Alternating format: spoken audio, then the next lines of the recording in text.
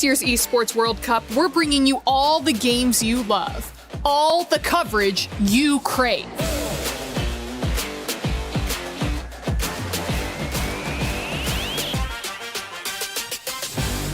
And for the first time ever, a completely unfiltered behind-the-scenes broadcast. And he absolutely destroys him. I don't think insane. he ever saw that coming. That was incredible. This means you're getting the real coverage. I think that was with raw opinions. I'm just gonna have to say it. I think they have their heads up right now. They're just Absolutely. Yes, from broadcasters who don't even know they're being recorded. They don't know they're being recorded? Oh, what do you mean? That is insane. What is this? I'm sorry, is this a good idea? This is what we have. All you have to do is read the lines. They All right. the bed. They're absolutely the bed. I don't understand how this keeps getting allowed to take control of the space and nothing is done about it. We're gonna get fined. There's no way that this is gonna work. Don't worry about it. Don't worry about it. We do the thinking, okay?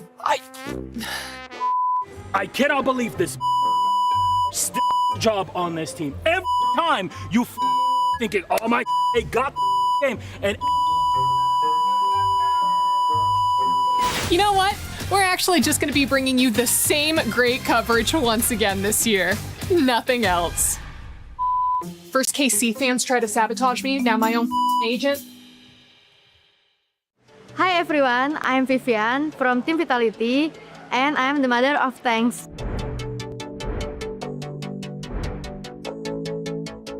Di video kali ini aku bakal bedah sedikit gameplay dari aku sendiri sekaligus jelasin kepada kalian gimana cara aku ngambil keputusan saat aku main di pertandingan momen-momen penting. Semoga bisa kasih gambaran buat kalian tentang cara aku main sebagai roamer. Let's get into it. A miss two pops the wind of nature. Sayori goes down and Panda versus Vivian, but Vivian gets the kill. Ini adalah rekaman game di MWI tahun lalu 2025. Tim aku melawan Gigi. Jadi di game kali ini aku mau ngasih tahu apa yang aku lakuin di sini. Karena di sini tim aku make Moskov, jadi dia bagus buat mainin lane jauh. Sedangkan buat tim lawan itu susah banget dia buat menjalanin lane jauh karena hero-nya bener-bener jalan kaki banget. Jadi kan karena gue main Chow, jadi gampang lah buat menghantu-hantui, membayang-bayangi mereka. Nah di sini Chell masih fokus laning dan kita cuma tarik reset biar mereka mau keluar aja dari base kayak gitu. Nah sedangkan hero mereka kalau keluar terlalu jauh dari base itu terlalu bahaya buat mereka karena terlalu lemot jalannya kan. Jadi sulit lah buat mereka dan di sini aku tinggal dan sama tim aku tinggal mainin Lordnya aja. Saat mereka keluar kita panis. The final slash keeps Ashley at bay. Another winner crown going to be popped. Sayori's in trouble. She has her own winner crown. But now Panda, a miss two, pops the wind of nature. Sayori goes down and Panda versus Vivian. But Vivian gets the kill. Dan itulah cara aku memenangkan gamenya. Semoga kalian enjoy dan jangan lupa buat support tim aku di MWI 2026.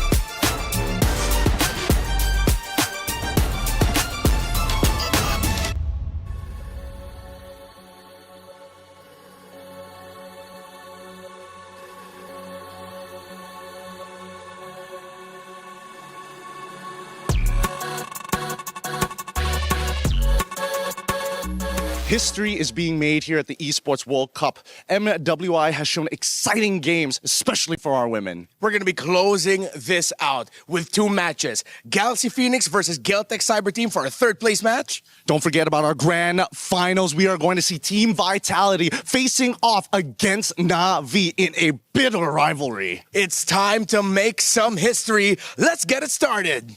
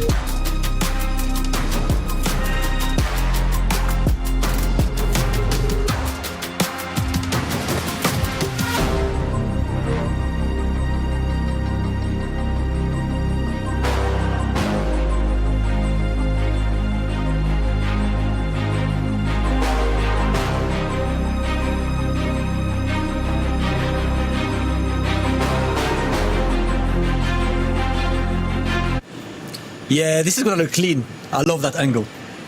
Let me see. Brother, that is horrendous. Damascus, it's finals day. Get your act together. What do you even know, bro? You said Vitality wouldn't be in grand finals. Brother, and you know what? They're about to meet their demise up against Na'Vi. Yeah, who won last year? Who won in 2024? The first ever MWI. Right, who won the run back from the grand finals? When they actually played against each other, you know what happened, brother. And you think you know ball like this? Vitality's winning, bro. Haven't seen the fans. You're biased because you're from France. Oui. Et alors? Comment allez-vous? Mon frère? Yes. Parlez-vous français? Yes, exactly. I speak French. Win France, brother. They're winning for the fans. Hey, guys. Show starts in 3, 2, 1, go.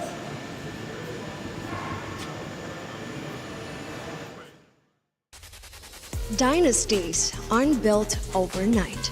They're built by eliminating any threat that tries to end them. But this time, that reign means the very team that has ended them before. Triumph isn't about avoiding the fight. It's about what's left standing after it. In the battle of supremacy, they have to push past all limits and dare to rise above. Welcome to the final day of Mobile Legends Bang Bang Women's International here at the Esports World Cup. Ale! It's grand finals day. It comes down to this. It's been 5 days of MWI, and it's been incredibly exciting, but we haven't reached the finale just yet. What lady is going to hoist that trophy? Who is going to earn the bulk of $500,000? Welcome into the Allianz Vault. I'm Taylor Reflections Noble, joined by Brigitte as well as Rinmar. Great to see the both of you. Over the past 5 days, we've had tremendous action, and I'm ready to break down how we got to this point. Brigitte, what happened over the quarterfinals in the knockout bracket? I think there were a lot of significant matchups that we have to talk about when in regards to the quarterfinals. Definitely one of it being the ID matchup you got to see, which kind of pushed Team Vitality to their limits. But at the same time, every single series almost extended to a Game 3. It was only between Na'Vi as well as Team Ray Young, which we got to see a sweep. Yeah, fortunately, Seta, Team Ray Young, the two Falcons organizations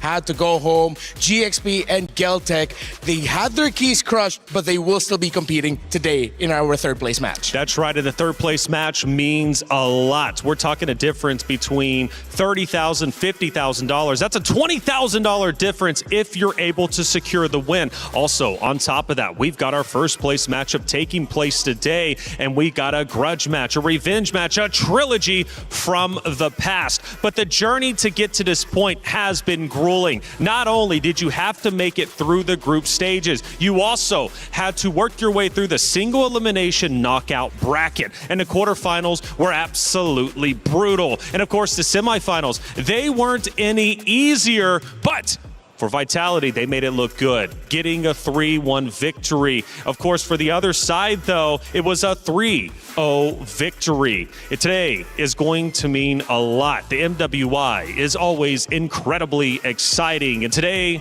is no different. Make sure you're getting active in chat and letting us know who you feel is going to take it all. Speaking of which, we've now reached this point. What does it mean for the competitors on that stage, Brigitte, to finally make it, not only playing for third place, but also to lift the trophy? Individually, it's very significant for them as they were the only crowned MWI champions in history. And now they finally make it to the third of our 2024, 2025, now it's 2026, and they finally get to see each other in the grand finals. Yes, they do. Hey, for getting you caught up, we just recapped a little bit, but we've got some special characters from yesterday to recap how we got to this point. Yesterday was crazy. I think none of us were expecting it to end that fast, considering that we were already in the semifinals here at MWI. But it just so happened that GXP, the flexibility we expected from them, the cleanliness of their games were not something that reflected yesterday because Na'Vi just had a way to deal with every single one of them. Such a great performance from them, and they're finally back in the grand finals, sweeping GXP 3-0. And in our second semifinal, it was, man, banger. Geltec Cyber Team brought the action to Team Vitality, the for sure favorites of the entire tournament. 1 game win. They took a map over. Now Team Vitality, though, after that went on to sweep. We call that the gentleman's sweep. But this time, we're going to take a look at the grand finals. Na'Vi take on Team Vitality today. Who's going to be sent home with the thrill or the agony? We'll find out at MWI. Ooh, it's a big day indeed, and the grand finals has to be our first talking point. And speaking of which, who's our main heroes we'll be looking out for today? Because there's been a lot of people thinking they're the best lady out there right on the very stage. However, there can only be one best team. As far as main heroes that we're looking at, obviously we have quite a few, but speaking in regards to Vitality and Na'Vi, who are the main heroes? For me personally, I'm going to have to give it to our EXP laners. We look at Fumi Echo and Ayanami. They represent the playstyles of their respective teams. Vitality, they are monsters individually, and they shine when each and every single one of them get to do what they're best at. Meanwhile, for Na'Vi, they play together really well as a team, and you see that in the playstyle of Ayanami. When she is with the rest of her squad, she is amazing, and Na'Vi are amazing. That's right, and it's time for our crunchy story of the day. It is, in fact, a rematch of destiny. You have two teams that have fought tooth and nail over the past several years. It's a trilogy, and it is, in fact, going to be a grand finals rematch dating back to Riyadh 2024. Brigitte, these two teams have a history. They have met many times over. For one, it's a revenge matchup. For another, they just want to reclaim glory. And the last time we saw a revenge matchup, at least here in MWI 2026, the story, the script actually has flipped. And that was, mind you, Na'Vi as well. It just happened in the exact same tournament wherein they did not allow themselves to be defeated by GXP twice. So I wonder how much more it means for them, because they've considered Vitality as their rivals for not just a single tournament, but for 2 years in a row. That's right. And you said it was a trilogy in the back room. Now we come on to the main stage. Again, she just broke down some of that history. But again, for these two, it seems quite personal. Not only from, of course, a team perspective, but also from the organization perspective. And you brought two wonderful players up. It's time to look at them head to head because the stats are incredibly close. Of course, we're talking Fumi Echo and not Ayanami representing the EXP lane. If you look at the KDA, that's because Fumi Echo's heroes are more on the ones that can carry the team alone. Last year, I called her the island of her own, and it really showed in her playstyle. As long as Fumi Echo can play away from the team and cause havoc elsewhere, their opponents will struggle. Meanwhile, not Ayanami, she takes a lot of hits for Na'Vi as a sub-roamer, as a sub-frontliner. Yep. Brigida, let's take a look at some of the emotions from Na'Vi, because it has been elation. It's also been heartbreak for certain matches, certain times, right? For Na'Vi to make it to the grand finals, they had to fight hard, because at some points during the tournament, there were questions revolving around how good this team really was. And maybe a bit more on what their identity actually was, right? Because we already compared Not Ayanami, we already compared her to Fumi Echo, and I think Not Ayanami is currently leading the tournament in terms of most heroes used, 10 in total, which means to say that they definitely had a bit of time trying to figure out what worked best for them, but you see it, now that they finally do have an answer, they're currently on a 9-winning streak in terms of their games, and that's a feat that you'll definitely have to get over. Phil, Na'Vi is hitting their stride, right? They're going into grand finals looking like a true contender for the championship, looking like potentially what they were back in 2024, of course, with 2 new additions as well. The competitors walked in this morning, and luckily we had Rose on site to catch up with some of them. Hey guys, good morning. For our third placer match, we have Geltec Cyber Team going up against Galaxy Phoenix, and the girls has just arrived at the venue. Good morning. Hello. How are you doing today? Today I'm fine, and our team are fine. Yeah. Okay, how do we feel about going up against Galaxy Phoenix in this third placer match? I think we could win 3-0. Oh, wow, confident. Okay, why are we so confident going up against Galaxy Phoenix? Because everybody is saying they're very strong. I think, just something you feel today. Yeah. Okay, is there anything you want to say to, Galaxy Phoenix before we begin today's match? I think you're a strong opponent, good game. Oh, good luck. Thank you very much, girlie. I hope to see you later. Oh, she's confident in a 3-0 best of 5 today. But over there, we can see that Galaxy Phoenix has also just arrived at the arena. So you know what? Let's go get the girlies out for a little bit of a chat. Because who knows? They might think it's not going to be a 3-0 in favor of Geltec Cyber Team. Let's go. Let's see if they're ready.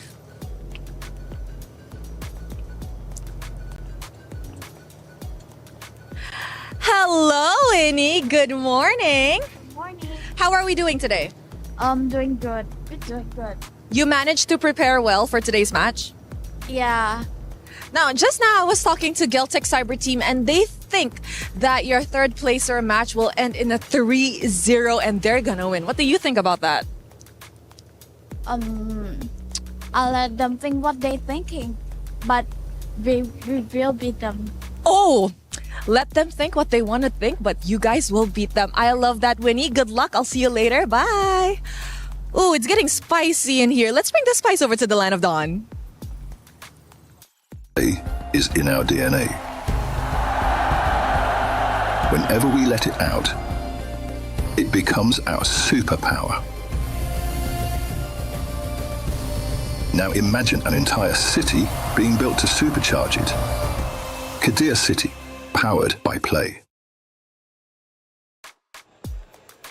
The spiciness is already starting, and it should be spicy. We've got a lot on the line, not only for the clubs, but also, of course, for the championship, money to be earned. There's so much to talk about.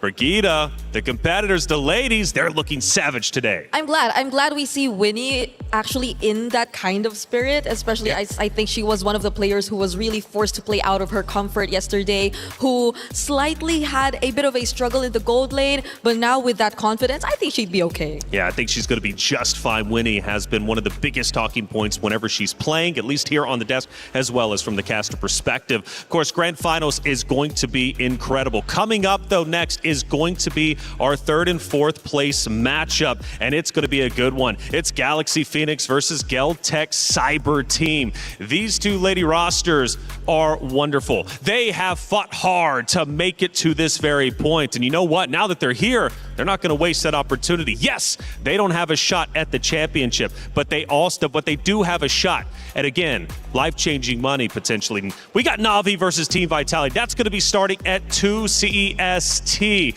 And you know what? The emotions from Na'Vi and Vitality, again, have sometimes been happiness, have sometimes been sadness. They have gone through the absolute gauntlet to be to this point. But you know what I appreciate, Rinmar? Looking at the emotions from the players, even though when they do get down and out, they somehow, some way, find a way to come back. Yeah, look at Na'Vi. The questions about whether or not they're able to make it to the grand final started early on. They got knocked down to the lower bracket. They almost got eliminated, but then suddenly they went on an undefeated run. That's right, and for the club championship, this matchup means a lot. You have two Titans, number 1 and number 2, this year for the club championship. Trav, walk me through it. It's finals day in MWI, and today either Na'Vi or Team Vitality will be putting yet another frame in the Esports World Cup totem. Team Vitality coming into this one as the heavy favourites, but Na'Vi had a few more pushbacks along the way and started quite slow in MWI. However, Na'Vi sit on top of the club championship leaderboard and at the moment would be the ones taking this trophy home. Team Vitality have got to bridge that gap by getting this win and that valuable crown of MWI. Stay tuned as we carry on talking about all things club championship. Ooh, club championship is looking spicy. It's Na'Vi at the top, Team Vitality just below them, and whoever wins this tournament could very well either hold on to first or maybe overtake first. It's getting crazy up at the top. We mentioned earlier, Team Falcons were eliminated a couple days ago, so they will not have a chance at first place today. But again, for Na'Vi, Vitality, my goodness, do they have a tremendous lead, and they're looking to go even further. This is actually such a very relevant matchup. I can only imagine the fans, especially from Na'Vi, to grow more and more in numbers, especially later on. Yeah, but for the fans of Team Vitality, they are going to be showing up in droves later to support their girls. That's right. Well, it's Galaxy Phoenix versus Geltech Cyber Team. This matchup is about to go down. No mercy for third. One final chance to leave Paris with pride. Not only pride, but also $20,000 additional dollars. It's $30,000 going to fourth place, $50,000 for third place. Rinmar, what does that extra $20,000 mean for our regions, for our competitors? It's life-changing. We've heard so many players over the years talk about how just placing a little bit higher has changed their lives. It's helped them change the lives of their families as well, because a lot of our players here, they're not fighting for themselves, they're fighting for their families. And these two represent fighting for their teams, Kiowe and Fa. You get the Ice Queen, you get the Fearless Queen, two junglers that represent what it means to be a fearless savage in the Land of Dawn. And definitely in terms of what their regions have been able to achieve as well, their organizations, I think this is such a feat if you're actually able to accomplish a podium finish, because that really what makes the biggest difference as well. Aside from the money, you really get to make sure that you get to end your run in at least top 3. Absolutely, in top 3 to podium is a tremendous accomplishment. Hey, everybody out there, it's Rhino Day. Brand new interactive effect for Rhino Day is available now. Check it out and join the celebration. Eterna was up here earlier yesterday, and she was pumped up for Rhino Day. So am I. Get involved and earn yourself some of those wonderful stickers, skins, and everything you could possibly get. MLBB, they do it right. Going back to our key head-to-head, though, you do have two phenomenal players who have given their all. And it is the Ice Queen versus the Fearless Queen, right? Two dominant players. Fa, though, I think, has to get the edge, though. I feel like we've been screaming her name non-stop, not only on the desk, but also, of course, whenever you think about the casters. Again, going back to that head-to-head, going back to these two phenomenal players, what do they truly bring to the roster? And is it possible to shut them down once they get going? I think they're both flashy, but in a way, stats-wise, Fa is a much consistent jungler in terms of that. I think she's leading, especially in terms of highest kills. Yeah. And that just goes to show how active they are across the map. But you feel for Geltech that they try to move more as a unit in a sense that they do take their time and they take it step by step. Now, Rinmar, one thing that I really found interesting, shout out to everybody on the back end doing the stats, making the storylines. You guys are genuinely incredible. But one of the stats really stood out to me, or at least two of them, I should say, for Fa. KDA, Kiowe, relatively even. Fa does edge out Kiowe there. But when we talk turtle control, 50% success rate for Fall. On the opposite side for Lord Control, 58% success rate, which Kyoei, 24% success rate for Turtle Control, for Lord, 39%. So it looks like Fall, in all regards, at least when we're talking about the lane that she conquers, has Kyoei outmatched. Yeah, it really is a reflection of how, pun intended, self-reflections, of how they play as a team. Galaxy Phoenix, they want to get those objectives because they know that it empowers their more aggressive nature. So they will do everything they can to get it, even if it means it looks like it's not the best time for them to do so. Meanwhile, on the other side, for Geltec, they're willing to give those objectives. You can go ahead and take that. We're taking other objectives in the map, or we're going to take you down after you get what you wanted from the Turtle and the Lord. Yeah, just to add to that, I think it's also because of what kind of comps Galaxy Phoenix tends to really go for. They're the only team who likes to utilize the Farsa, the amount of early game damage that you could really see for them, which is why I understand why they just want to keep rolling. Well, it's time to go to the stage, get the finals days started, take it away. Ladies and gentlemen, it is finals day here at EWC26. MWI has lived up to the billing every single day, and we are finally about to see who is going to lift this trophy, Damascus. Absolutely. Today is the day for grand finals, but before that, an important third place match coming up. No consolation prize, man. There is a lot of regional rivalries, club points for the entire EWC. An extremely important match for all the teams, and of course, the pride of coming back at the highest placement ever, Rob. You know what? I must say, you look amazing right now, Damascus. Hey, you're kind of... I see what's going on right now, brother. And speaking of amazing things, the level of play, people have to understand. The level of play with all of these players, the amount of dedication, the skill is absolutely unbelievable. And we are about to see the best that MLBB Women's has to offer. Absolutely. So without further ado, let's talk about our first team reaching out here to the third place match, qualifying out of Cambodia for the highest placement ever. Make some noise for Team Galaxy Phoenix!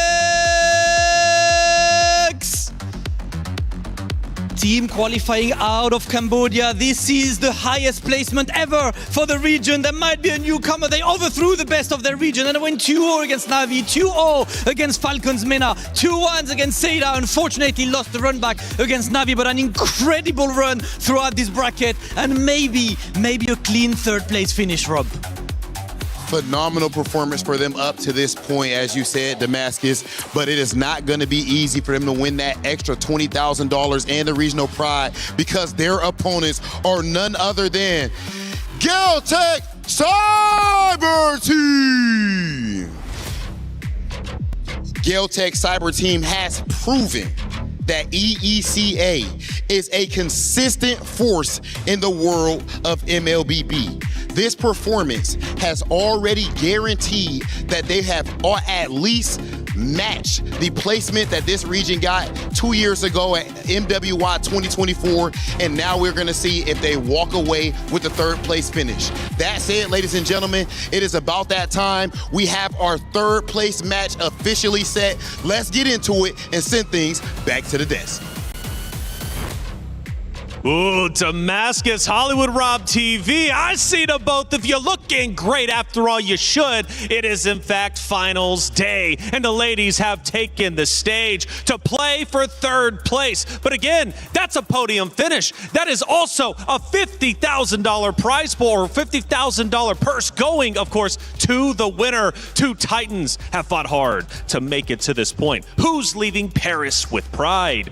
Will it, of course, be Galaxy Phoenix, or on the opposite side, Geltec Cyber Team? Now, coming into the tournament, the new meta discussion was very real, and I gotta say, it's been incredibly impressive watching the diverse hero pool we have had throughout the entirety of the 5 days of MWI. We're talking 81 unique heroes across 60 games, and you know what? Rose, I heard yesterday you caught up with Geltec Cyber Team after their matchup. Let's hear what they had to say. Now, what are the lessons that you girls have actually learned throughout this MWI that could be applied to future tournaments that you guys will be participating in?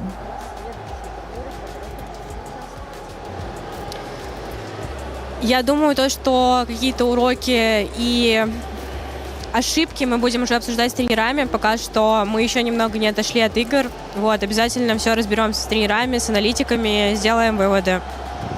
Well, you know, I believe that we have a lot of homework to do. Right now, I guess we are still in the zone of the last match, and we'll need some time to discuss the lesson learned and the homework with our coaches, with our analysts. This is something that we will be doing for sure. You know what, girls? Thank you very much. And I hope to see you girls come back stronger in tomorrow's third placer match up against Galaxy Phoenix. That's it from us. Brigitte, I mentioned just before that great interview with Rose that 30 unique heroes have been used from Geltec. Number 2 in diversity across all the rosters playing when it comes to MWI. On the opposite side, though, Galaxy Phoenix not so bad themselves. 25 unique heroes. The point is, in comparison, Geltec Cyber Team barely edges out Galaxy Phoenix in their versatility and their ability to use multiple heroes, which means going into our pick and ban process in just about a minute's time, I want to say Geltec might be able to edge out Galaxy Phoenix. But that's also knowing that Galaxy Phoenix have only just recently explored their options in the gold lane. Mostly it's just been on the Claude, but despite that, they only have a 5-hero differential with Geltec Cyber Team. So I think that also just goes to show that they somewhat maybe have something else to show us. Yeah, when it comes to denying picks from Galaxy Phoenix, Geltec Cyber Team, they have the easiest job in the world right now. Belleric, Claude, and maybe the Farsa. Yeah, no. Guinevere, that's what I was looking for. Belleric, Guinevere, Claude. Take those out, and it looks like Galaxy Phoenix are uncomfortable. Uncomfortable indeed. Well, feeling comfortable is the Ice Queen versus the Fearless Queen. It was Fa versus Kiowe, and they're about to throw down. But it's not just them either, right? It's also EXP lane. Liabun versus Ling. These two will also be going toe-to-toe with each other. What kind of matchup can we expect from those two titans? Oh, it's going to be messy, but all in the best way possible because they have the same play style. They want to make the impact, hard-hitting impact right away. I agree, and I think they've really reviewed what Navi done against Galaxy Phoenix yesterday, immediately taking out that Belleric. So there's really a high chance we see that trend continue just in order to make Galaxy Phoenix uncomfortable. Yeah. And I also like the Galaxy Phoenix are acknowledging that you have to take away the Marcel as a possibility for Coejo. Actually, Coejo and Lemma, they play the same way. They want a lot of disruption, a lot of crowd control, constant vision. Again, when you have two high-profile junglers in your team, expect the roamers and EXP laners to want to play the same way. Now, Fa and Kiowe will be picking very, very shortly. Those are the two that we looked at for our head-to-head.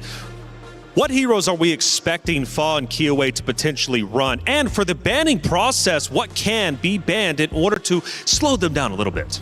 Well, if the Guinevere is open, I definitely want to see Fa consider it again. But nope. Because if there's a potential Olus again for Kiowe, you might really need something to at least shut her down in any way you can. Yeah, the Olus for Kiowe, Hirara is still on the table for these two. Fa on the Ling, I'm pretty sure Geltec Cyber Team, if they're willing to give it, they're really just gonna pack a lot of picks that will give it difficulty. Kiowe has shown that she's versatile. She was the Ice Queen because of just how cold-blooded she is with getting kills. But she's shown this MWI that she can play the Baksha, she can play the Akai, she can be utility if her team needs to be. And I remember something that Kiowe told me in an interview.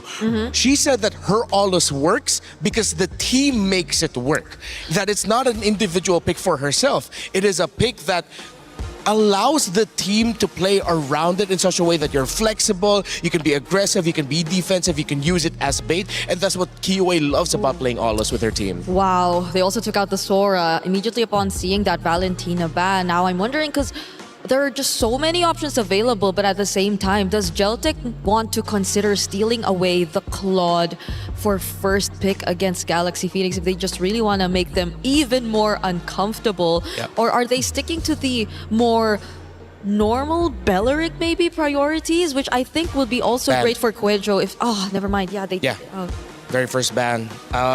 One pick that Navi kept spamming yesterday was the Lilia.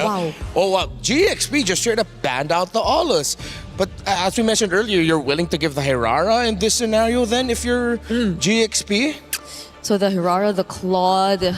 Still a lot of priorities open. Phoveus, Freya, Esme even.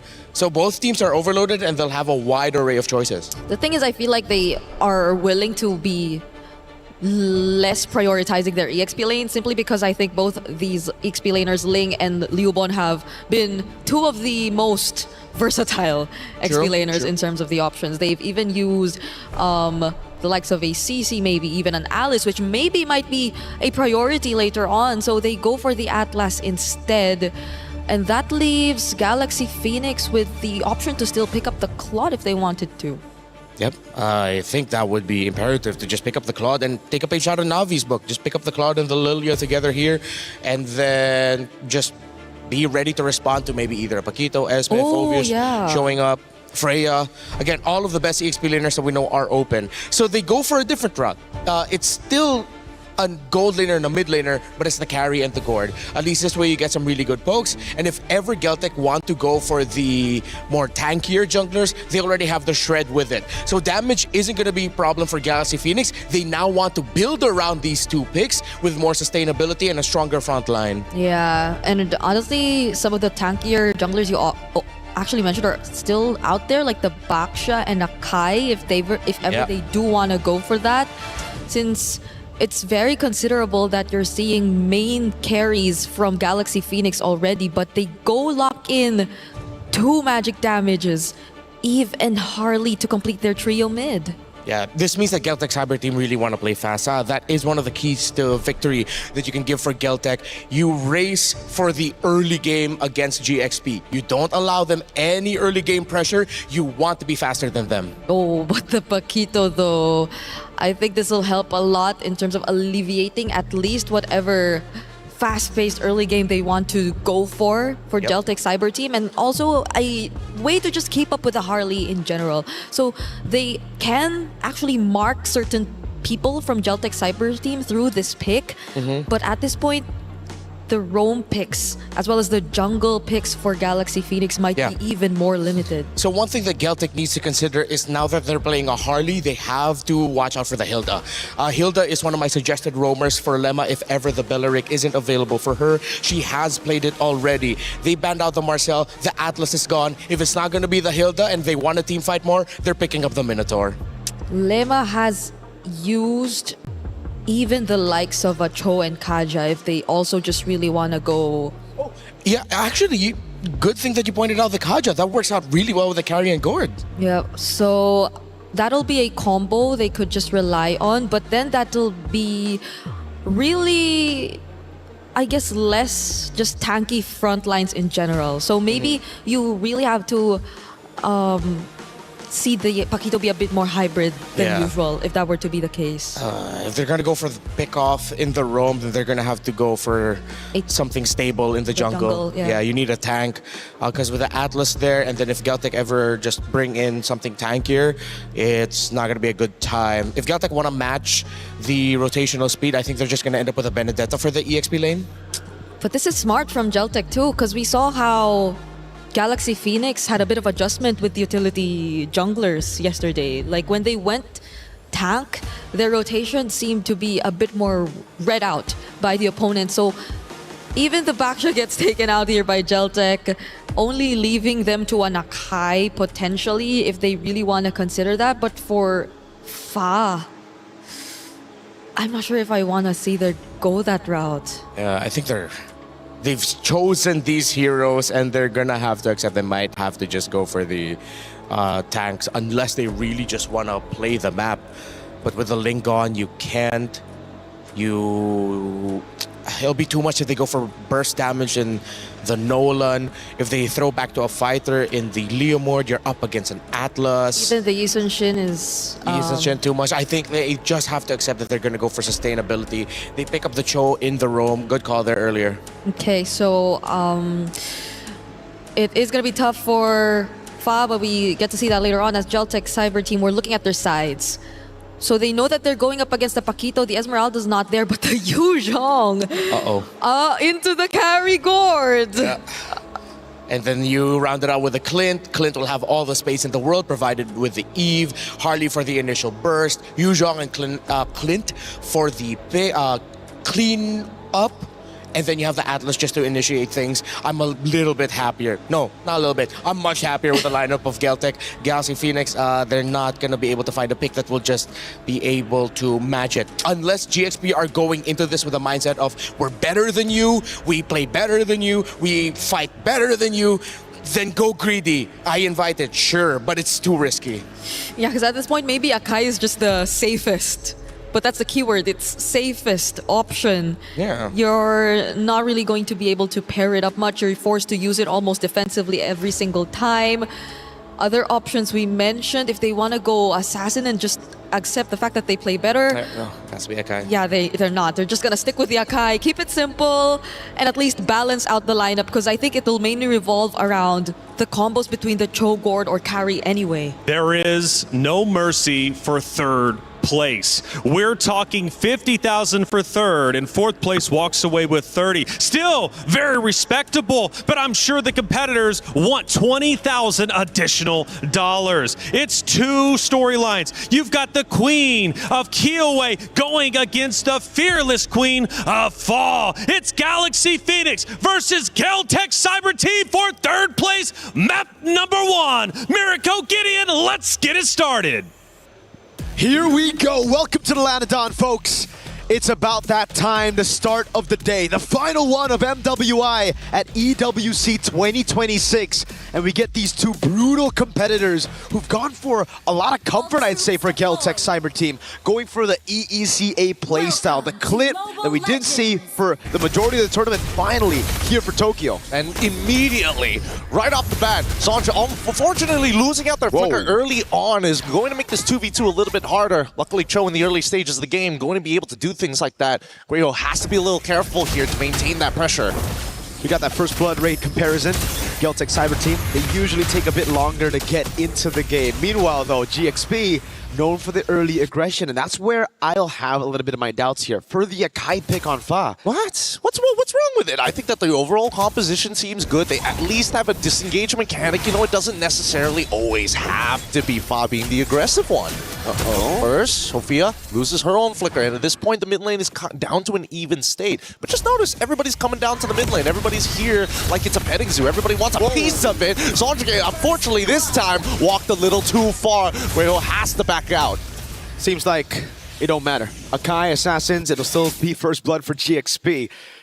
But a little bit back onto that topic, I feel like for GXP, especially yesterday against Na'Vi, it really felt like with these utility jungles in hand, it's not the comfort, it's not GXP, it's a good composition, it's just not Galaxy Phoenix that we've come to know. Yeah, but this is the personality that I love to see from both of these teams, right? Just hyper-aggressive, I win lane, I win game type situations. Both of them can really get dirty during the scrum, so I think that at this point, as much as I love GXP, I do want to see like what the peak of team fighting compositions, or at least brawling compositions, would look like between the two. We'll find out who's going to win those 50-50s. So far, Ling on the Paquito, as expected though, winning on the lane just by getting the XP crowd to really have a hold on that.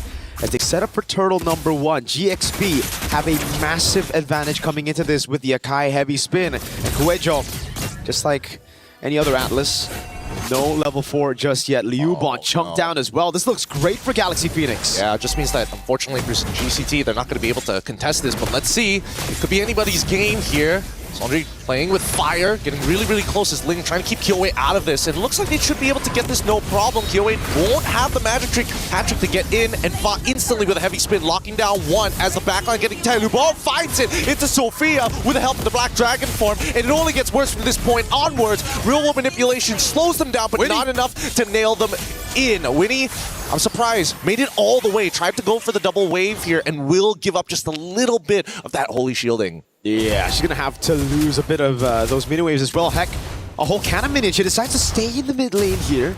Trying to go for an ambush, but no, he just clears it out. And this gives Tokyo a bit more of an advantage to play with, because luckily for her, the gold crab spawns as well in the bottom lane. So gold lead, yes, GXP still on it with a kill and a turtle advantage. but Tokyo's farming up a storm on the Clint. I love the fact that Tokyo this time not making the same mistakes as yesterday. Realize, you know what? As much as I don't want this carry to walk back into lane, it's also not worth dying just to deny her that space. But for now, GCT looking for that response. Lima now getting hit by the deadly magic. Fortunately, no kill just yet. Didn't even force out too many battle spells as well. Great Shunpu. The poise and the composure on these ladies for a third place match. I feel like a lot of the jitters were already thrown out yesterday in the semifinals, right? I was thinking the same thing. They're so much more comfortable here playing it out. Even Fa, yesterday on the Akai, it really seems like she went in a bit too aggressive a lot of times, using the heavy spin earlier than what you want to have that ability for. But this time, we see the usage of it just perfectly done. Here in the mid lane as well, they give up Cryo, but they rotate to the bottom lane. Very well played. Tokyo's gonna have to deal with this. I mean, no matter what, with the flicker and the way of the dragon, their wombo combo. Okay, a little overkill here, but more importantly, even the heavy spin, unfortunately, there should be trading objectives on either side. And luckily, at least the turtle is spawning in 6 seconds. I think for GXP, they're just gonna commit all the way to get rid of this tier 1. And unfortunately, GCT, they look back and they're like, oh, wait a minute, they're not getting off of the tier 1. Dude, when it comes to sieging GCT, they got so much damage. Ling, though. Damage is good. RWM comes out. Sanji, I'm out of position this time, but the Fatal Link does pull one back. Almost gets a disengage, but luckily, Nubon says no. Petrify is still good as they start making their way down. Fa and Winnie need to steal this away. Retribution battle. Fa takes the turtles. The Black Dragon form has been activated. Winnie in trouble. Forced to flicker. Do they want to dive this? They're going to make the attempt. Good dodge shot. Residue activated. Tokyo getting last shots in, but it's just not enough. So close yet so far, but GCT, again with the siege of a Harley, a damage dealer in your jungle. You open up, you leave these turrets vulnerable, and these structures will fall in their face. Tokyo as well. Straight into the bottom lane, no assist, nothing on the teamfight participation just yet. But 2 structures for the 2 turtles that GXP have gotten, and you get to see the goal difference here from every single member. Even in the lanes that GXP have put a lot of effort to ganking, it's still GCT with the advantage. It's an 80 gold lead. Oh, solo kill. Oh, shot residue already procced here. Ubon, does he want to actually stick around for the wave? No, he's going to call it off, even though Quejo is actually nearby. She's already spotted all 4 of the members, making this attempt to potentially dive if they stick any longer. And that's going to be a trade once again in favor of GXP. Another turret goes into their hands. Now it's back to the slow game.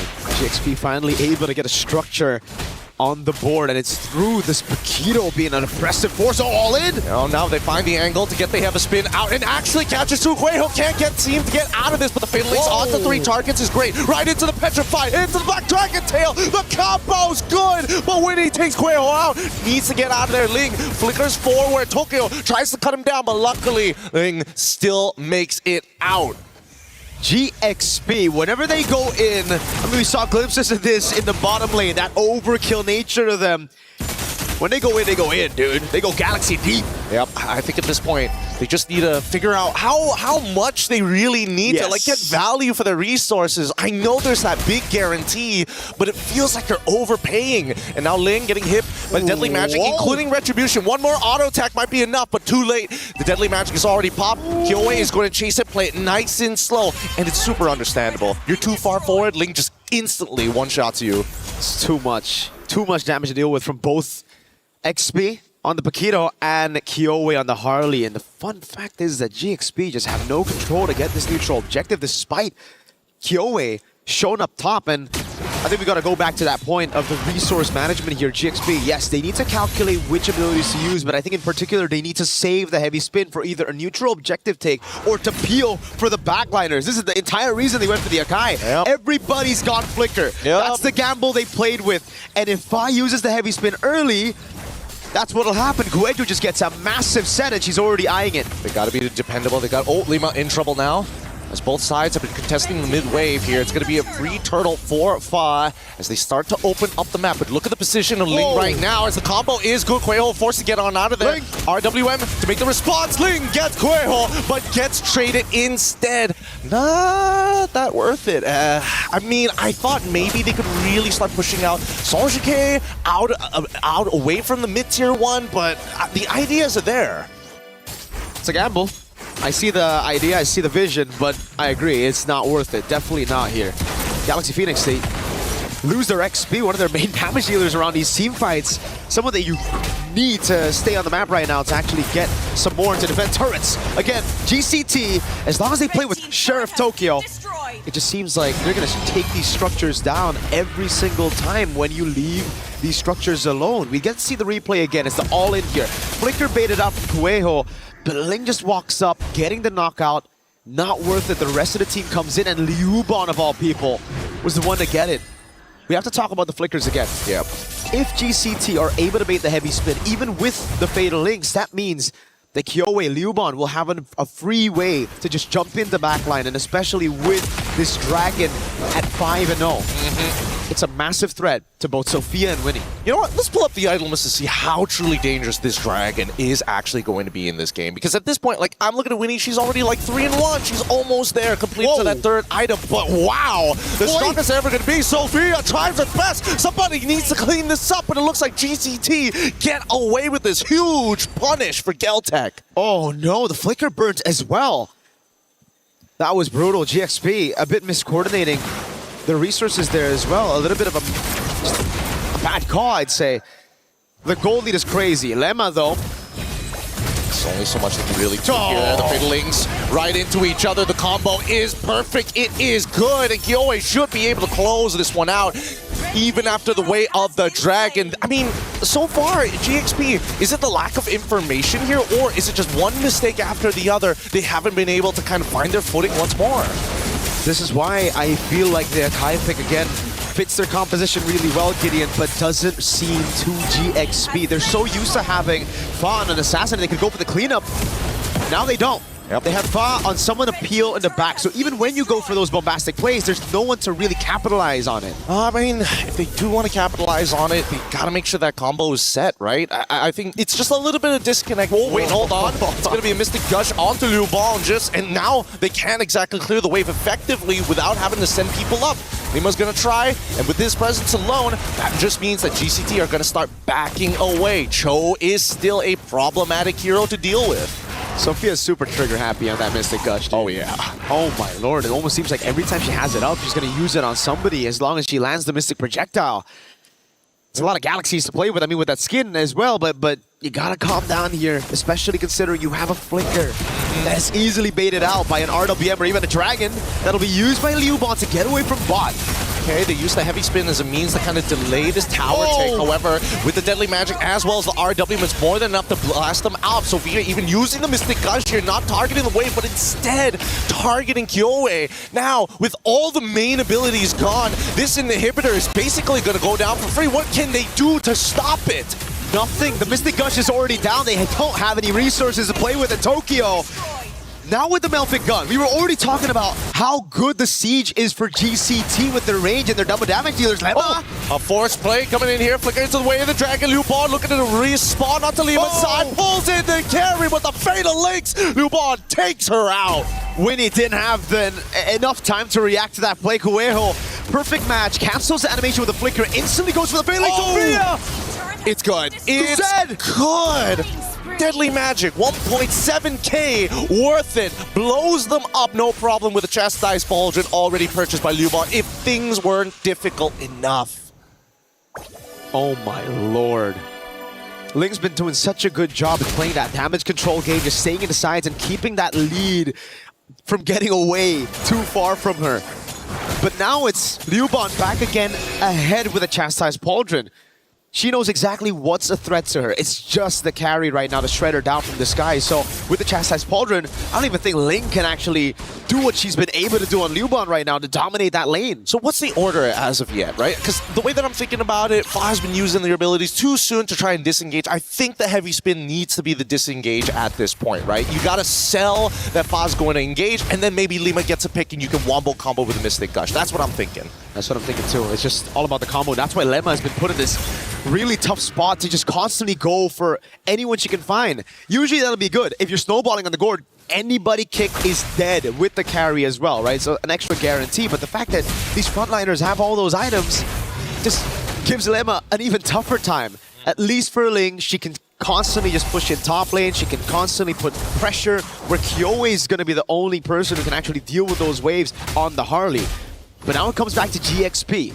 Have they learned from their mistakes yesterday on the Akai, on this kind of composition? Can they play to pull back instead of going aggressive the way they've been doing in the group stage? Great spot by Sophia. Again, it's Ling up top, setting up the waves for GXP, but GCT hold control over this bottom wave. Again, the heavy spin! It's very early, and the Black Dragon form has been committed. They're even using the conceal to chase into the back line. Luba Ling has to keep on pushing at this point in time. Phalanx gonna connect on one. RWM on top of Sophia. Mystic Gush to slow things down. The Black Dragon is on top of Fa, but notice that the inhibitor is getting attacked. And finally, GCT realize what's going on as they deny the recalls. This could be a potential backdoor, but the waves is done. And now we're back to this even state. GCT, they've already picked up the kill onto Sophia. They send their Yi back as they should be able to get this Lord for absolutely free. GCT playing with fire, going all in on that fight, and it was a good play by GXP to try to hold them back. But initially, it was Fa on the heavy spin that was just so off. It looked awkward. And it was on to Kueho. That's another thing. I understand that you want to make sure you get rid of that like big AoE ult because it's the only thing that's going to find that counter engage besides the Black Dragon form or the RWM. I think the GXP at this point, they got to play off of Lima no matter what. Whoa. Aggressive move. It's a conceal even though it's no flicker. Already read out. Yeah, she knows. It's, I mean, they do get the initial stun out. No projectile at this point. But it's on such a low cooldown that it doesn't really matter. And you can tell that Tokyo having the time of her life, able to hit these targets from outside the range. Ling, deep position. Oh, already revealed by that mid-wave. Kyoe in 1v1. Oh, this is not going to look that great for them. Because Ling trying to make the attempt to slow down this wave, to try and desynchronize it.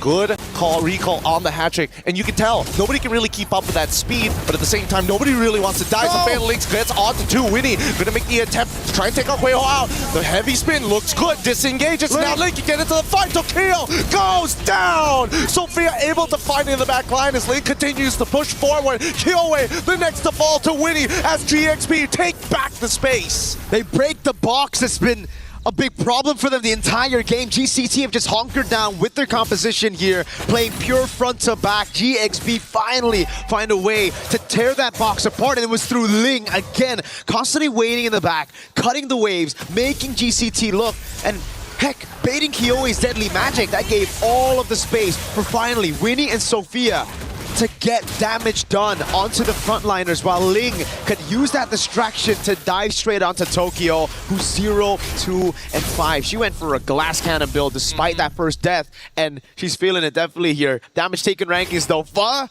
taking a whole lot of damage next to Kueho, Lemma and Ling following up next, and that's where you can really see that GXP, they can take the damage. They can go for these fights. It's just their damage allocation in the last few fights haven't been too good. Okay, Kueho in a position to re-engage, but now gets the back line into Black Giant for the combo's perfect!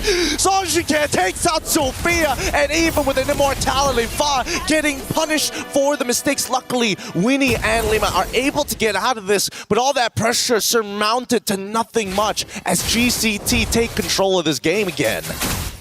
And you just have to ask the question, when will this lesson be learned from GXP, the instant heavy spin? GXP, Winnie and Lemma doing a good job. The deadly magic lands, that's an immortality gone for sure. Can't do much about that. Tries to get to the fountain in time, but unfortunately still goes down. Again, wasted economy here. Despite it being dead even, the economy is important just to make sure you have, enough money to start swapping your items. But this Lord should be the last one if GCT takes it. It's free. There's no way for GXP to contest unless Ling gets it, but there's no way she walks up. There's Kueho right there to chain CC her, and even just clearing out the wave might be a bit too much to ask for. All right, I mean, they're going to wombo combo Ling for sure, right? Still with the immortality, still has flicker, but he's dead. Fortunately, okay, instantly exploded, no way to get out of this. With that, I think that's the final nail in the coffin, right? By the time it spawns, add another 10 seconds, she'll still be dead. Spawns right now. Ling will be down. She was the saving grace for GXP. Someone that can actually stagger those waves while also looking for those flanks to really threaten this box. Now, no one can threaten the box. The only one who can is Fa. But I think at this point, when you're playing around the base, you want to use the heavy spin to peel for your carries instead of going in for a pick. This could be the Lord that ends the game. It very well looks like it. I mean, they've got the extra damage reduction as they're looking to put the final attack here to close out game number 1. And GXP, they gotta be careful because, man, the damage from Tokyo, they can't really do much about it as well. Deadly Magic already out as Black Dragon form, should zone the rest. Heavy Spin finally comes out a little late, but to now, it should be over. They can't close the distance. Lima gets the kick, but unfortunately, the Lord is just too powerful. That's game number 1 going over to Galtech Cyber Team. Well played, disciplined, cold, in the nature of the Ice Queen. Kyoe dealt with it so well. Everybody as well. We gotta give props to Koweho on the Atlas.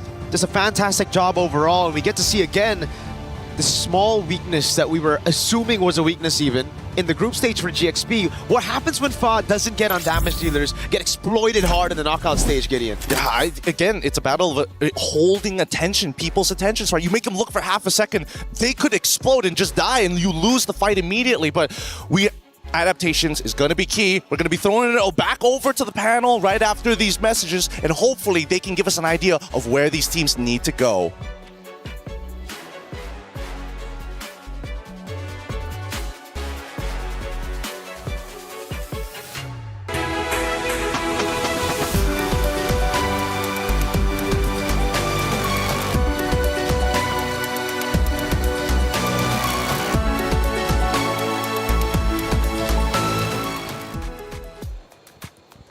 No mercy for third place, and that is exactly the case here after a grueling matchup that went back and forth. It was Galtech Cyber Team able to take map number 1. They now lead 1-0 in this best of 5 series. Let's go all the way back in time to our pick and bans, where a lot of games are either won or lost within, the first 5 minutes, which is the pick and bans. Now, there was a lot of criticism on both sides. However, one side had the most.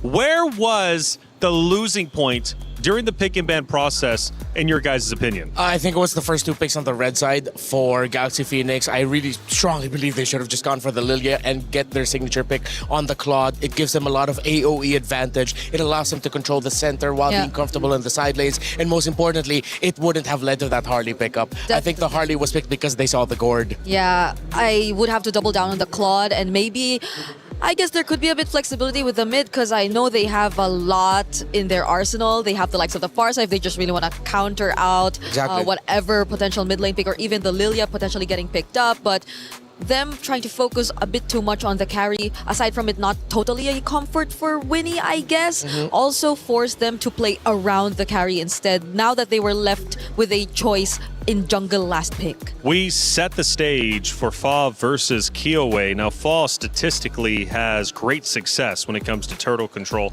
as well as the Lord control.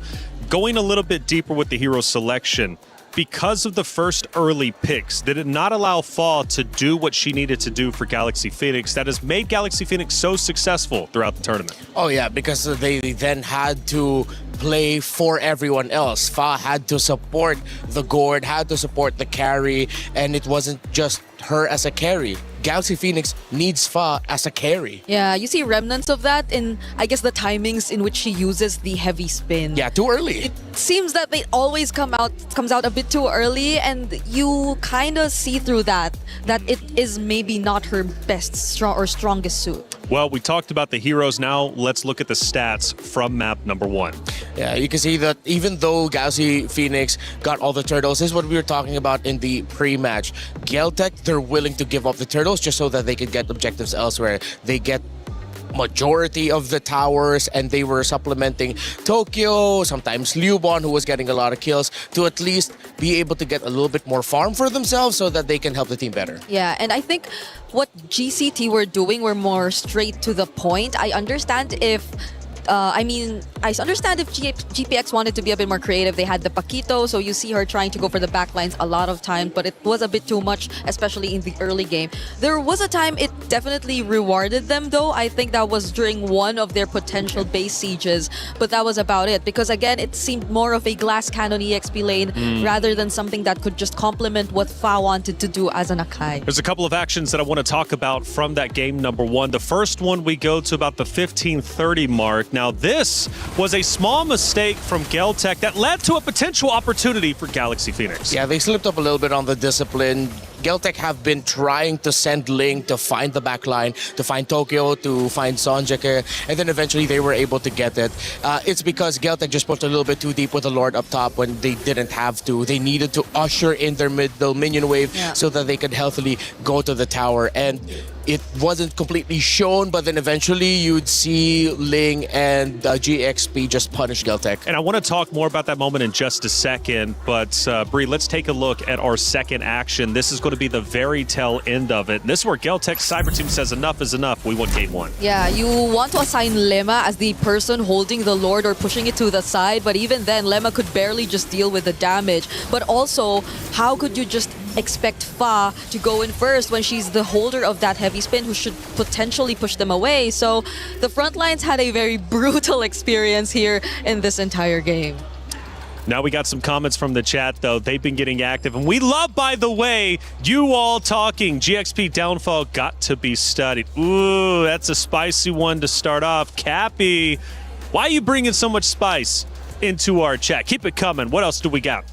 Please, Fa, Assassin next game. So this is interesting. I actually was reading chat just a little bit, and it was like, Assassin, not Assassin. Is that the play? Well, Fa, Assassin next game.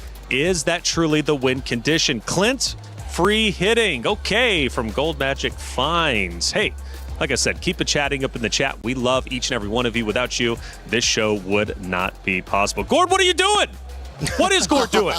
I can't blame Gord, though. Yeah, there's just so many heroes for the Gord to worry about that it's really hard to find the perfect angle for it. That's right, Gord, what are you doing? Call an ambulance. But not for me. Okay, classic. Thank you, Jonah, out there. Galaxy Phoenix, I guess, needs an ambulance at the moment, but it's okay. It's just one map. After all, the biggest Titans out there, aka Even Vitality, has even fact taken a loss, right, and managed to come back, which is truly phenomenal. Hey, you out there in the chat, thank you for getting involved, and you can get involved even more. 2 champions, 1 game. My Champions Pick event is now live. From July 27th, submit your predictions for the MSC and MWI champions for a chance to win 50,000 in-game diamonds and MSC 2021 through 2025 tournament skins. Don't forget to leave your picks under at MLBB Esports post for even more chances to win. Lock in your champions now and cheer for your favorite teams. My Champions Pick now live. Make sure, again, you're checking out those posts at MLBB Esports for all the updates and also to get involved in some amazing prizes. Hey, it's been a great day so far, and I believe the comms have been flowing quite well, especially yesterday to make it into grand finals, and Sadia has provided our radio comms. Aurus guys, di sini mau nggak? Mau ini aurus guys. Makin lewat. Nih, mid-nya weh. Lihat ya, aman. Bisa nggak? Boleh ke back ke belakang. Gas. Belakang. Gas. Nice. Lagi dong. Udah NN sih. Sampai lagi kah? Sampai lagi. Maniak. Recall guys. Nih. Kasih. Sor.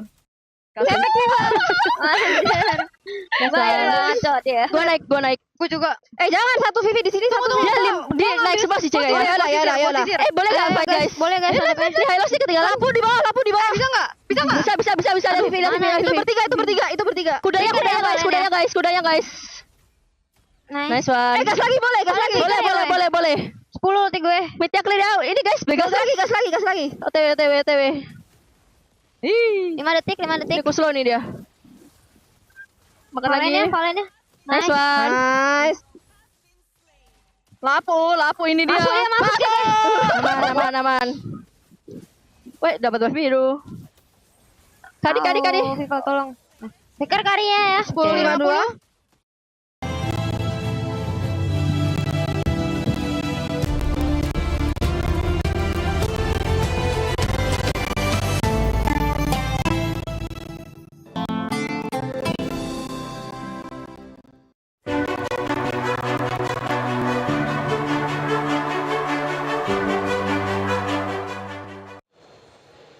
Vitality, they were having fun during that semifinals series, but they started having fun, I would assume, after map number 1, because remember, it was Geltec who actually ended up taking that map in convincing fashion. But Vitality got the job done. We await, of course, what they're going to do in the grand finals a little bit later against Na'Vi. We head back to the stage for map number 2. Geltec Cyber Team currently lead. Now, I told you I would do it. I'm bringing it back. We're at that 15-30 second mark. That small mistake from Geltec that led to an opportunity for Galaxy Phoenix. Galaxy Phoenix ultimately ended up losing the map. That opportunity was very small, short-sighted, and Geltec was able to recover. Now, what could have led Galaxy Phoenix to take that moment, that lapse of judgment, from the side of Galaxy Phoenix into a victory? Well, afterwards, they got out of their base and was able to get just a little bit of control in the map. But then the problem was they got caught out yet again. So they really have to be careful with that. Apparently, we just had a body cam from the coach himself. Wow. So that's kind of cool, right?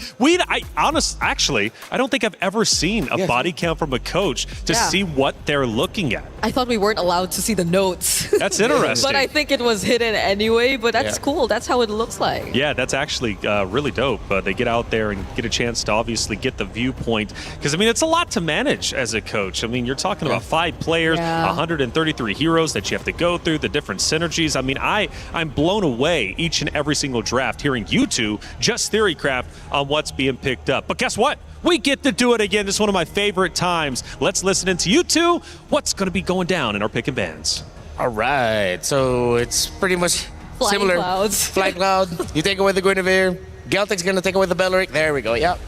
Pretty much. They understood. Like, Na'Vi really got to expose Galaxy Phoenix too well. They're playing on the same side? Yep, right? same side. So they haven't really changed sides. And I believe there are stats to actually back that up. They might be a bit more comfortable doing it. GXP has barely won on the blue side, if not 0. Like, they haven't won a single game on blue. So even now that I feel like they did the map decision, they'd rather play it in red and just maybe address some of the mistakes that they had earlier on. So they take out the Atlas.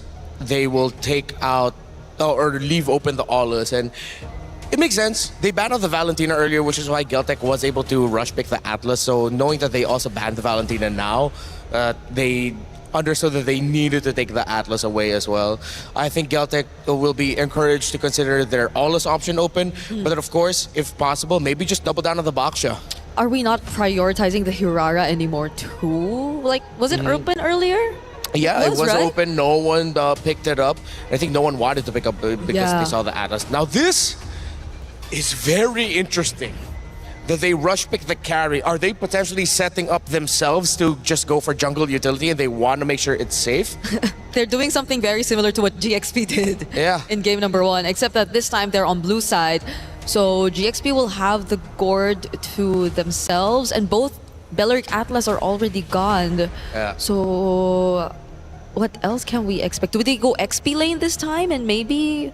You know, just I feel like you can keep the options open still. Just pick up your Claude. Oh, whoa. Whoa! Where is this coming from? A Khalid roam? This early? When there's so many power picks that you can both be fighting for.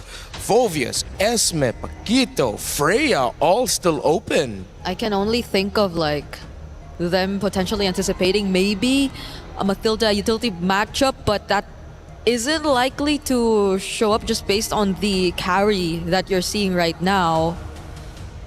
So what could be the plan here? Is it just really faster movements overall for GXP? Are they picking up an assassin that will move around the map much faster and switch it up as what we've been seeing in the comments so far? But Geltec won't really react to that just yet.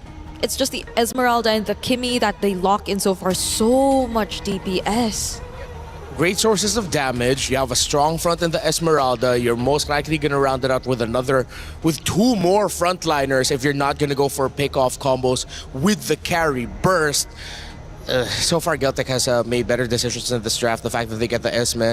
Not a lot of heroes right now are going to be able to handle the Esmeralda. Galaxy Phoenix can't even consider picking up a CC just yet because you don't even see the jungle. You pick up the CC too early, and then Geltek can just switch it up to an assassin again. Yeah, and they just have so many ways to kite, so you might want to be careful about that if you're Galaxy Phoenix and looking to just go for a composition that might just attempt to dive, because you don't know what the jungle or the EXP lane is going to be just yet. But knowing that this is a Khalid, they might be a bit more playful and creative around the team fights.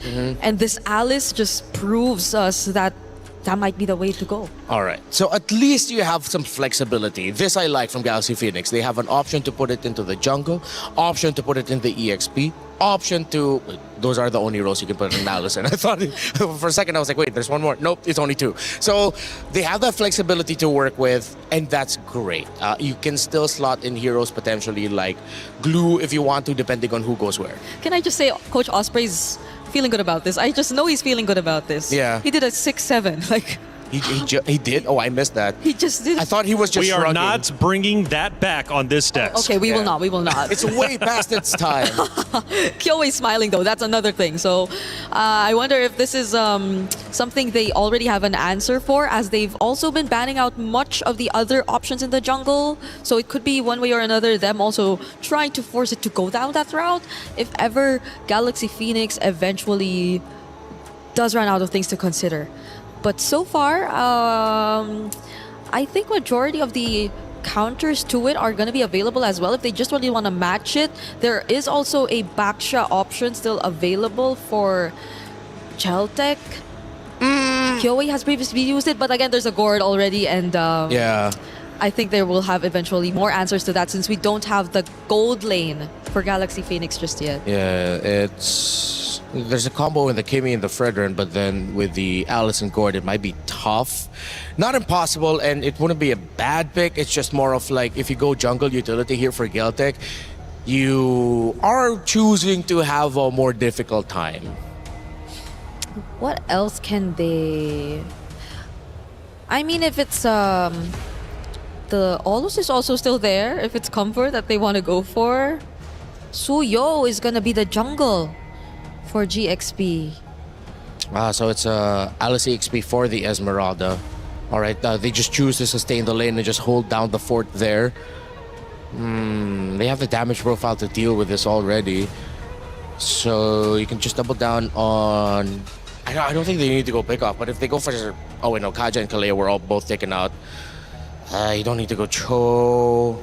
No Marcel. Yeah, no Marcel available. Coelho. Hilda's not gonna have a great time unless you just want to match the center speed. The Matilda's there. So you double down and just pick up like Matilda Barrett's. Matilda Barrett's. Or any combination similar to that if you're not gonna be going for the assassin. But they want to go assassin, just match it. Whoa! Oh, they still go for the pickoff. They find the Franco instead. Ooh, with the Alice, with the Gord, with the Khalid, having a roamer that's very static once the ultimate is off for the Bloody Hunt. Theoretically, you could see the damage-centered mindset for Geltek.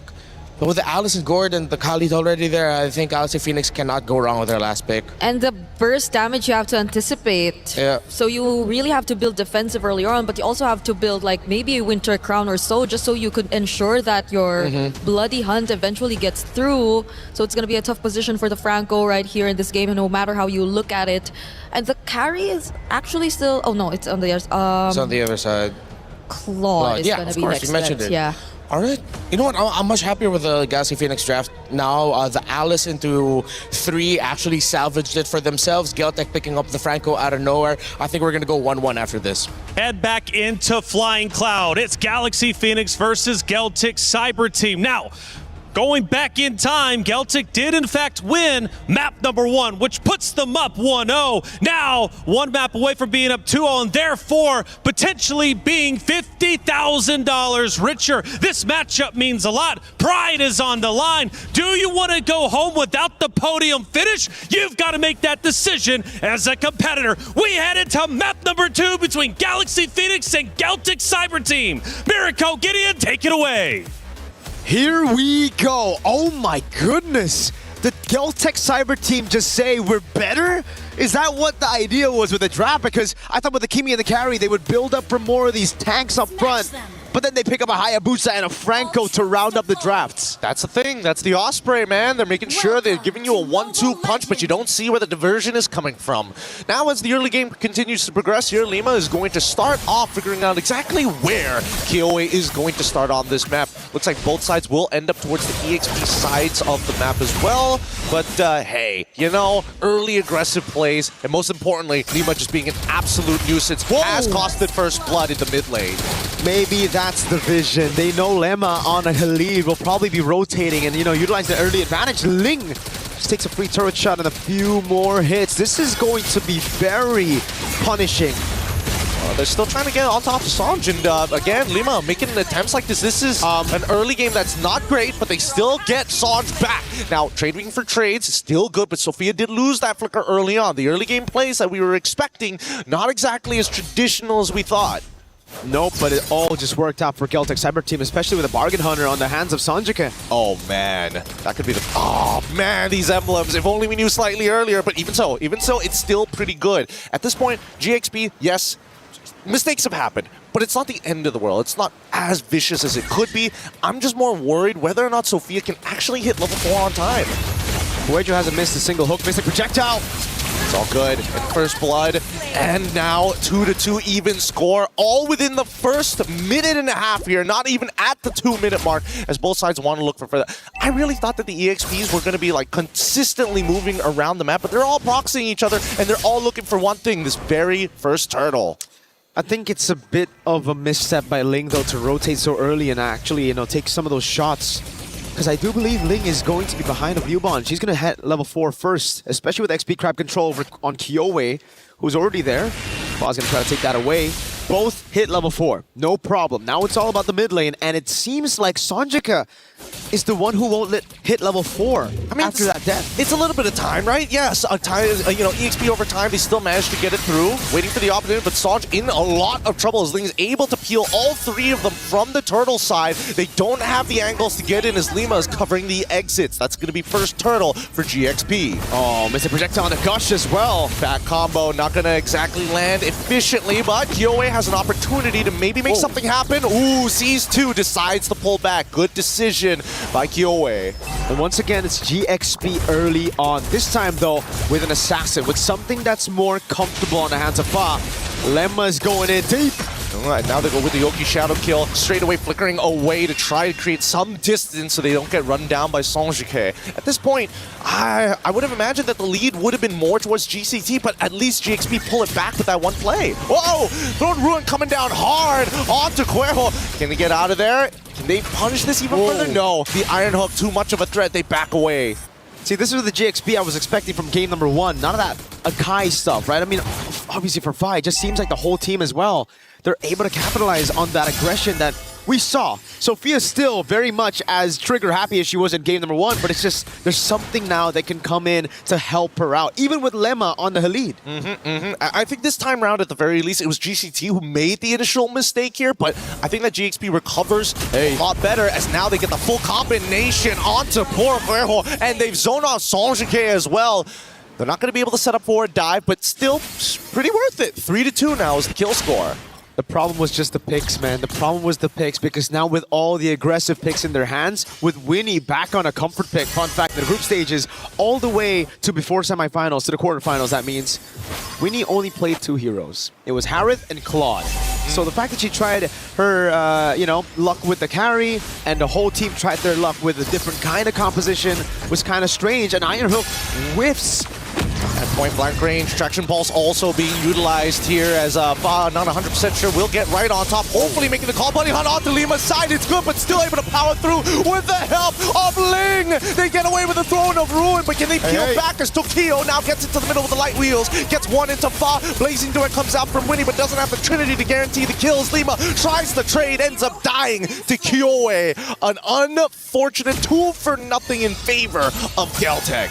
You cannot overchase, not against this composition, especially in a choke point with Sanjika on the gimme. The immobilization field could hit them all, and Liuban as well, catching Fa with the falling star moon as she walked up, blinked forward with the blade surge. No more mobility resources to use, and GCT are back in an okay position. I wouldn't say back in the game just yet. They just have more chances now to come back, and it's Kyoei who's waiting for a possible steal. I mean, it looks like it's going to be a 50-50, but they give it up entirely. They look for a wombo combo here, doesn't find it. Little disconjointed, throwing ruin flickering forward just to make sure that Sanjike goes down, executed by Fa. And now Lubon gets into the back.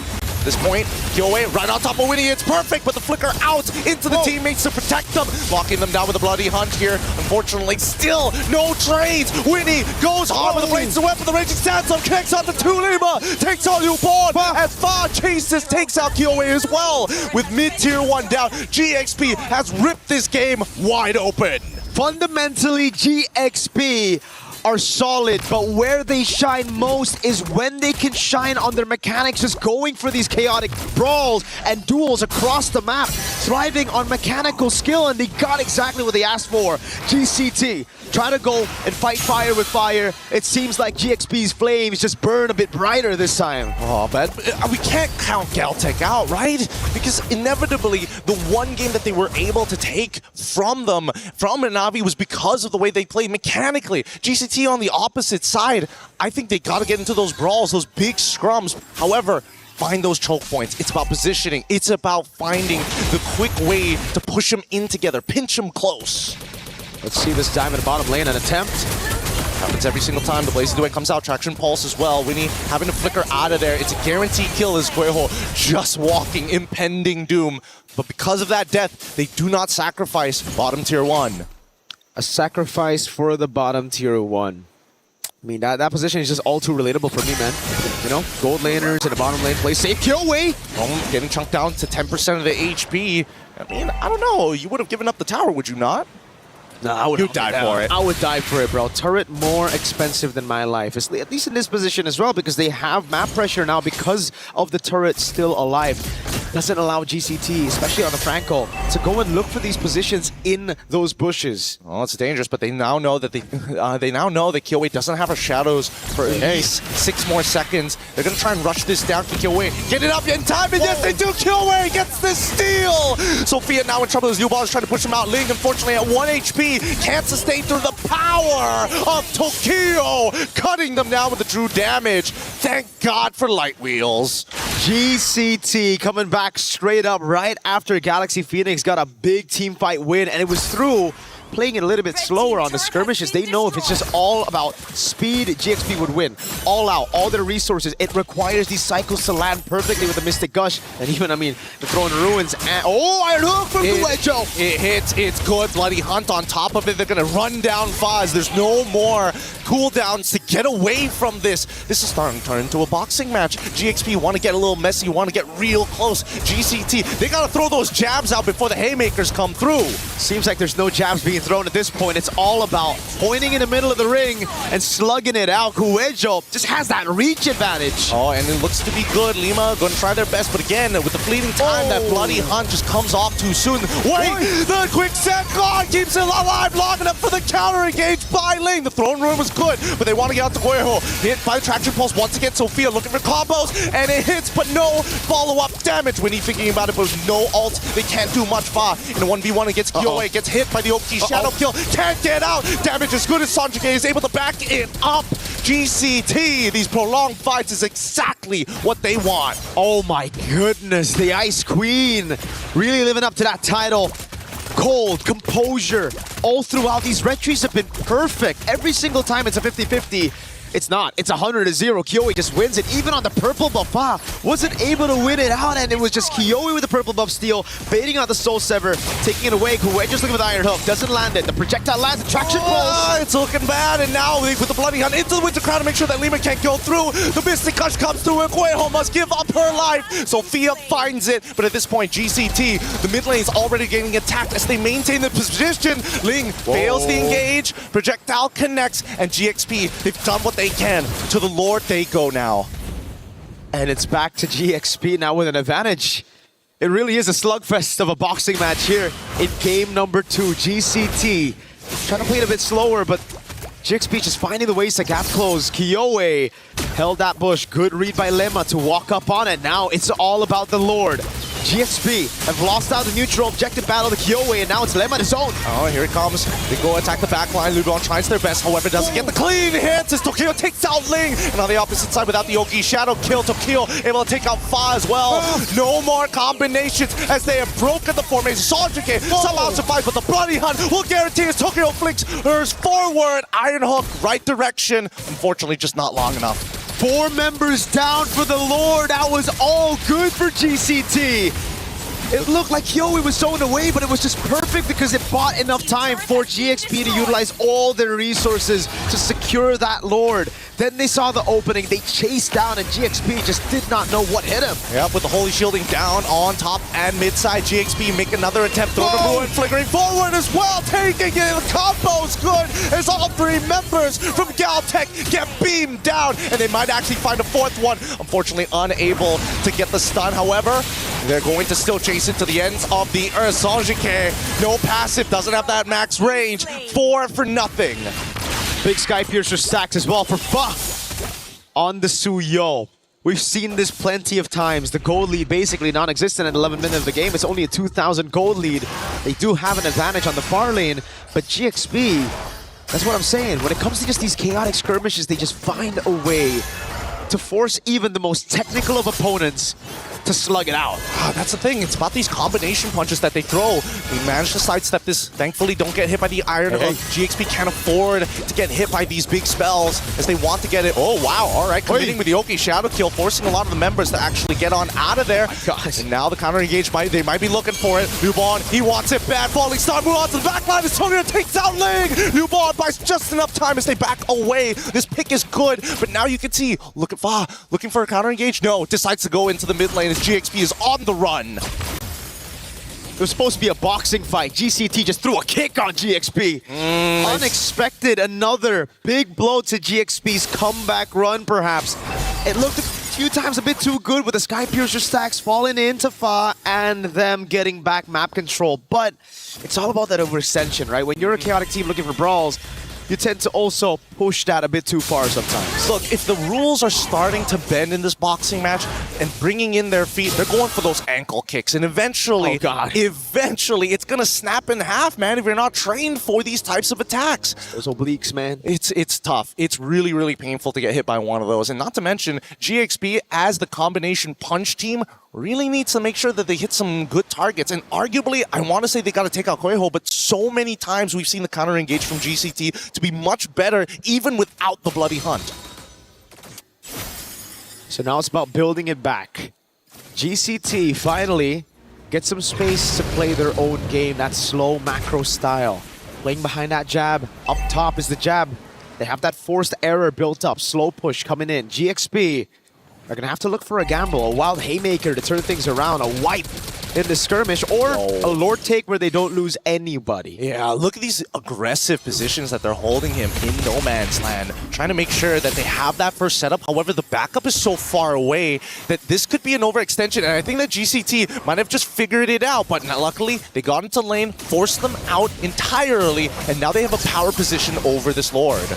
Should be pretty free overall, right? I don't see any contention because of this forced mistake, and now GXP, they're not really going to force this. They've already used the conceal, no position to fight. Gotta be careful, Emma. Kuejo just needs one Iron Hook.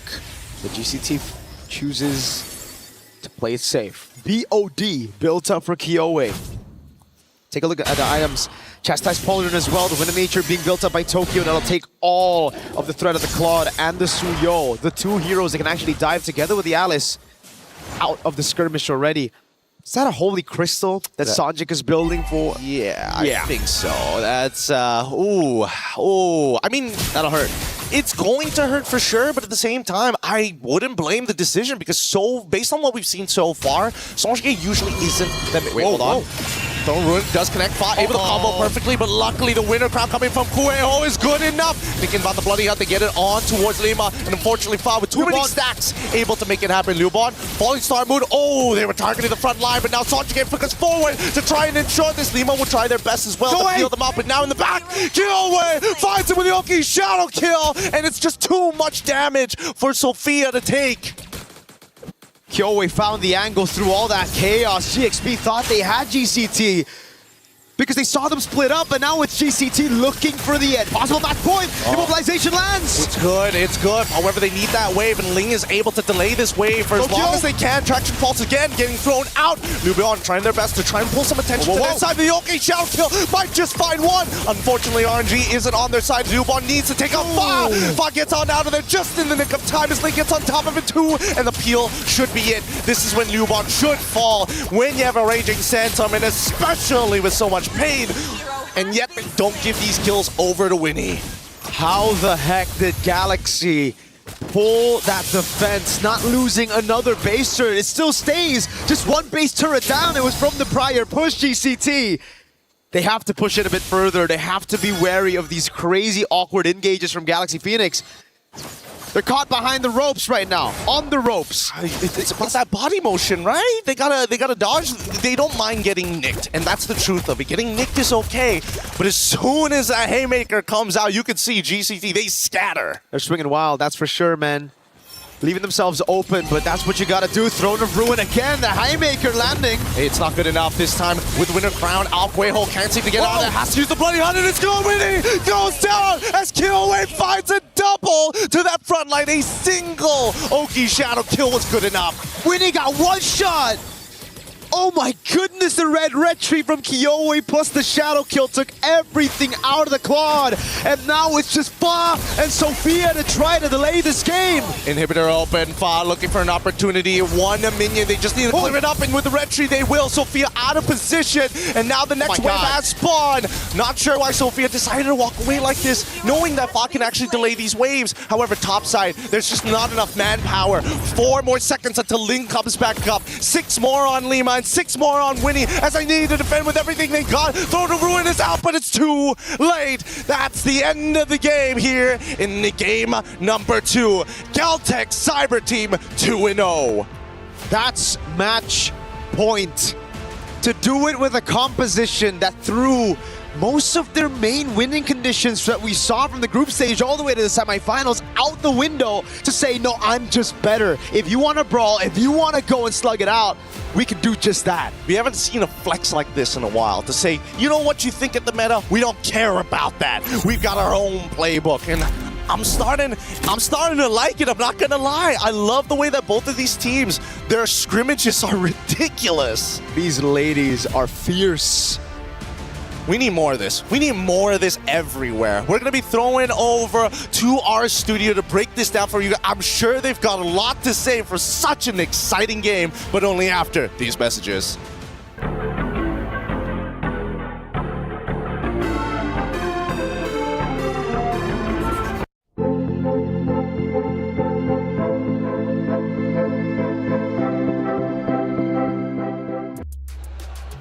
Galtech Cyber Team, they want 3rd place. They want the $50,000. The question is, can Galaxy Phoenix dig deep?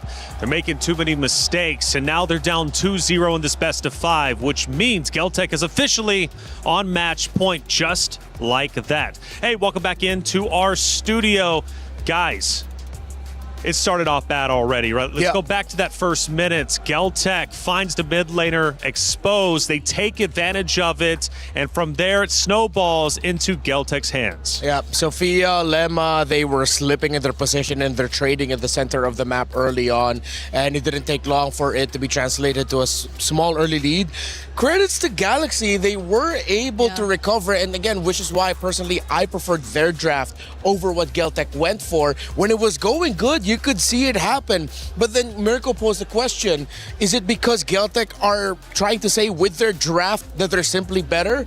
It's been answered, yes. Yeah, from the Olos to now the Franco, some of the most unexpected heroes that are not entirely part of the meta are actually made work here by Galtech time and time again. And I agree, the beginning seemed a bit too sloppy for even both of their sides. I was expecting it to be a bit more difficult, especially for Galtech, to pull off this entire idea of a Franco. But even then, you see how they started moving. They were always together, and just by them doing that, it's crazy. I feel like Galaxy Phoenix have always been scrambling around the map. And again, even going into the unique heroes, I mean, 30 unique heroes. They are the second most moving team when it comes to hero selection, which is truly impressive. Again, going back to that first minute, though, let's take a look at it, because this is where things truly started off bad for Galaxy Phoenix at a time where they needed it to go well, especially given the fact that they had just come off a loss from map number 1. We go back in time to the first minute and take a look. Again, the mid laner getting exposed. I mean, we're just 40 seconds in. Yeah, where was Lemma in that situation? You have to be helping your mid laner clear. I think she overthought it and thought that, hey, maybe the Franco's gonna be going into the gold lane. Nope, and that just left you vulnerable in the center of the map. You lose your mid, you lose your roam early, and with, as you mentioned, coming from a loss, knowing that if you lose this, you're gonna be down match point, you need to have a good start, or it's gonna influence the rest of your game. You're gonna be sloppy, you're gonna be taking unnecessary risks. Yeah, honestly, if you try to look at the different angles Lemma might have considered as to why she just went straight to Kyowe, you would kind of understand her, right? Maybe there was a potential early invade 2 from the Franco, maybe there was a potential that the Franco could go gold, or not entirely in the mid, because that's not where you expect the Franco to really unleash the early game potential. But it's that's why just so much matters when it comes to these early decisions, because as we take a closer look to whatever escalated after that, it was much faster this time around for Geltec Cyber Team. Yeah, and Geltec obviously uses that advantage. They take that momentum and they just apply it to the rest of the round. But you're right, though, Rinmar. Like, it was, in fact, of course, Galaxy Phoenix did, in fact, have some comeback moments. We now go a little bit deeper into round number 2, and we do see that it's relatively even based upon this action, right? I mean, they do start coming back. Galaxy Phoenix is looking a bit more solid, but still not so comfortable at this point. Yeah, this was when it was going good for themselves, and you see the beauty of their lineup. Yeah, I think it is also a moment wherein you get to see how eventually Geltec Cyber Team can be caught off guard, but if you prolong the team fights much to a point where you don't get to burst down anyone from Geltec and they just keep on throwing out their skills, then it becomes a favorable position for them as well, considering the carry also got the late entries. That's right, and even at the very end, Galaxy Phoenix, you can criticize how they defended their base. The pressure from Geltec was tremendous, and as they started pushing into the base, you can notice Geltec clearly was looking incredibly strong. We take a look at that action, Rinmar. Yeah, this was right after they took an unnecessary go or a fight. I believe it was in that upper Lord pit. Ling comes out. You see the idea with the combos, with what they can dish out. And with what I said earlier about mentality, at least Galaxy Phoenix, they were still willing to fight. And if you see them, when you do it layer per layer together as a team, you find your moment, it looks good, but they just couldn't do that consistently all throughout game number 2. Yeah, it's always Geltec being able to get away. I mean, I don't blame it. It's a Hayabusa. So probably the next best option really was the Franco, which is why they tried to burst her down multiple times in a row, force out the Winter Crown, and in some ways it became a bit favorable for them. But you also have to take into consideration that whatever you do, Liubon is still going to be there. She's still going to be in your face. Well, Miracle and Gideon are calling the action, and they're doing a phenomenal job, and we happen to be recording them. Let's see what kind of antics they got into during the commentary. Well, it's dangerous, but they now know that they now know that Kyowe doesn't have her shadows for at least 6 more seconds. They're gonna try and rush this down. Can Kyowe get it up in time? And yes, they do. Kyowe gets the steal. Sophia now in trouble as Liubon is trying to push him out. Ling, unfortunately, at 1 HP, can't sustain through the power of Tokyo, cutting them down with the true damage. Thank God for light wheels. Play is in our DNA. Whenever we let it out, it becomes our superpower. Now imagine an entire city being built to supercharge it. Kadir City, powered by play. always entertaining seeing the commentators explode with energy. Bria actually made a comment about you when we had your hey, it was okay. It was a good moment, right? When you were up there commentating. Because when you're up here, you're all poised, professional, wrapped up, right? And when you're up there, you just explode with this ball of energy. I can't help myself. The games yesterday were very explosive. I think we would all agree to that.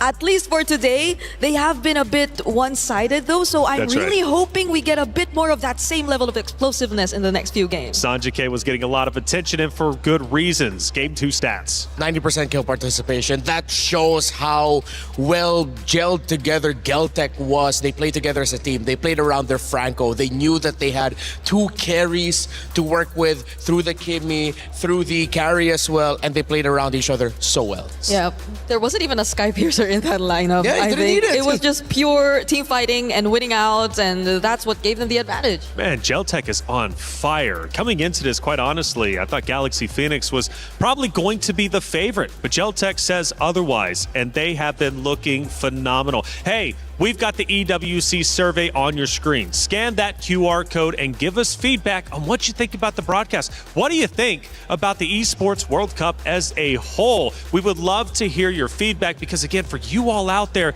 you're the ones that make this worth it. We go back to our stage, and it's now serious business for Galaxy Phoenix. They're down 0-2, and they are forced to come back. Geltec is absolutely on fire. Little mistakes here and there, maybe hero selections going bad for Galaxy Phoenix. They've got a lot to fix, and they've got to fix it quickly. Yeah, I hope they can shut up the haters and just prove, no, they're not better than us. Maybe equal footing, and then eventually get to the point where you can prove that you are better. Because so far, I have not seen the Galaxy Phoenix that wowed us, that gave us that surprise joy of, wow, where did this team come from? For a while now in this tournament. They do have to dig deep and just remember who they are and play together, play great as individuals. Yeah, and they played 2 very different games already. Like 2 different lineups, 2 different approaches, but none of them worked just yet. So we really are looking for that same GXP that we saw in the first 2 days. Sophia got isolated. She got punished. Again, we go back to the main storyline, and it was the fearless Queen of Fa. Is she starting to finally feel fear? Is she able to bring this team back up? Her stats were incredible. Arguably, she was better than Kiowe in the statistics category.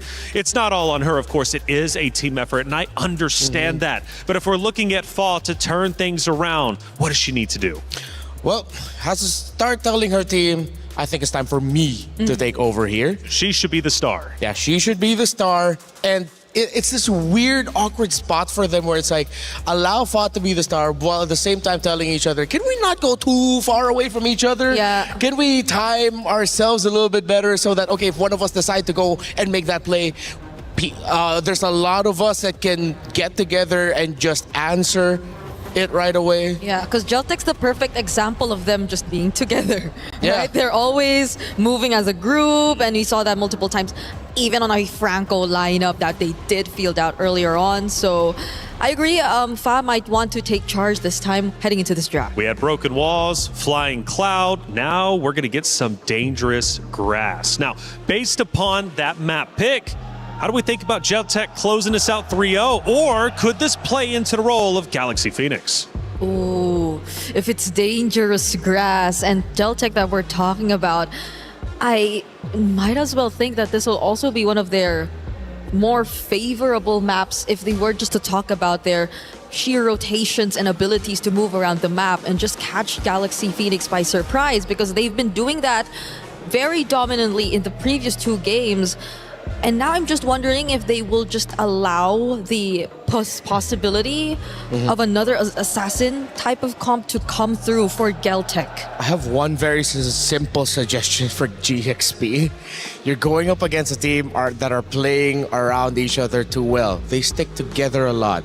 I know Gord is great, but can you please pick up a Lilia? Or even consider, hey, if you want to go for something greedy and you play for a little bit later in the game, maybe pick up a Sicilian. Okay, that's like my bias for the pick alone, but come on, Lilia, please. Okay, Eve gets picked up here though, so the range will definitely be a problem to deal with for GXP as they get to decide on what their first two picks are going to be this time. I feel like this should definitely be the time to Claude, right? Yeah, you pick up the Claude now, you get that comfort pick, and then you pick up your assassins and a diving EXP laner, or maybe just an EXP laner that can hold really well, help dive alongside whatever the assassin for Fa will be. You don't need to pick it up this early. Just get the Claude, get the Lilia. We're waiting for them to get these two picks that they could center their draft around. But that also leaves us with a question of, do they leave Fa's pick for second phase all over again? Do they rather flex Fa in the jungle rather than put her on a pick that's comfortable and play around it? But they get the Harith. Just get the glue, Geltec. Get the glue, get the Phoveus, one of those. Even the Esmeralda would be great. You have so many options available to answer. And that's also knowing you're playing into an Eve lineup too. The Eve is the first pick. You see what mid lane, what box could potentially be established for Geltec, but this is still the route. I think they have counter engaged. Yes, they go for the Khalid, but even this hasn't really worked for them earlier on. Now it's more and more boxes. It's a Hylos and an Esmeralda. Again, Geltec, they play together as a team. It's so good. They have pretty much won the first phase of the draft. Well, I don't know what's going on. Okay, at this point, please, a Lilia. Maybe I would be okay with the Valir, but I would love a Lilia at this point.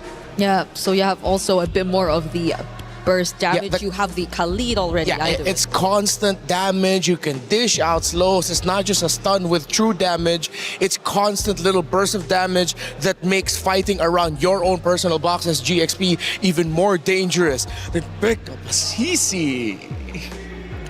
I think matchups we see in the EXP lane are already slightly, or they attempted to at least balance it out through the CC, but I feel like it's still gonna be tough either way.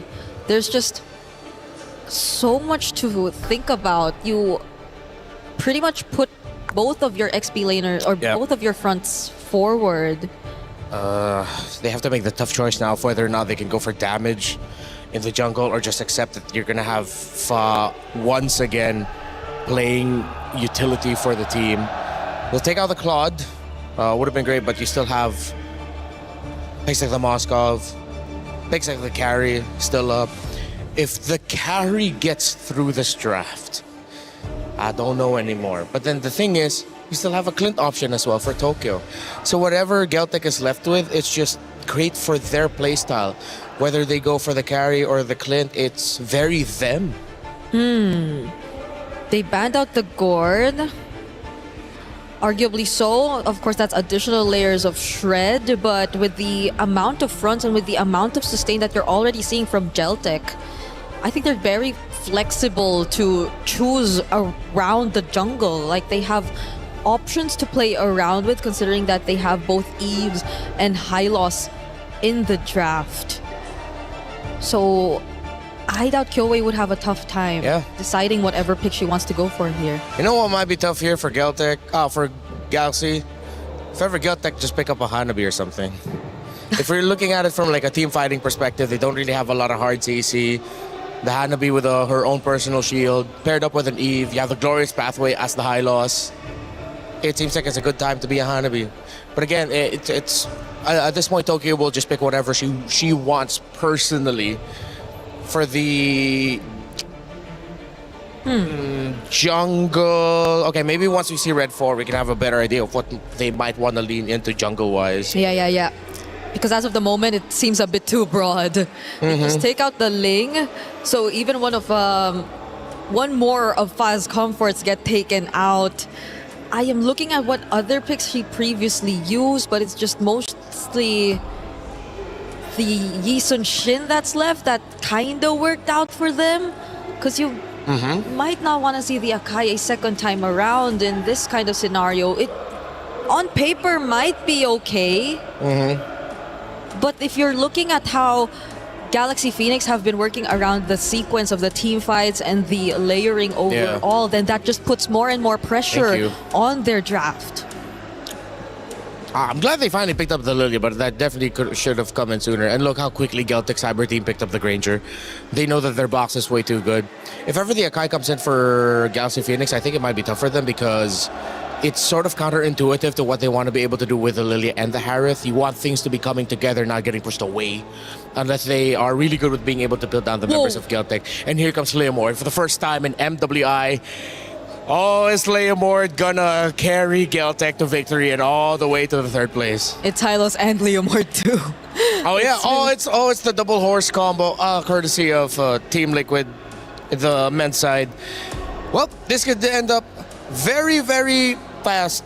I think it's funny, the Kai looks good because you see the Leomord, but then with what you have, it just looks so counterintuitive to your own goals. And it's devastating because they're in last pick again. And the last time we saw the Akai come through in last pick, it didn't really pan out well for Galaxy Phoenix. Overall, their 3rd game in the red side, but despite that, things haven't been going their way, so they just lock in the Suyo to wrap up this draft. It's not just Fa, the rest of Galaxy Phoenix, the whole team need to make some magic. There is no mercy for 3rd. Geltic Cyber Team have put themselves in a winning position. In this best of 5, they need to win 3. They've already won 2. Is one more in the books for them to close this series out 3-0? Or does Galaxy Phoenix have more life left in them? Can they go map by map to provide the reverse sweep? It's up to them to decide. But for now, Geltic Cyber Team look absolutely incredible. It's time for map number 3 between Galaxy Phoenix and Geltic Cyber Team. Mirko, Gideon, let's get it started. The question's in the air.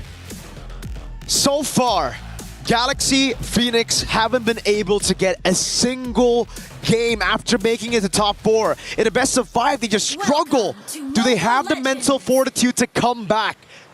Because GCT, they just need a game to finish it off. It's match point, and that's the high pressure, the high stakes that we've all been waiting for. And especially if GXP is going to climb out of this hole in this best of 5 series. Overall, I am a little worried, but at the same time, there are some interesting adjustments, right? Adaptations that we are seeing. 31% first blood rate compared to 42 on the opposite side. You got that increase, you know, the first blood earlier could be first blood here, but Lemma flickers out the safety. That means, though, mid-prio will be pretty good, but Fa, sneaky, straight up into enemy jungle after sending Lemma up top to delay Kiowe. And that's the thing, we were talking about it in game number 1 and 2. We recognized that the attention span seemed to be all over the place, and in game 2, they started to weaponize that attention span. Now, it's about dealing false information, feeling like you're really about to catch somebody, and then you notice, where's all my camps down on the bottom side? Top 10 unpleasant surprises of all time right there. Bargain Hunter for Sophia, and it's double sprints for GXP. Not the vengeance you'd expect from Ling. I understand it, though. You really want to try to utilize the mobility to rotate around. Kiowe is just desperately looking for level 4, gets stunned up by the Blade Surge and chewed away from a possible level 4. That means Kiowe is going to have to look for a kill. Lemma doesn't have Flicker, but GCT cannot threaten Lemma enough. I don't know. Now, I think everybody's getting a little antsy. That's a very early retribution. For what?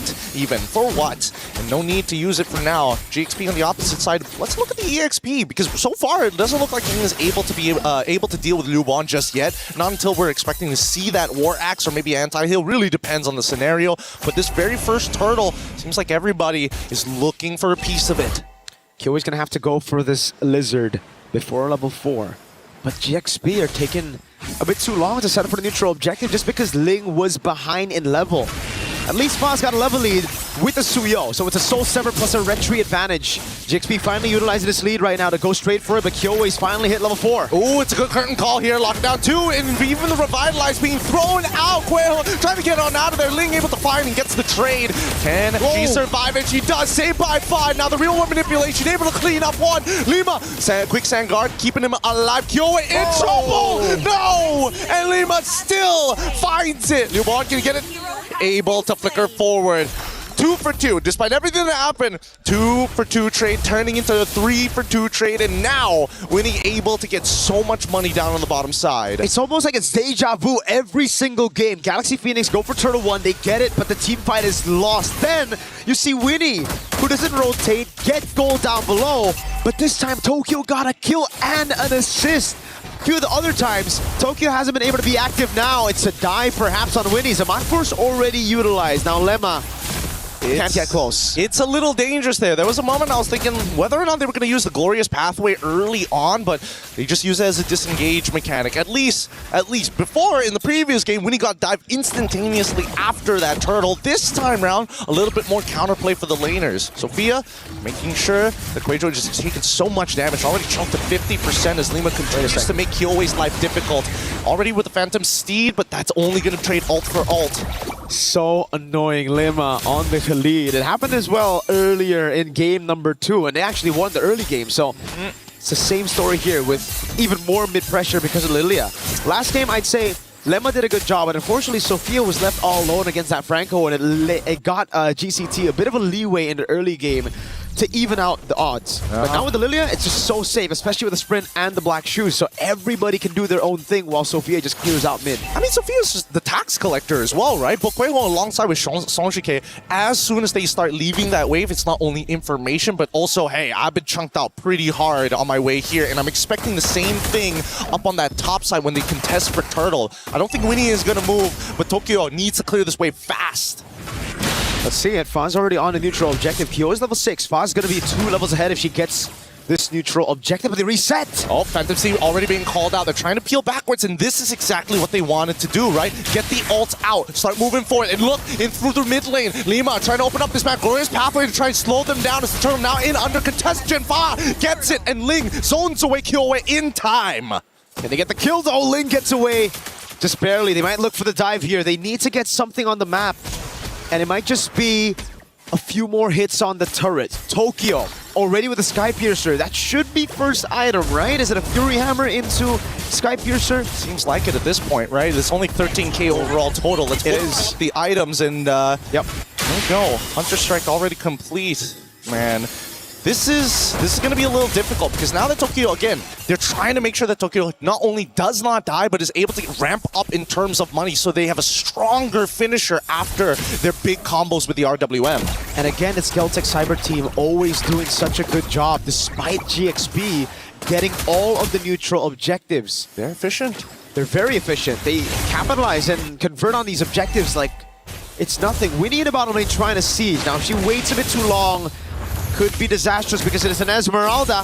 Oh, they're already dropping down the Zaman Force. They're trying to cut them off. This snipe might not be good, but they flicker out of the way. Winnie losing an important battle spell, and GXP putting some decent damage onto the tier 1 interception as Phantom Steed comes through. Raging Sandstorm Alpha on top of you, Bond here, as Sophia now draws the battle line against Ling, who's able to peel for days. RWM already coming out, and they just need one more auto attack. Doesn't find it, but luckily they don't give up their life for it. Impeccable zoning from GCT, and the decision making is just so clean.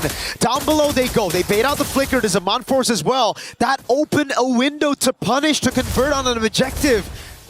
No structures for GXP. They can finally get on the board right now with a turret up top, but with the bottom wave pushing again, it forces Winnie to stay put as GCT will have a man advantage coming into the final turtle fight. Look, it's still fancy footwork at the end of the day, and it's only 6 minutes 45 seconds. I don't know how long they can keep that up. It's just high tension so far, but let's look at the goal difference because a majority of that goal is leading into 2 different sides, but it's so minuscule overall. Phantom Steed, in trouble. Ling already dead, and now they're going to go for Sophia after the black shoes, sprinting the opposite direction as Tokyo is going to chase them down with the help of Kyoe, who finds the double. This should be a free turtle, but is there going to be a trade back?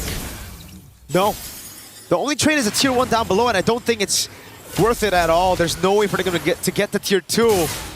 And it's just so sad. GXP try to outrun GCT, but Kyoei's on a horse every single time, chasing them down, outmaneuvering them. RWM on Winnie. Oh no, Winnie might be in some trouble, but at least for Lima is able to clear up a decent chunk of the wave. Oh, gets out just in time. Quicksand got to keep him alive, and they managed to protect mid-tier 1, the most important structure on the land of Dawn. But yet again, they bait out these crucial abilities for the defense. Hell, fuck, gets stunned up with the Law and Order. This might be some trouble here. Sophia trying to get the space back, but Sanjike is not making it easy for all the taxation. She's looking for some reimbursement. Black Shoe's already out. Sanjike forced to flicker out of position. No RWM, as now they drop the glorious pathway, but Tokyo is finally here. Ling is in trouble. Phantom C from Kyoei to clean it up. Winnie able to get the Zeman Force down just in time, but the interception, it was good, but they finally get Sophia at the very end. 2 for nothing for GCT. Oh my lord, now it's a falling star moon onto Winnie.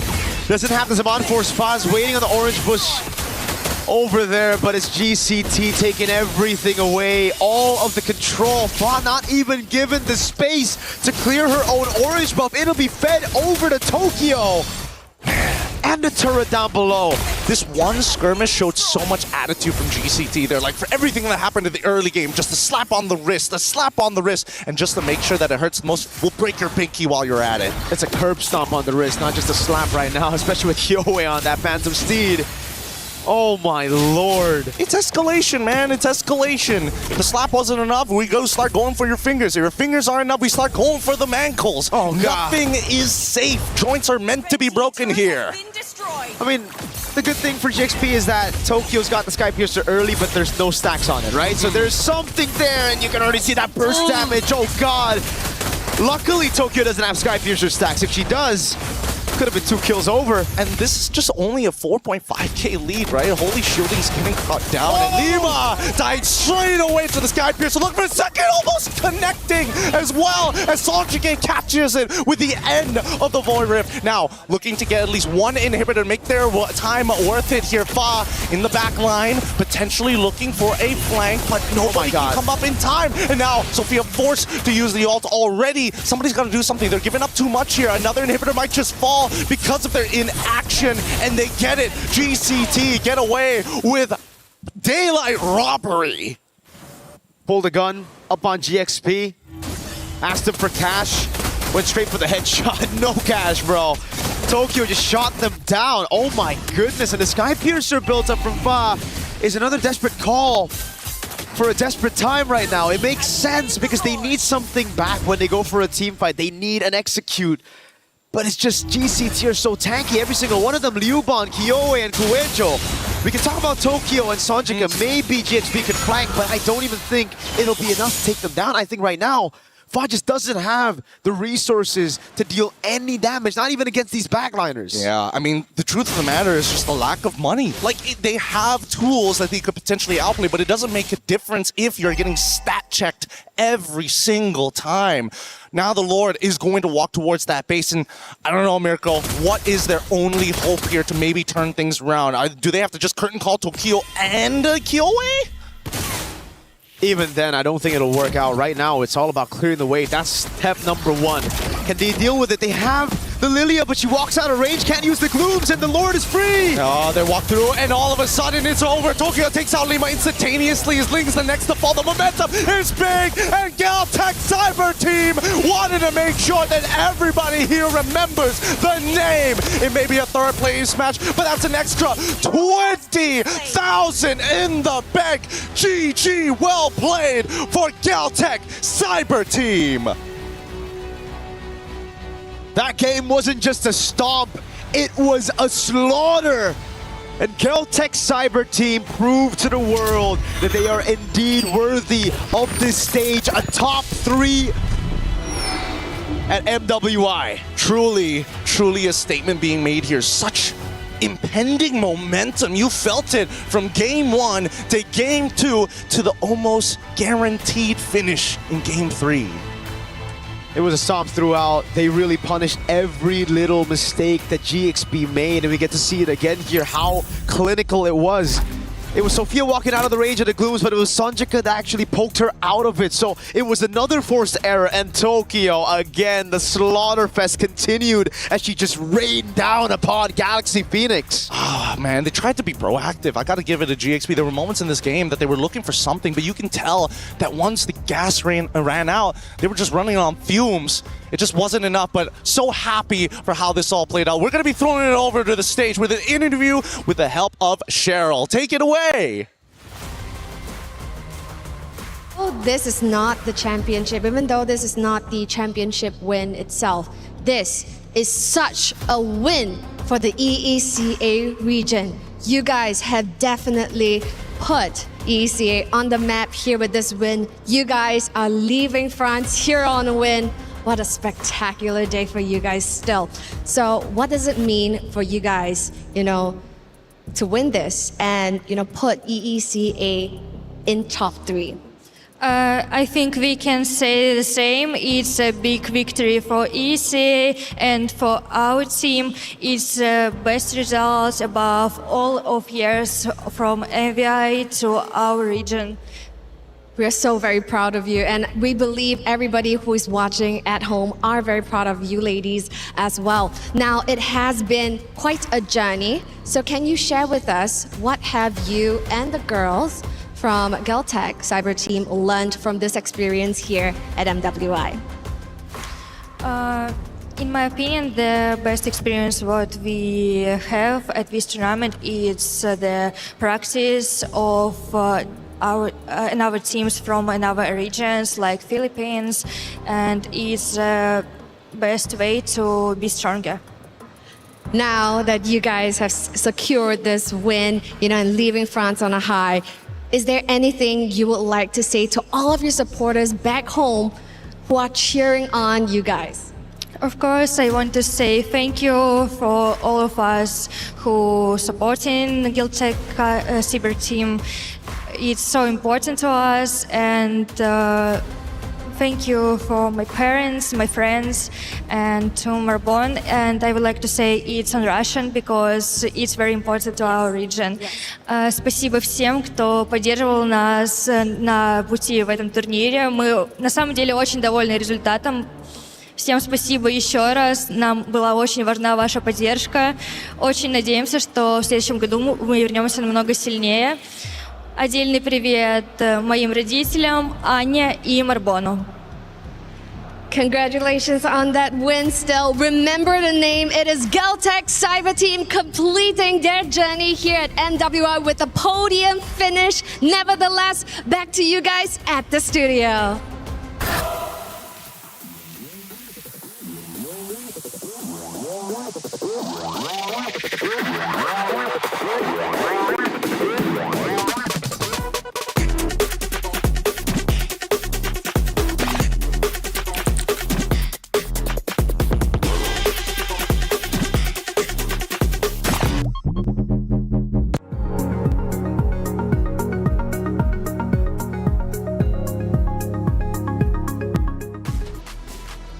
Geltec Cyber Team came into the tournament with a mission. It was to gain the championship. Yes, they might have fell short, but they end up accomplishing some incredible feats. We're talking third place, walking away with $50,000, a tremendous amount of pride also for their region. Geltec Cyber Team, congratulations for your podium finish. For the fourth place of Galaxy Phoenix, you should also celebrate your accomplishments. Making it to top 4 is a tremendous accomplishment in its own right. And walk away with your head held high and be proud of what you've managed to do in the 2026 MWI competition. You ladies are some of the best in the world, and you need to understand that. Please walk away with your head held high. Hey, big accomplishments from Geltec Cyber Team, though. A 3-0 victory is tremendous. We talked about what it meant to not only podium, but also earn that additional $20,000, not only for the players, but also for the org themselves. Yeah, Geltec Cyber Team and especially KOA after her performance, star-making performance in MWI 2024, missing out in 2025, coming back here with a team of, at this point, rookies for an international competition, solidifying the fact that the top 3 regions for women's MLBB after MWI this year are EECA, Indonesia and the Philippines, and of course we're going to figure out like where they are going to be placing after the grand finals. It's a massive achievement and what a journey for them. And they did shout out these particular regions too, because they believe that it's been one of their best experiences here in MWI, if not the best. The fact that they were able to also experience how it's like to play against different regions, the more stronger regions that they would consider for themselves as well. And it's unbelievable because Renmar did point out that this is KOA's return, but it's also her return alongside a bunch of rookies, and they did not play as if they were rookies nor newcomers to the professional scene at all. Not at all. KOA was a tremendous talking point throughout our entire tournament. Now, again, to celebrate Galaxy Phoenix, I know I had to do the thing. I had to put the pressure on Fa, right? But that's just, hey, look, I want to express that as commentator talk. Fa has been a tremendous competitor in this MWI competition. And I understand they lose 3-0. But we have to celebrate Ling, Fa, Sophia, Lima, Winnie for their tremendous accomplishments throughout the bracket. Yeah, for Cyber Phoenix, I think a lot of the results that they got after the initial wins came from a lot of respect from their opponents. They saw what their Belleric Guinevere could do, what it means to take away the comforts of Lima and Sofia, give them a lot of difficulty so that in turn Fa would have a difficult time. Every result that we saw, every loss that we saw from from Galaxy Phoenix came from the fact that teams needed to deal with them, and they were relentless in doing so because of how skilled they are. I am excited to see where this team will go moving forward and how they'll grow from this experience. And I know for a fact that they will go the distance because they've been through no joke. They've been through probably one of the hardest paths to MWI 2026 or even building up their career in general, because I believe they've also been one of the only teams we have here in MWI to play in even their region's main leagues alongside their male counterparts in the league. So they have a lot of experience. They've been through a lot of heartbreak, but at the same time, I think this feat, this achievement that they've been able to secure is something that they should just use as motivation to keep pushing forward, because they do have the potential. And looking at the stats briefly, Geltec, they controlled this map number 3 very well from start to finish. Reminiscent of the first 2 maps that they played nearly flawlessly. There were brief moments of Galaxy Phoenix coming back and striking while the iron was hot, but it was Geltec consistently taking back control to earn not only this map number 3, but also the best of 5 series as a whole, winning 3-0. Again, we celebrate the accomplishments of all of these ladies, these competitors who have done such a tremendous job over the course of 5 days of competition. Now, as we bring it back, let's discuss that map number 3 and what ended up unfolding, right? Because you look at the stats, obviously, Geltec, they pretty much dominated the map number 3, but there has to be some positive notes from Galaxy Phoenix. In terms of the positive notes, sure. Let's adjustments. See. The adjustments, the fact that they were still willing to find angles, even though majority of the lineup that they were up against would make it near impossible to do so. They didn't shy away from that. They were, as their fearless queen was, fearless in finding those opportunities, and I can give a lot of respect for that for GXP. We look at Tokyo and Bree, her stats are looking stacked. Yep, that was a statement from a Granger in game number 3, because Granger, again, not part of the more common gold lane picks, but in that scenario, I feel like it was such a perfect pick, because you see how, yes, there were adjustments from Galaxy Phoenix. They did pick up the Lilia, finally, you said thank you, and they had decent amounts of damage, but at the same time, that forced them to play close range. That forced them to be a bit more up close toward their opponents, which I think the Granger greatly took advantage of, because he had to play from a distance. There was no one else trying to hunt her down, and Tokyo,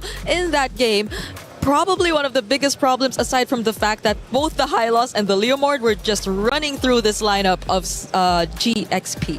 Who is Tokyo as a player? Because obviously we talk a lot about Kyoei. Liubun also gets a lot of attention, Sanjike. But Tokyo as one of the competitors, one of the great competitors, podium now, third place.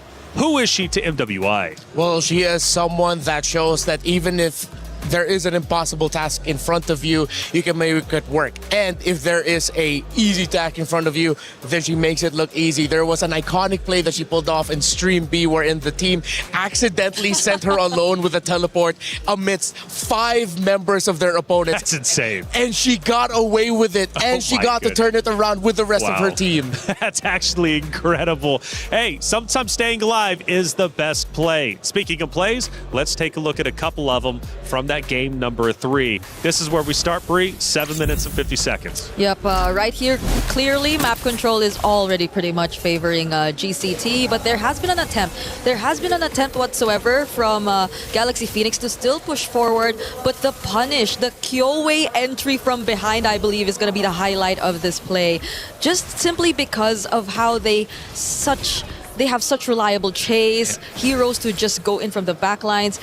It's been tough to push forward for GXP. Yeah, and I can credit GXP's tenacity. For 8 minutes, they kept it close. They got the trade in terms of towers.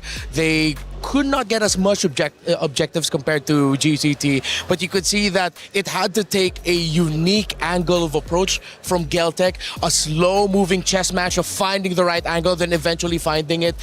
It wasn't that easy for Geltec to land this win because Galaxy Phoenix, they were showing that they can still fight. Yep, slowly but surely, but it's unfortunate that we only have a best of 5 because I do feel like GXP were warming up. Like they were slowly getting there. They were trying to address what had to be addressed. We saw it even in the draft.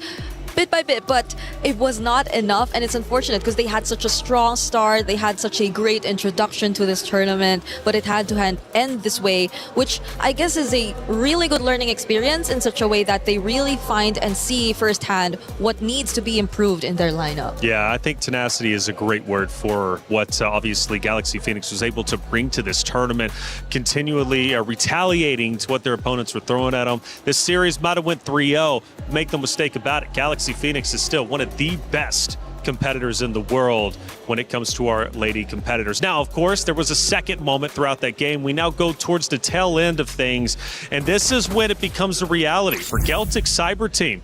Wow, we can finally do this. We can actually 3-0 this series and podium at the MWI in 2026. The massive win that they got, finding that angle earlier in the previous play, led to this. This was business as usual already. Tokyo was safe in the back line. The members of Galaxy Phoenix needed to throw bodies to increase their chances. They could not just defend underneath the base. They had to try and do something. Tenaciousness, but I feel like a better way to describe them, to add to that, is they are unrelenting. They are relentless in their pursuit of trying to find victories. Yeah, it's just unfortunate because they were really relentless, but at the same time, I felt a bit of a panic towards the end too, because you saw the glooms already laid out there. Could have been one of the best ways to deal with the Lord, or at least reduce some of its HP, but it all popped a bit too early, so they weren't even able to utilize it, and it got all the way to the base, which made the defense 10 times more difficult for GXP at that point. Well, GXP, again, a phenomenal job as a whole. Top 4. We celebrate Geltic Cyber Team, though, with their 3rd place finish. And what a tremendous finish it was. Going back to what you said at the very beginning, Renmar, $50,000, especially for some of these organizations and players, is quite literally life-changing. And the beautiful story for some competitors is that they're playing for more than just themselves, right? They're playing to potentially support their family, support themselves, maybe start fresh in life, right? And that's the beauty of MWI and these prize pools that are so significant. You know, it really is a tremendous amount of money. We take a look at the emotions from the players, and you can start to grasp at how important it is for these ladies on that very stage, right? To win, to come in and compete, and again earn what could be life-changing money.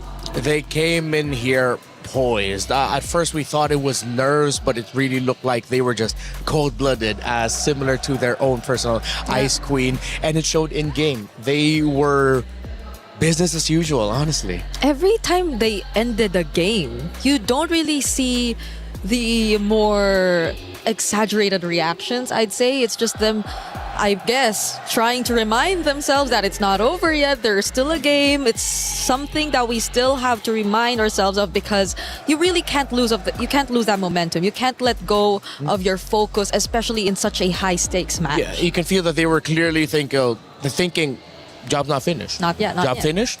Job's not finished with every game that they won. And you can finally see them relax a little bit and finally let loose once they finally won. Yeah, there were just small celebrations here and there. Yeah. They're just going for the high fives, the head pats. It's cute seeing the head pats, yes. But towards that interview, I think that's where you got to see the most of it. Liubon and her just being very emotional. I know she probably didn't shed some tears, but she was probably close. Like, I felt how her voice was starting to shake, especially when she was asked about her messages to the supporters and what does this mean for her and her region overall. So it's great because now you see how all these emerging regions are actually trying and already proving a point. Yeah, I mean, especially when you see those post-match interviews, even more so when they've won, you know how hard it is hitting. Especially. Let's take a look at our team stats head-to-head. Galaxy Phoenix versus Geltec Cyber Team. They will trade off a couple of times. Obviously, the win rate for Geltec is going to be higher naturally as the winners. But it's actually quite interesting to see the red side win percentage for the side of Galaxy Phoenix. Yeah, especially blue, right? Yeah. That whole series, they never played on blue. Yeah, they always just played on the red side, and I think that was just them constantly choosing it, and then at the times Geltec even choosing and realizing that they are better off on the blue side here. And Galaxy Phoenix just unfortunately, despite being on their comfort side, could not find the right sequence, the right priority of hero picks to make it comfortable for them in game. It felt like a lot of their choices was just them choosing the more difficult road of being able to land wins. And in their game 2, which for me personally was their best draft this entire series, you saw it, they just couldn't fully execute it. Still, we saw the glimpses of what could have been.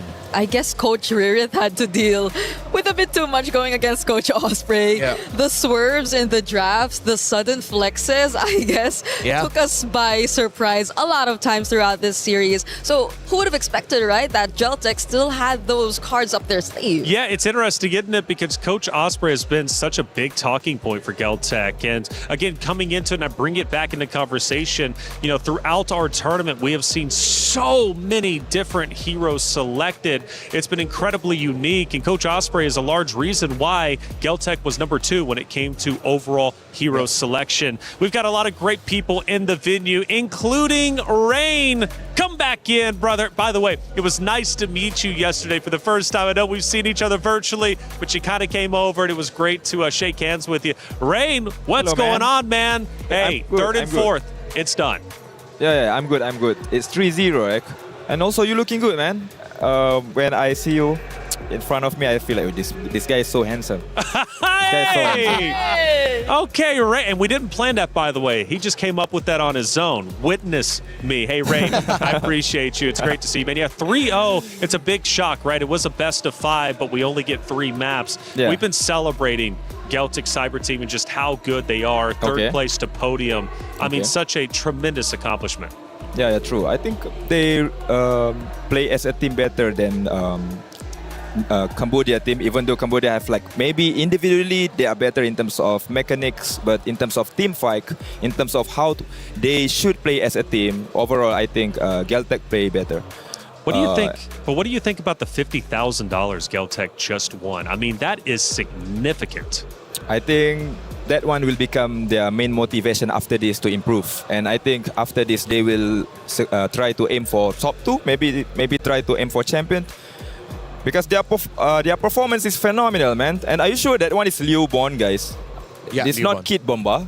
No, that is really good, man. Her performance really good, man. Yeah, that is Liubon. Of course, Kid Bomba is a popular player who plays the same role as Liubon, and then a lot of people really look up to him as like the best in his role in that region. Yeah. So for Rain to say that, hey, are you sure there's not Kid Bomba up there? Nope, that's Liubon. That is one of the tallest compliments you can give a player. I agree. But I have a question for Rain here, since we have a bit more time with him. Okay. Was this something you actually really expected? Did you expect it to go for GCT, and did you expect it to be a 3-0? No, I didn't expect at all. I expect that actually GCT GXP will give a hard time for team from EECA, right? Yeah. But we can see that overall, in terms of macro, in terms of decision making, surprisingly, GCT is one step ahead.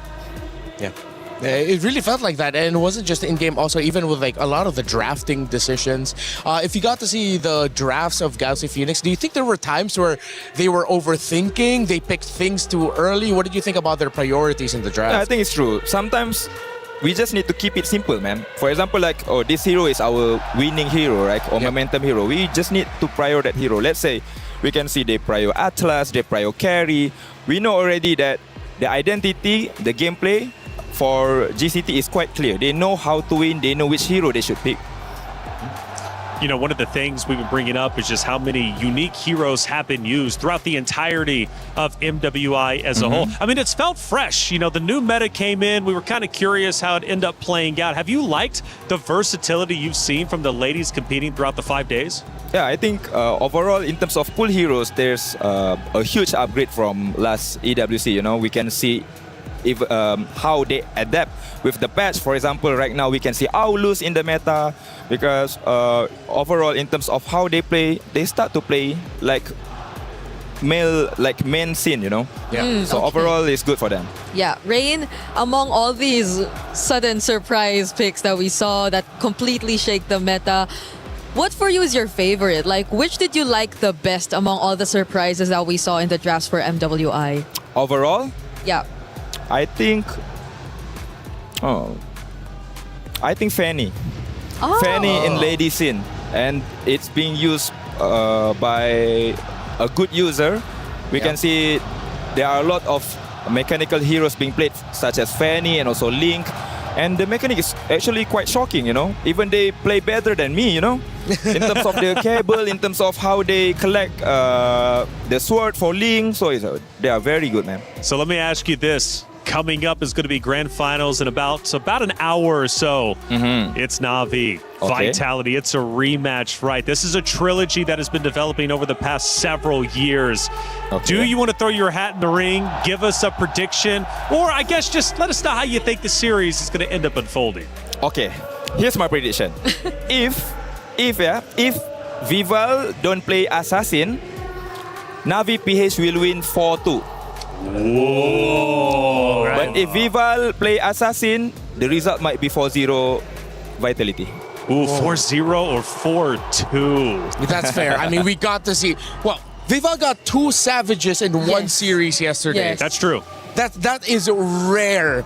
It was a Hirara, and I think the other one was on the Nolan. Yeah. So I could see why Rain would think that way. Definitely fair. And the Saudiacom showed us that they were laughing. Yeah. Just laughing while everything was happening, while they were picking up the Savage. Yeah, the shot call of Shell was not specific place. It was to TP on them. Just TP.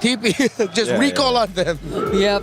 Well, Rain, obviously it's been great having you in the venue. I guess last question, you're in Paris. I don't know if you've been to Paris before or not. Either way, have you been having a good time, man, getting out there, seeing all the sights? Yeah, I have really good time. I went to Eiffel Tower last night. Okay, great. So after this, maybe I want to try the pizza. Pizza. Right? Yeah. Okay. Okay. Fair enough, man. Hey, Rain, thank you so much for everything you've been doing, brother. I hope to see you again. And thanks for calling me handsome. That just makes today a little bit easier. Thank you so much, man. Thank you so much, guys. That's Rain. Okay, he's in the building. He's doing his own, of course, commentary over everything that's been taking place. And he says he's been enjoying the ride. Hey, Floix, I love hearing these comments and seeing all these comments pop up, man, especially from our chatters out there. And if you want to get involved, make sure you keep chatting so we can show what you're saying. No wonder Geltech's able to steal one game from Vitality. You know what? That's absolute facts. Yeah. It was a game which actually felt one-sided against Vitality yesterday. Yeah. So it was a bit surprising to see that it was too quick for Vitality to bounce back. But in this scenario, it's great. It did not affect them in any way, it seems. It seems like it was more on GXP that you feel the effect carried over to the series from their previous losses in this tournament. The only thing I don't want to see pop up down there is 6-7. Yeah. No 6-7s from me. Okay, we got Granger early snowball. Yeah, well, that's exactly what we got to see. Tokyo was safe in the back line. She didn't have anything to worry about. She was getting her Sky Piercer stacks. I believe there were Sky Piercer stacks on the Granger, right? Yeah. So early snowball indeed. It was just a good time for the Granger. And Esme's so tanky. Esmeralda's been an incredibly popular pick throughout our 5 days. Broken. Yeah. So broken. Broken. Need to fix her, please. Well, I don't know if I'm thankful we're seeing her again or if I'm sad that we're not seeing the Sora anymore because teams have also adjusted to just let's just take out the Sora, because the Sora has been having way too good of a time. So I'm still stuck in the middle. I don't know about the next series though, if it's still gonna be Sora, Esme all over again. The shock from the Psychic coming in as well. Yeah. And Capian saying every Na'Vi didn't dominate GXP this much, or even Na'Vi didn't dominate GXP this much. Possibly true. Yeah, we saw that at multiple points during the Na'Vi GXP matchup where Na'Vi looked like they were going to lose or they looked like they were struggling against GXP. But for Geltec, save for a few select moments in game number 2, they just look so comfortable. Yeah, that makes me wonder. If what? If we ever saw a Na'Vi GCT match. Oh, what could have been like the result? I feel like though, all right, maybe I'm just playing advocate for my Na'Vi girls. Okay. But they did face off against GXP first, and they were the ones that sort of exposed the shortcomings of GXP in terms of the draft. Okay. Because it was the Guinevere Belleric that kept getting banned. Who did that first? It was Na'Vi. So Na'Vi girls. So I think I know who you're going for in the grand finals. Before you leave this desk, I will be getting your opinion. Hey everybody, guess what? It's Rhino Day! Brand new interactive effect for Rhino Day is available now. Check it out and join the celebration. Bree, it's Rhino Day! Get involved, okay? Should I say it too? Go for it! It's Rhino Day! It's Rhino Day! Okay, are we doing predictions? Wait, that's a horse. That's a horse. Wait, what does a rhino sound like? Rhino sound like? Chat. Chat, what does a rhino sound like? Let's take some looks at the highlights for the games while chat figures out what a rhino sounds like. Hey, there was a lot of great moments for sure. We're rubbing the hands because Geltec knew, hey, some money's coming our way. Yeah. Reflections was actually asking, what are those things on the hands of the players? Yeah, I've never seen those before. And I do several mobile games, but I've never seen the heating pads on the back of the hands. That's super smart. Yeah, they play so much that the heating actually provides a lot of comfort for them. It's true. But there are some players who don't even need it. They just say, we like feeling warm. It feels like a hug for the hand. Yeah, because sometimes the venue gets too cold and you don't want to miss like the buttons, or you just suddenly freeze as you're trying to go for a play. Do they also have chalk up there? Yes. Too? Now see, that's super. Powder. I have never seen that. Actually, I've never seen that in any of the other titles that I've done. So that is super cool. They're not going up there to power lift. They're going up there to play mobile games, and they're still using powder and chalk on their hands. That's cool. And then you get sweaty. Yeah, it does. There's a fun fact with mobile gamers here in MLBB. There are some who like to keep their nails long because for them it's like haptic feedback. Oh, like they feel the tapping of it. Like, there are players who think like, I need to cut my nails so it doesn't get in the way of me pressing. But no, some of them really like the feeling. The sensation of just the nails tapping the screen. Okay, I guess that answers one of my biggest questions because I was really wondering, like, some of the players we got to see here in MWI specifically had also really long nails. Yeah, it's colorful, it's cute, but I wondered how they were actually able to play. But also, when you do that, I think your grasp changes slightly a bit. Yeah, it's like a different grip for the hand. Yeah, I think you use your sides to hit the buttons more than like the actual fingers. Well, Rose is on site. She had a chance to catch up with Galaxy Phoenix and talk about their 4th place performance. Hey guys, Galaxy Phoenix here as they end their journey in MWI, officially as the 4th placer. And you know what? I'd like to have a little chat with these girls before we part ways for this year's tournament. Now, girls, we know that this might not be the result that you guys have wanted, but you have made history for Cambodia. The first time ever for the female team placing in the 4th place. So, which part of your journey are you most proud of?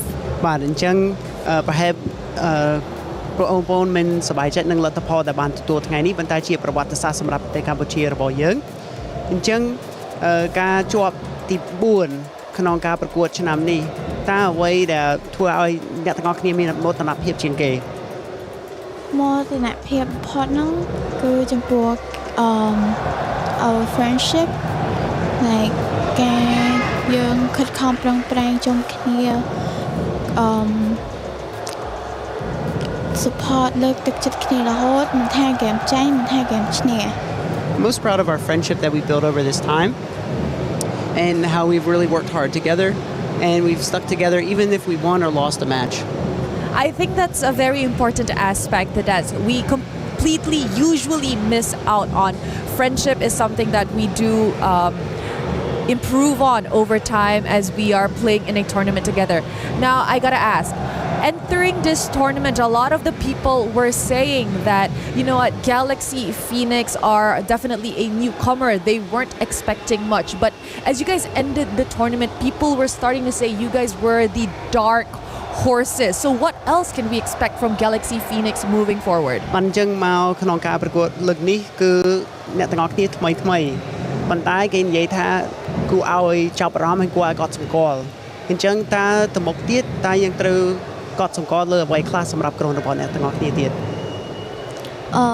សង្ឃឹមថាអនាគតទៅពួកខ្ញុំនឹងធ្វើឲ្យល្អជាងនឹងទៀត we will show our skill in the future and hopefully I'll achieve the #1 next season.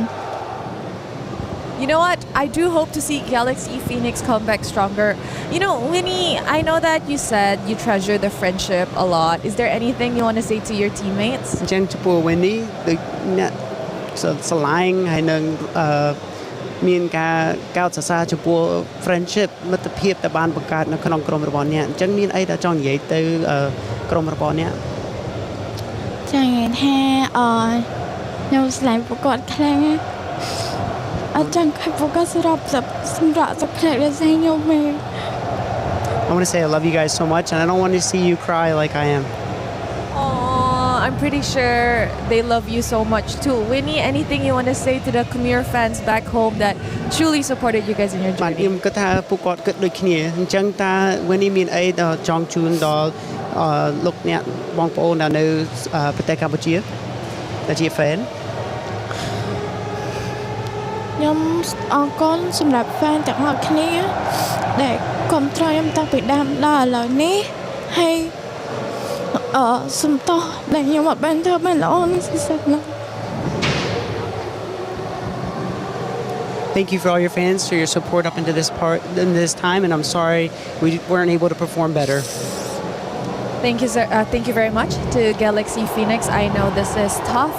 Ending on a loss is never easy, but I hope it fuels you girls to come back stronger next year. That's it from us, guys.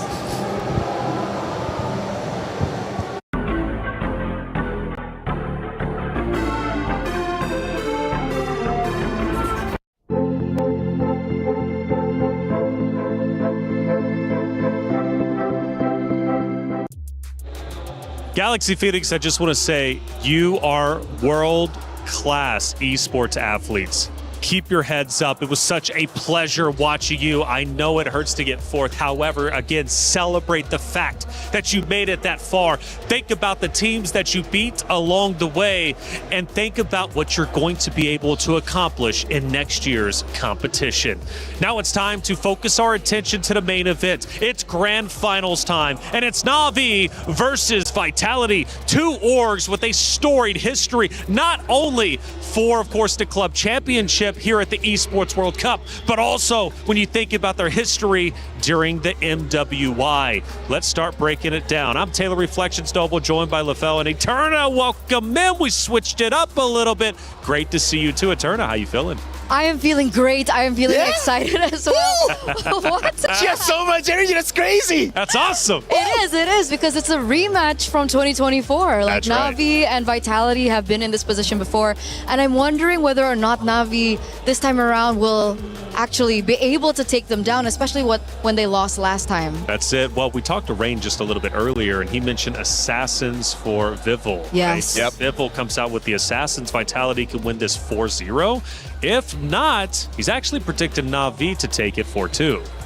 Yeah, honestly, for me, I think I think Navi has a pretty good shot. You know, Navi could probably do it.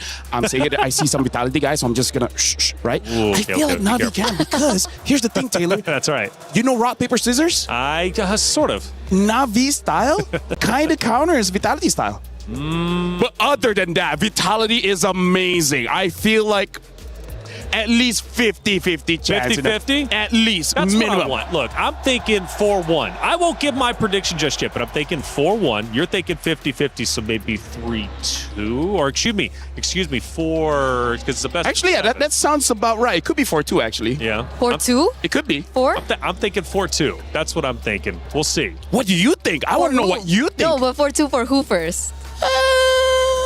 Well, let's start talking about it. You think Na'Vi has a real chance? Let's start taking a look at their keys to victory. Because Na'Vi does have a lot to work with, right? They've got a lot of tools in their tools chest. First one is to constantly disrupt team vitality, tempo, and never allow Vivian and Cine to get comfortable. Vivian and Cine, for sure, when they get comfortable, they are menaces on the battlefield. I would like to agree with this, but when it comes down to tempo, I feel like more so it's also going to be reliant on Fumi Echo. What's wrong? Getting controversial already. No, I'm just saying, I feel like not Ayanami alone could do that.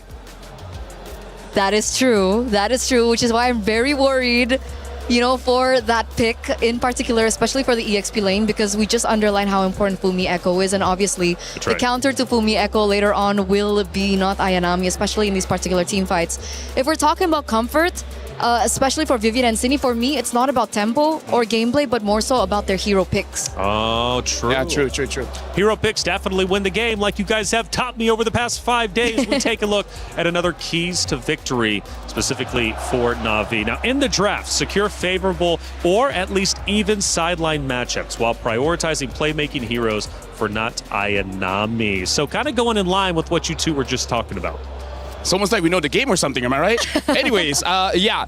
Here's the thing, because going up against a team like Vitality that wins very, very fast, you don't want to lose the first 3 minutes of the game. If you lose the first 3 minutes of the game, at that point, your coach is already thinking about game number 2, right? So at least go even, and then when the fight actually happens, not Ayanami, even if you have to sacrifice yourself, if you take 2 people with you, hey, I'm no mathematician, but that sounds like good odds. Good odds indeed, and you need good odds in order to beat the house. We're talking $150,000 for first place. We take a look at our third and final key to victory for Na'Vi to take down the Titans of Team Vitality and play through the strong side, or bait Team Vitality into invading and punish them with proactive plays. So I kind of like this, and the reason why is because Vitality, as we know, can be an emotional team. Now, when they get angry, I feel like some teams kind of start to fall apart. Now, when Vitality gets angry, though, they honestly start to play better. But the point is, get them angry, they do start to push you and try and take you down early on, which could be a bait. For sure. And that's where the overconfidence lies in their gameplay so far. You know, all the games that they've dropped so far here at MWI 2026, it's been through that overconfidence. So I think up against Na'Vi, that's definitely a possibility. And this is the last keys to victory, right? I believe it is. Okay, just to add one more, I think it would be very important as well to prioritize the hero for Keishi. Yes, correct. She hasn't done as great on the assassin so far. I think you were the one that mentioned it to me backstage because most of their games have been on Stream B, so we didn't really get to see them on Stream A. But the first 3 games that they lost was when Keishi was on a assassin jungler.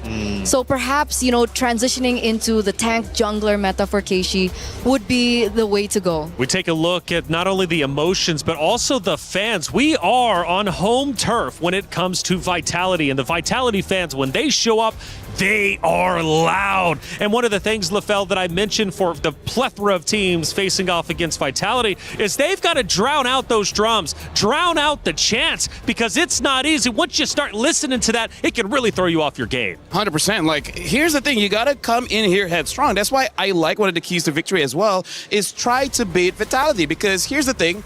You have tells when you look at the Vitality players to know that when they are annoyed. And I feel like if Na'Vi really want to do, they could annoy them just a little bit so that by game 2 and game 3, they will go for those weird picks and then they start overextending.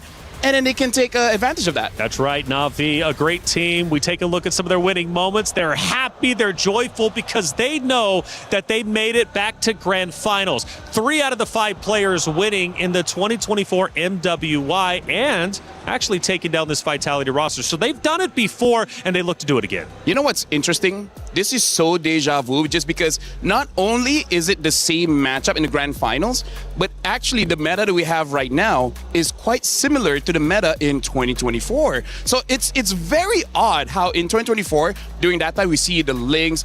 During that time there's a Roger. Now we don't see a Roger just yet, but it's very different from 25. 25 is all tanks. 24, you have fighters and assassins. Now we have assassins and tanks. So it's very similar to 2024. So maybe that's why Na'Vi is doing so well. That could very well be. And for Na'Vi, not Ayanami, also a reason why they're doing so well. I feel like we talk about her every chance we get. Obviously, she's similar to the role of Ashley, I think, from Gen G, right? She's the pivotal person. She needs a setter hero. She needs to go for damage. I'm so excited I know, that right? my cue cards dropped again.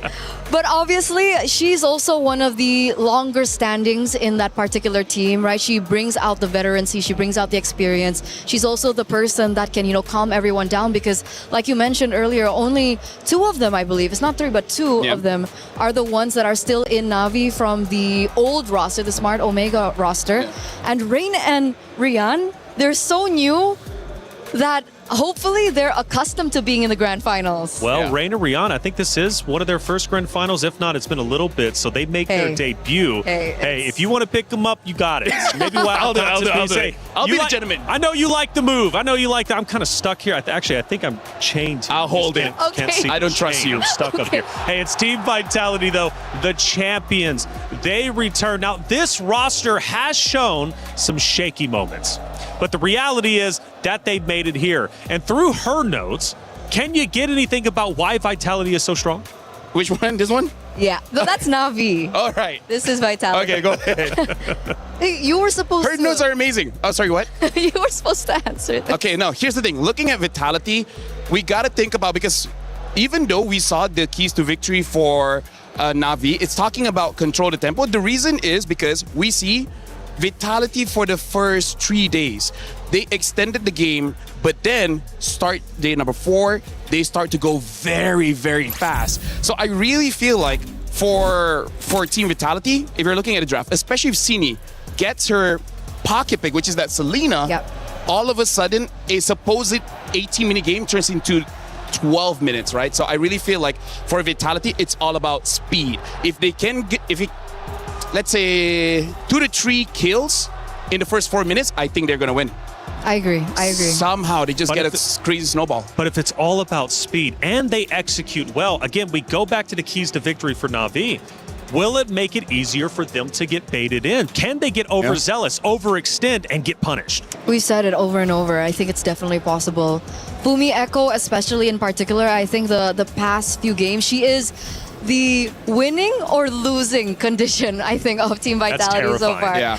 Like in moments, she creates groundbreaking plays for the team to turn things around for the team, but sometimes in the early game, there are still moments where she creates like weird decisions, I feel, a little egotistical in her gameplay. And honestly, I think that's why Na'Vi could do it, because the mid duo, Mirai as well as Rain, they're really good at playing carry on the stick, right? They make themselves look vulnerable enough so that they could get engaged on by Fumi Echo. And then all of a sudden, Keishi came out of nowhere to stop whoever's chasing, and then not Ayanami goes 1v3 and wins that trade. So I feel like this is part of the strategy that they've been using for years. So now we're looking if Vitality caught onto it after this few years. One of the things, though, that I appreciate about Vitality is for the first time, because last year, remember, they went undefeated in MWI. This time, they have dropped a couple of maps. The first one was the Falcons Indonesia.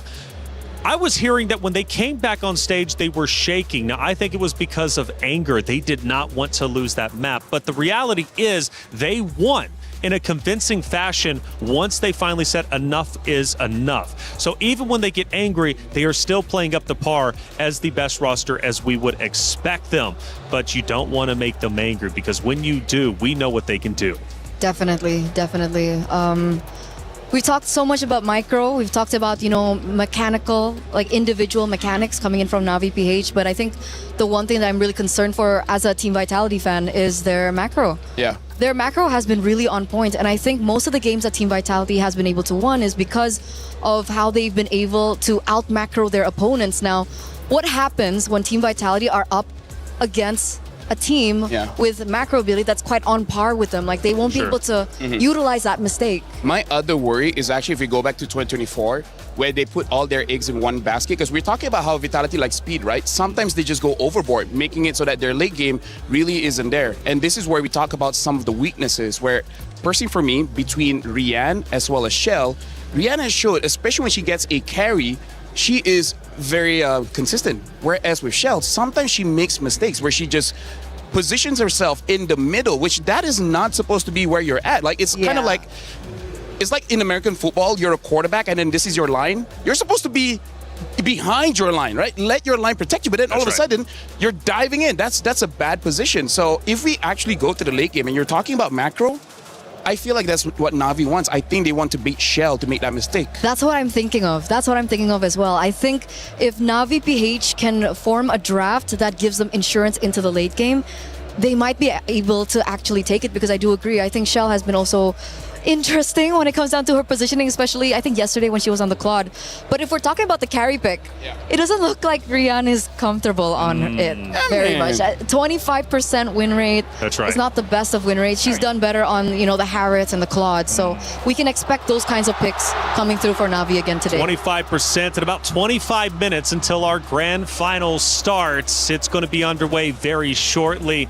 We just got some loose ends to tie up and still some more stories to tell. For example, like our jungle lane, we compare two of the great players from Navi as well as Vitality. It's Keshi versus Vival. And over here, if we're looking at the stats here, we can see a big difference in gold per minute and even the Lord Slay. Because look at Vival, 668 gold per minute compared to Keishi, 597. That shows that Vival is an amazing farmer compared to Keishi. And also, Lord Slay, part of it is, yes, Keishi usually wins that retribution battle, but also it shows Vitality doesn't really need the Lord to end the game. It's kind of like how Navi, they're super efficient. They use all the tools in the map to get a victory, where for Vitality, they don't need to use everything. Yeah, I kind of learned that actually from the last game, because we were looking at Galaxy Phoenix, of course, going against Geltec, and Fa was dominating her opponent on the opposite side when it came to Lord Slain and Turtle Slain statistics, but it didn't play out during that series. So it's not a guarantee, even though, of course, your percentages are higher. It doesn't matter. It really doesn't matter. It depends on how the games end up going. It just really shows the difference of gameplay, I think, and identity of these two amazing junglers. On one side, you can even take a look at the kill participation, right? One is lower than the other. It looks like Keishi's dominating that one, and I think because mostly she's been doing greater or better on the tank junglers, so she's there to facilitate the rest of her team, for the cores of her team to get those kills down. Meanwhile, for Vival, she goes in, gets a kill, goes back out. Especially because there's a stark difference between their jobs, right? They have the same occupation, but they don't have the same things of result. Yes. We'll talk about that later, That's right. It's the rematch of destiny from Riyadh to Paris. The rivalry comes full circle. Who will claim the throne? Will it once again be Navi back in the winner's circle? Or will Vitality continue their reign not only in the MWI, but also the female scene when it comes to MLBB? This is the Battle of Titans. And you know what's amazing about this is the fact that they have different styles, right? They have individuality in terms of how they play. Like, for example, Vitality all damage. And then when you look at Team Navi, it's all about that teamwork, because we're talking about the kill participation, right? Because Keishi's job is to help her team. Vival is supposed to be the superstar. She's supposed to be the one getting that spotlight, so her team has to help her out. It's honestly kind of like a My Hero Academia, where it's like one for all and all for one. Yeah. It's a hero villain kind of thing. But it's really up to you which one is the hero, which one is the villain, you know? Well, we took a look at the keys to victory for Na'Vi. Now let's hone in on Vitality. What do they need to do in order to take down the boogeyman, which is Vitality? The first one coming up here is going to be target Rain's hero pool by banning or countering Claude and Harith, forcing her onto secondary picks. Yeah, this is what I was talking about, right? The hero pool from Rian in particular. Again, 25% win rate on the carry. So let's say one picks the Claude, you ban out the Harith, then if Rian's forced on something uncomfortable like the carry, especially if, let's say, Viva wants to go for an assassin, it actually might work in their favor. I feel like the only reason you would take out the, leave the Claude open is if Vivian is willing to pick up something like a Cho. Because I feel like one of the reasons why they've been winning so much on the Claude is because here in MWI, there's not a lot of heroes that actually does knock up to cancel out the Blazing Duet.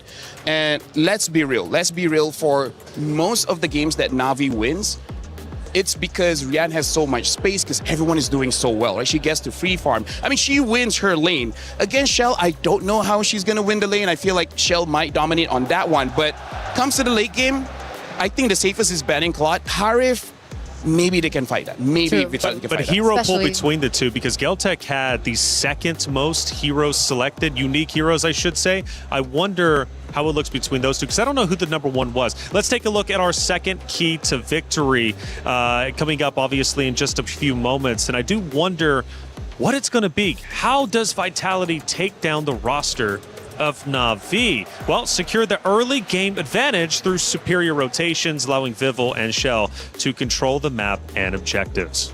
And honestly, this is just the style of Indonesia, because I've traveled around the world. I played Mobile Legends in many different countries, and in Indonesia, the timing is very weird. For example, most countries don't fight for the first 2 minutes, but when you're going up against a team like Indonesia, sometimes as quickly as 30 seconds to 50 seconds, all of a sudden there's a surprise gang going on, and that really catches you off guard, and then you just blank out. You don't know what to do in that game anymore. So that's something that they definitely can do against Na'Vi. The special thing about Team Vitality is that when I watch their games play out, they have different systems. They have different strategies. Sometimes with a certain composition, obviously, they play very aggressive from the early game, but sometimes the aggression doesn't necessarily mean that they're looking for kills around the map.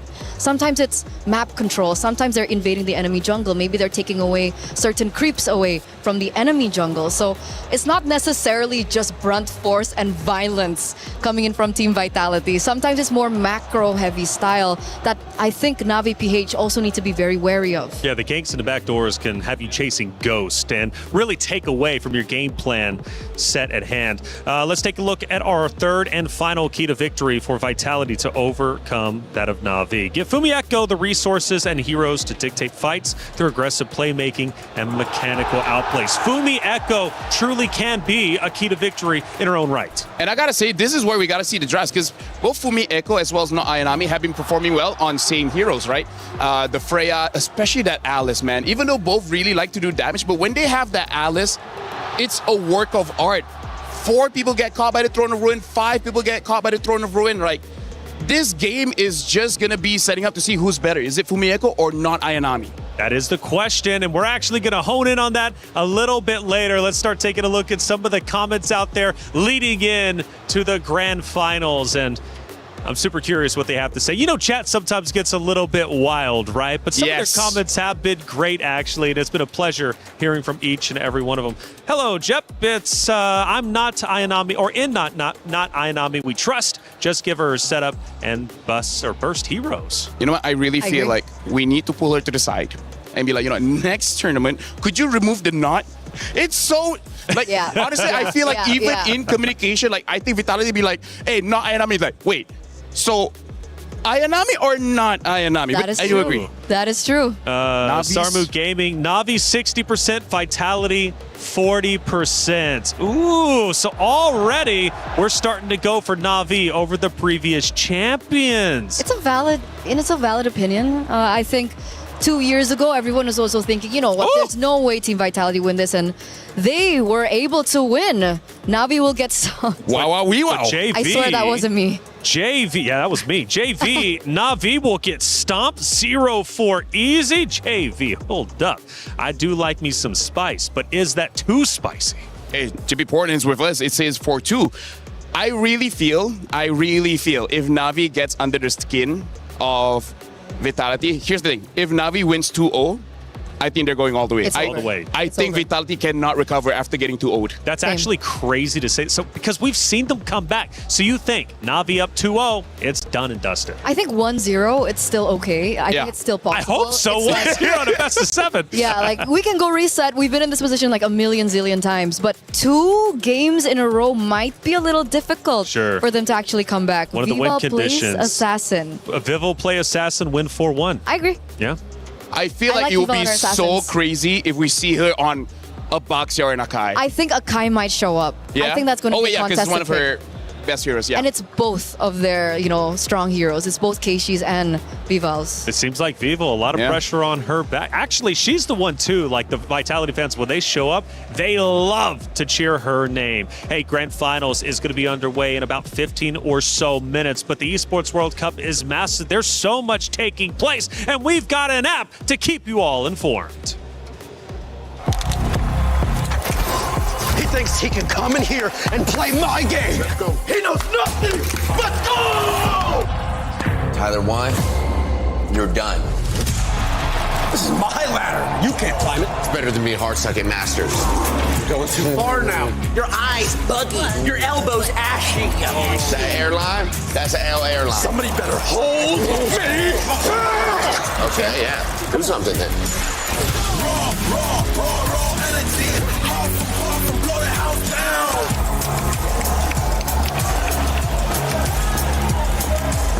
You look nervous. You look short. Everything's good? Mm-hmm. Fight.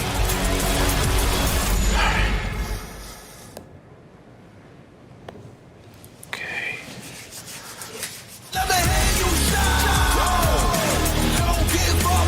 Do you really need the wraps?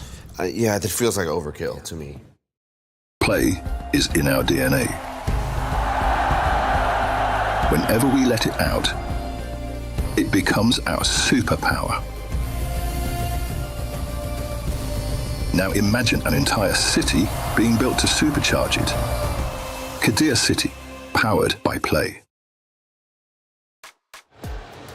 The Esports World Cup truly is special each and every year. Now we went global. We're in Paris, France, and it's been truly a phenomenal sight. It's been great to get out and see all the sites and MWI as well. Hey, think you can call it.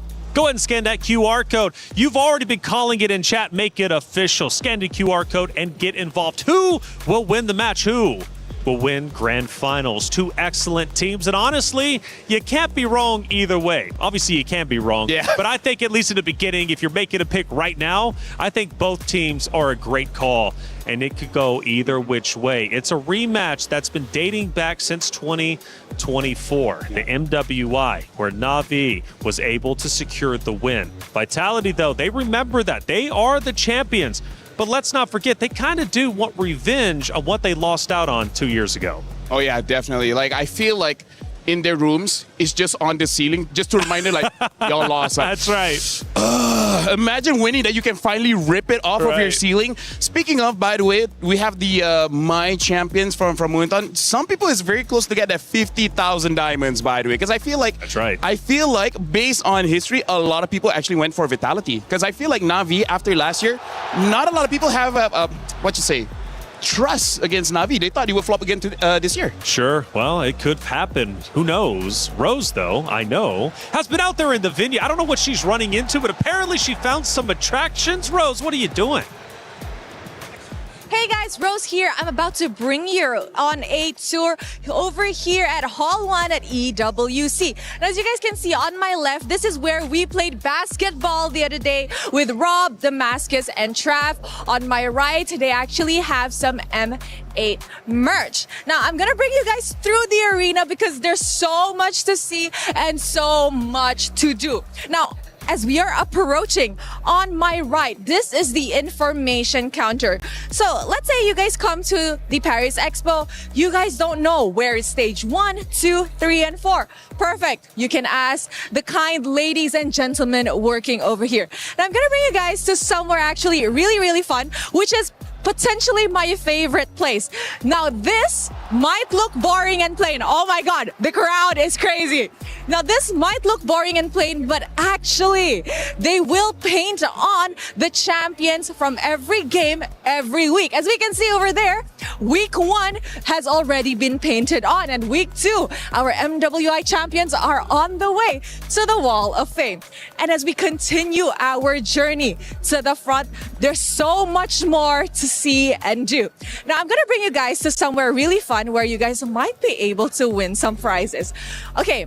As I am approaching this area, this is actually called the Quest booth.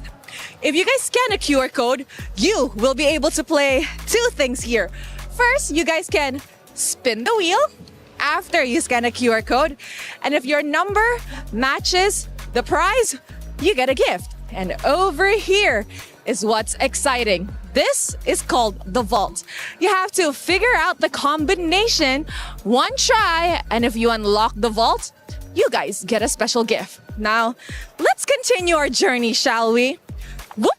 Okay, so on the right side, we have the sponsor booths. You guys want to win something from our sponsors? They have a ton of activities for you guys to do. We have the Lenovo Legion and so much more.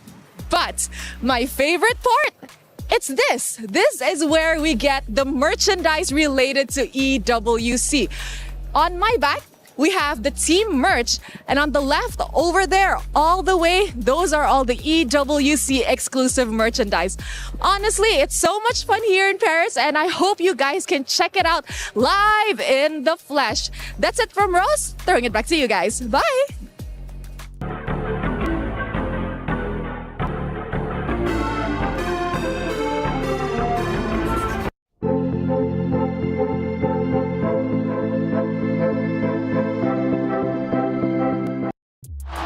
Like I said, Esports World Cup is amazing. I didn't even know we had half those things because I've been so busy up here along with you guys, but clearly there's a lot to do.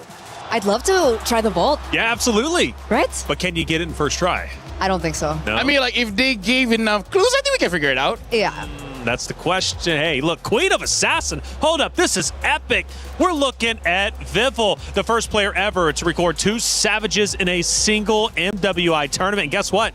She did that just yesterday. Yeah, back-to-back as well. It's one on the insane. Hirara, one on the Nolan. And it really goes to show that if you shut someone down from Team Vitality, there's literally 4 other people that can step up in the place. And her stats at the bottom left and bottom right is just truly incredible. And let's not forget, on the Ling, 100% win rate.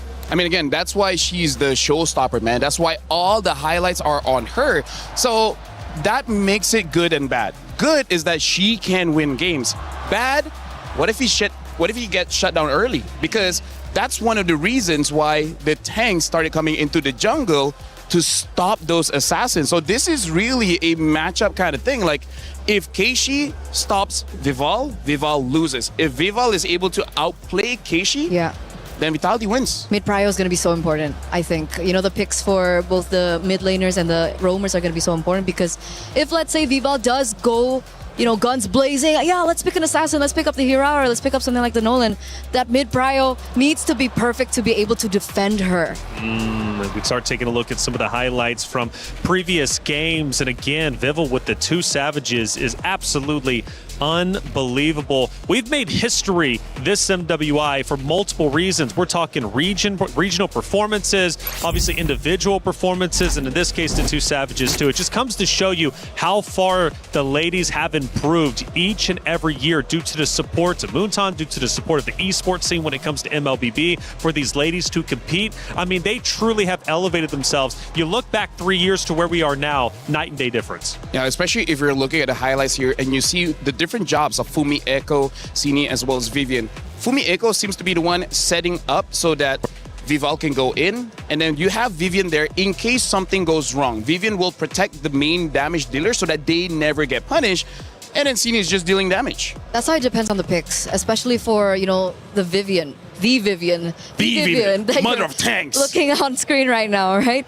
If she's on a hero that's a little bit more aggressive, a little bit more active, like the Cho that we saw, then you can expect her to be the initiator. But if she's on, you know, I would say like the Atlas is actually an active hero, but the way that they play it is that they try trigger out the purifies first and then allow her to come in last minute. Pop that purify. Exactly. So it really depends on the layering and it really depends on the heroes that's really given to her.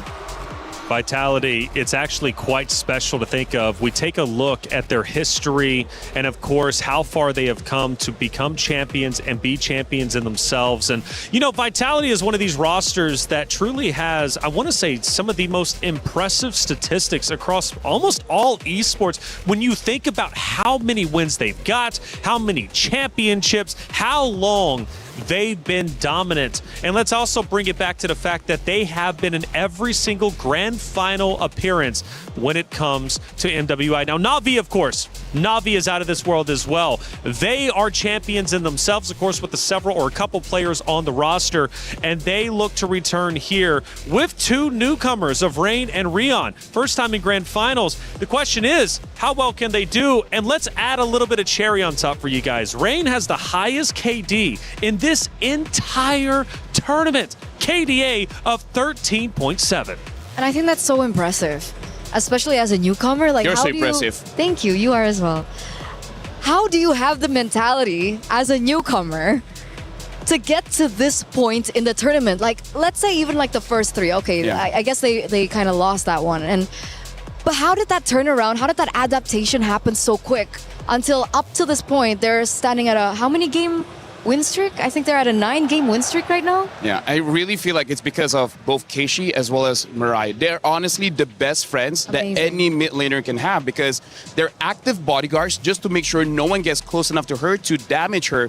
And by that definition, they create so much space. The zoning that both Mirai as well as Keishi has, the roamer as well as the jungler, gives enough confidence for Rain to deal out the damage. And then eventually, either not Ayanami or Rian will be there to do the end game stuff. But honestly, it's very impressive because of that teamwork between the three. So also a bit different where you get team vitality that almost every single player will have an individual highlight, right? We've seen Fumi Echo on it, you've seen Shell. But when you look at Team Na'Vi, it's always, yes, you, but other people as well. Creator program, it's new, it's fresh for EWC, and it's another way you can get involved with the Esports World Cup. And we've been asking for your predictions. Well, we've got our winner, and we have a chance to check them out. Who ended up taking it all? Who ended up winning the competition? Hi everyone. I think in this grand final will be very exciting because it is like MWI 2024 because Team Vitality lost to the 3x Na'Vi PH player. So this finals feels like a revenge match. During this tournament, many teams surprised me a lot. Teams like Galaxy and Galtech really improve a lot and play really well. My favorite moment during co-stream was watching Team Vitality. They had so many amazing team fight, it was really fun to watch. And one more funny thing that I had since I'm co-stream is many people said that Guy, the gold laner from Zeta, is look like me. I think that's really funny. I cannot wait for the grand final. Good luck for the both of team and may the best team will win.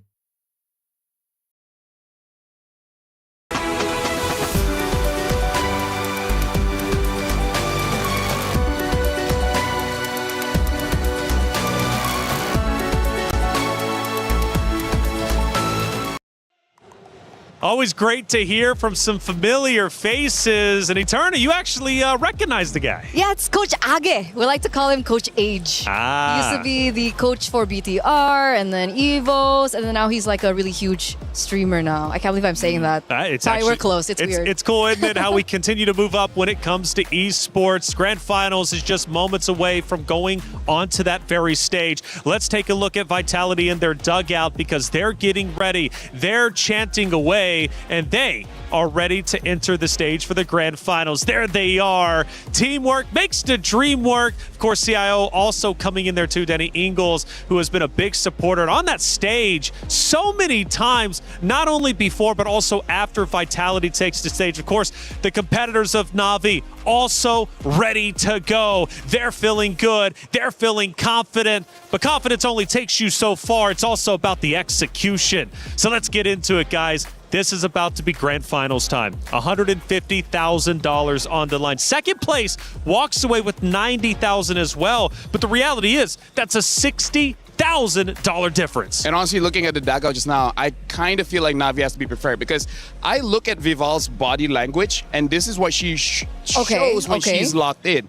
This is the typical tell when she avoids eye contact, look at the ground for a split second, and then look to the side. She does not want to get distracted by looking at other of her teammates, the coaches, or anything. So it looks like she has a plan in her head, and she's not allowing it to escape. Like when I see her, don't look at anyone, look at the ground, and then look to the left.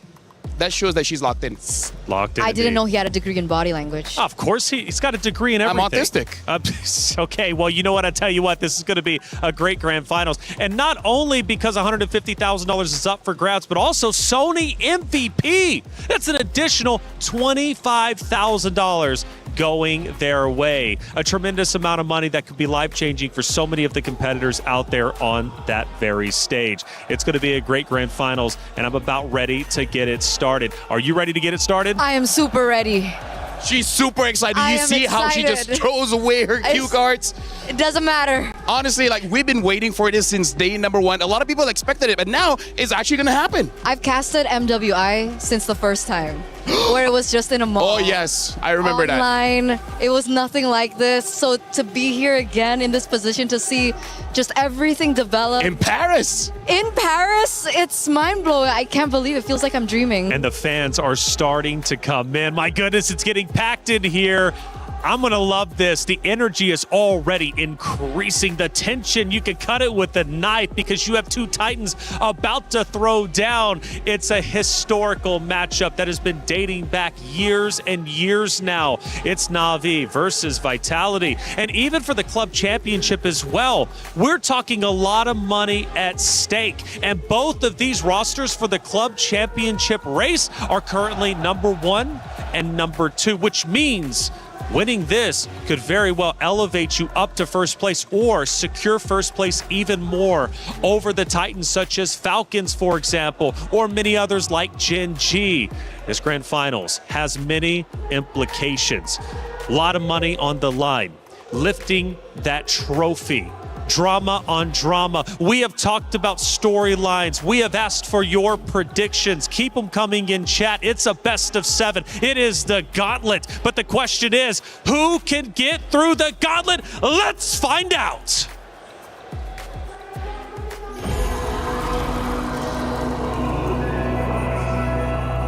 Destiny is not given.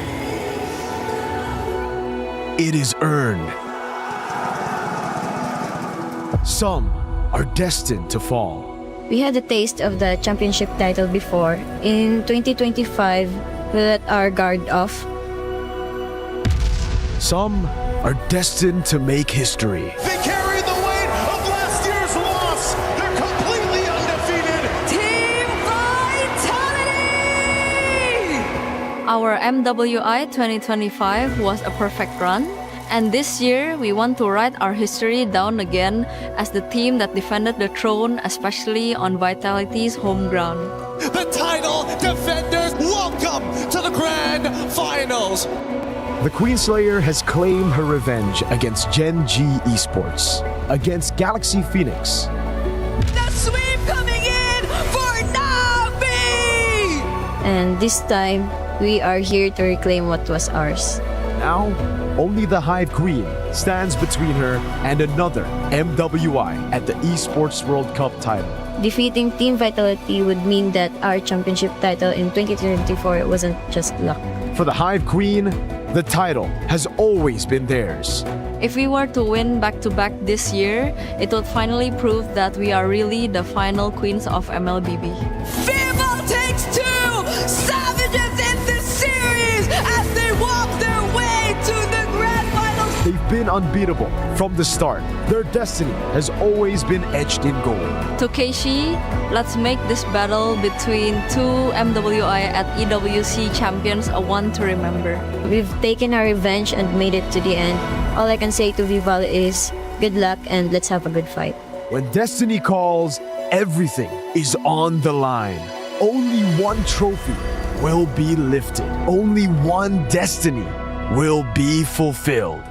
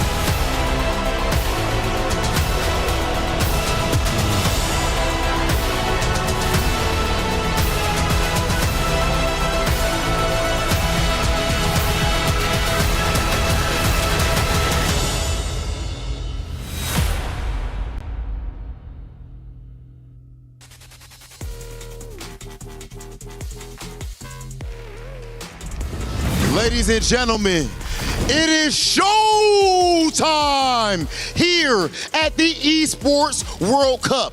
We started out with the 16 strongest teams in the world of MLBB, and now we are down to our final two. I am one of your hosts, Hollywood Rob TV, and I am joined here with the immaculately dressed Cheryl. Cheryl, how are we feeling going into grand finals? We're feeling great. A resurgence 5 days in the making. Na'Vi, Philippines, has been sent down just in their very first match here at MWI 2026, forcing them to claw out of the brackets to be standing before us here today. Whereas on the other hand, a dynasty who has reigned for years, and right now, that throne is being tested to see.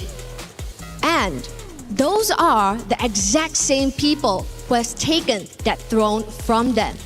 This, ladies and gentlemen, is the grand finals. Let's take a look at who do we have here. Okay, now that the stage is set, it is about time to bring out our first team. Our next team is the 2024 MWI champ, the fighting pride of the Philippines, Pinas Long Malakas. Make some noise for Na'Vi! 2 years ago, Na'Vi shocked the world. They did not ask for respect. They did not ask for glory. They snatched it. And now destiny has brought them back for this very moment. For Na'Vi, for the Philippines, and for themselves.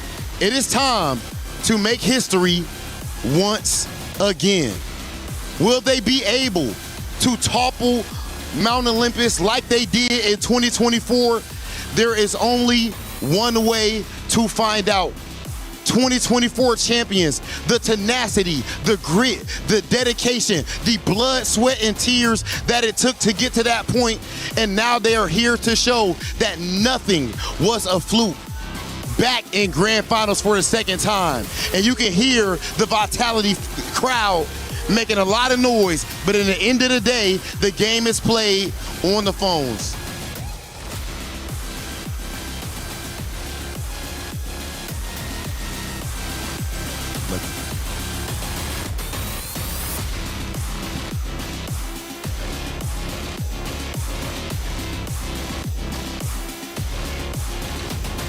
Our roamer, Mirai. Jungler, Kashi. EXP laner, not Ayanami. Gold lane, Rion. And mid lane, Ray.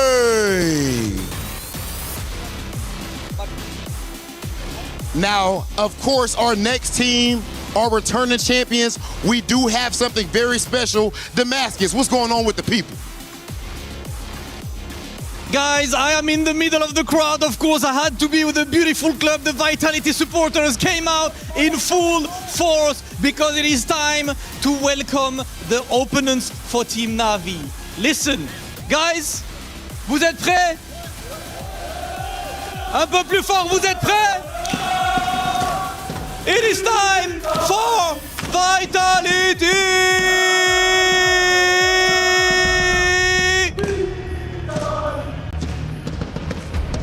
The absolute queens of MLBB, the running champs, the 2025 champs, and of course still undefeated today as they won 2-0 against MIBR, 2-0 against Genji, 2-1 against Falcon, and now 3-1 against Geltec. One more step left for them to do the repeat, the back-to-back, and take the title twice. This is the battle to be the double champion and a battle to make sure they claim who will be the best, the absolute queens of MLBB, as we know that the supporters are always the loudest in the house. I have no idea if you guys can hear me, but you know what we have to do, parce que c'est l'heure de le faire en français aussi. Les Vitality, ce sont les reines de ce jeu. Mobile Legends, elles l'ont dominé pendant des années. C'est les 5 joueuses à descendre sur ce circuit. Et pour l'instant, elles sont restées invincibles. Et pour l'instant, elles ont été absolument intouchables. Nos 5 reines qui arrivent sur la scène et qui vont chercher encore une fois le back-to-back, les champions en titre, Vitality!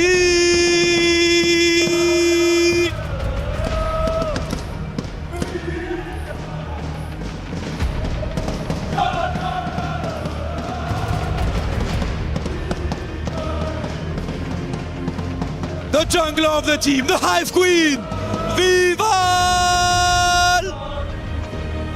And the roamer, the mother of tanks, Vivian! Half of the sister duo, the gold laner, Chell!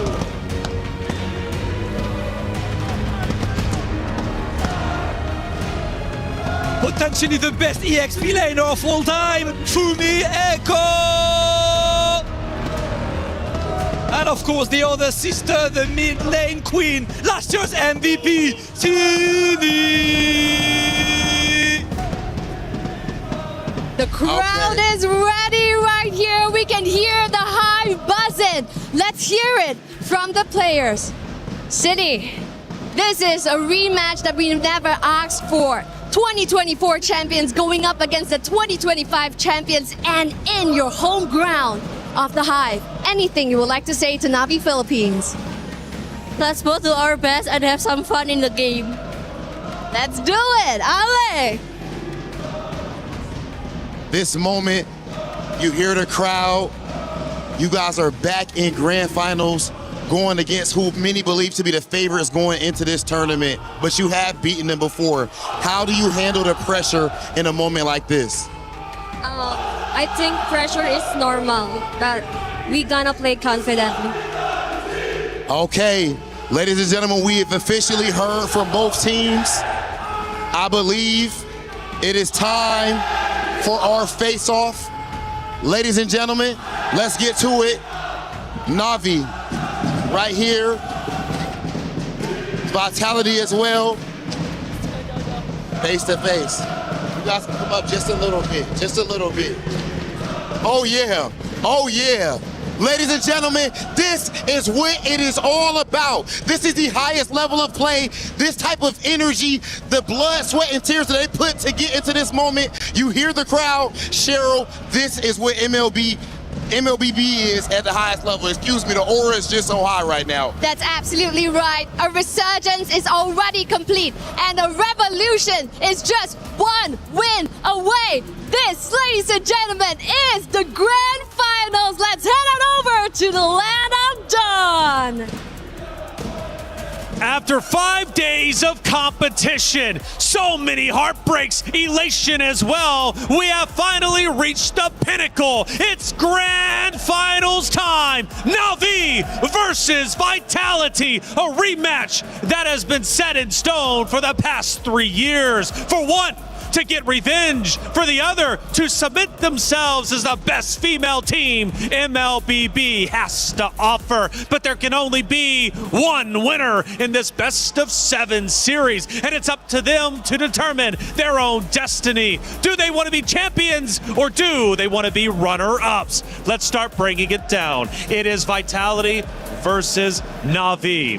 We've been talking about the prize pool, $500,000 on the line, $150,000 for first place. We also have the Sony MVP with $25,000. So much at stake, so much pressure. But we just heard in the interview, pressure is normal.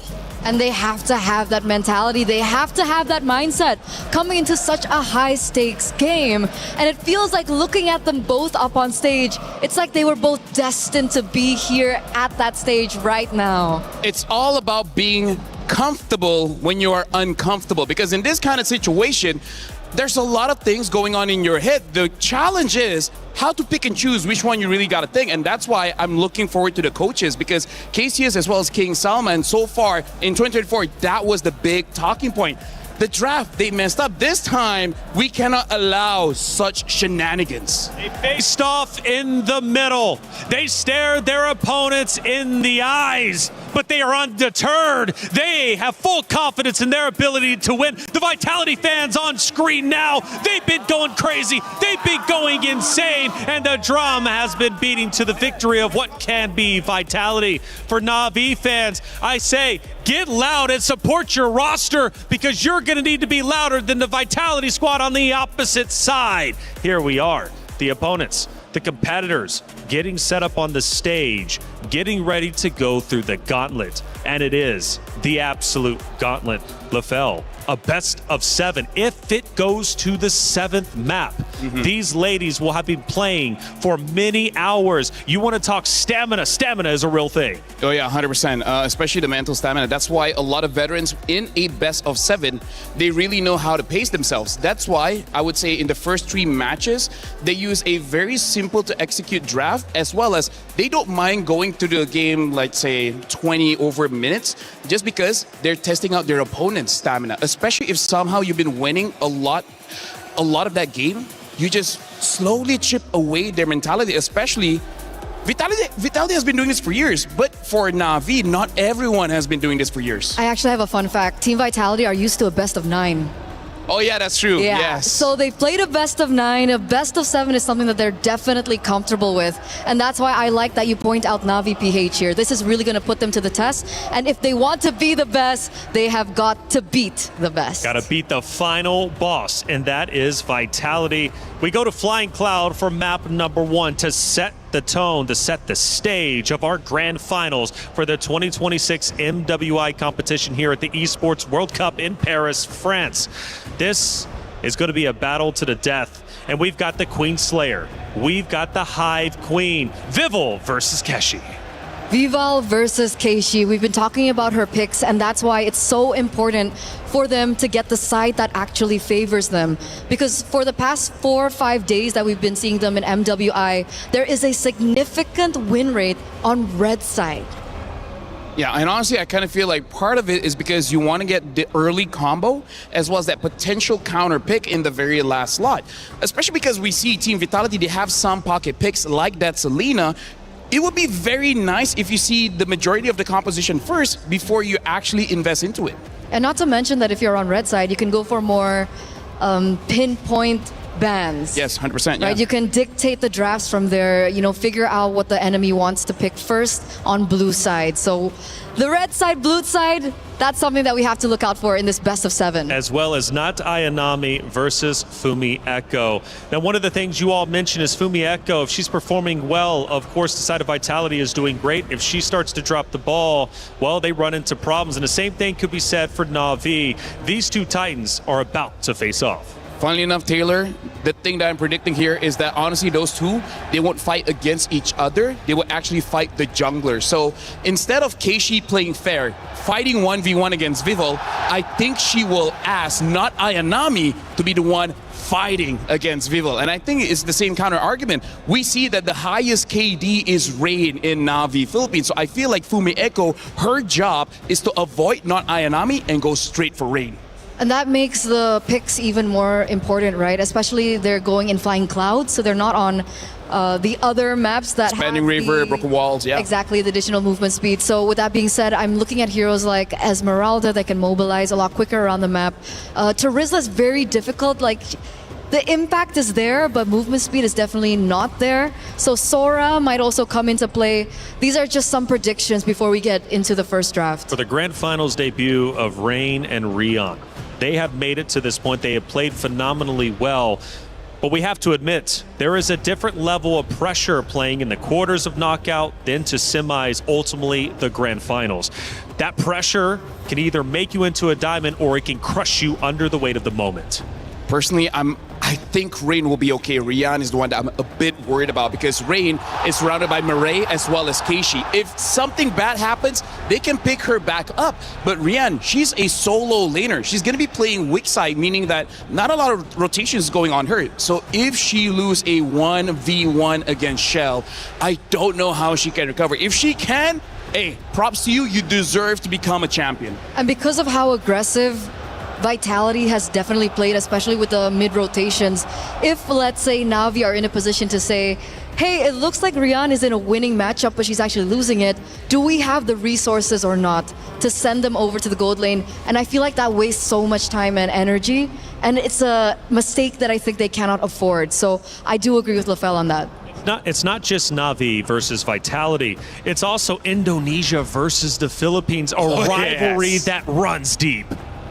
Yeah, I think all the MLBB enjoyers and the supporters and the community know this one. For some reason, like even at MSC, M Series, MWI, it's always been IDPH for the longest of times. Okay, I mean, Malaysia won MSC, right? So we did well in 2024, yeah. We remember that. 25 we went to the grand final. But either way, right now, honestly, looking at all the players' expression and faces, it does look like they're really locked in. But I see some players from the side of Vitality, like Shell, she's trying to not let the nerves get to her. So it's nice to see where we're looking at the expression of players, how they approach this grand finals very, very differently. Some are really trying to rethink about the strategy. Some is trying to make sure that they're relaxed enough to not overthink. I know it's Indonesia versus Philippines again, which is a huge regional rivalry. However, Paris brings home turf for Vitality, and again, they will have the bulk of the fans out in the audience, screaming, going loud, and making the noise to potentially disrupt that of Na'Vi. But make no mistake about it, Na'Vi is locked in. Again, from that interview, pressure is normal, and they're okay with accepting it. Talked about the keys to victory. Those are going to be highly impactful going into this series, of course. I did see a yawn. I hope we're still ready to go, locked in, wide awake. To be fair, I did see some yawns even in semifinals, and you know what? Once the game started, they were wide awake. Hey, honestly, I've done some research. If you're yawning, it actually means that you're super locked in, that you forgot to breathe. Because your brain needs oxygen, and if you are super focused, you forget to breathe, so that you yawn, you bring that extra oxygen back to your brain. And everybody at home just manually started breathing. Well, now I just did. Right? I mean, like, hey. Now I'm breathing manually. Thank you Guys, that. if you guys are watching, don't forget to breathe. Don't forget to drink water. If we're talking about Indo as well as Philippines here, we really got to talk about the style. And this is one of the nice things about MLBB. There's not one way to win the game, right? There's multiple different ways. And I feel like, especially having the Vitality crowd here, it can be a weapon for the Vitality players, because if they get, let's say, 1,000 gold ahead, the adrenaline spike that they're going to get from the fans will increase that advantage more and more and more. And it might even discourage Na'Vi, where they're like, wait, are we sure we want to go for this fight? We might lose. Like, that hesitation, Eterna, can really stop a lot of plays. I feel like not Ayanami's been in this position before. A lot of times. I think she's okay.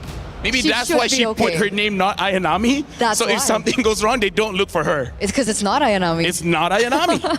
So when we think about these two rosters, one is fighting for a dynasty conversation. And I think already that conversation is very real for Vitality, given their history. But even during the content piece before we went onto the stage, I think they realized we need to win again to prove that last year wasn't a fluke. And Na'Vi feels the same way. But see, Na'Vi is out here trying to form a legacy. Both a very, very heavy term, right? Whether you want a dynasty or a legacy, a lot is at stake with this matchup. That's why I really like that interview, right? I think it was one of the Na'Vi players that said, we want to win again so we can prove that it's not luck.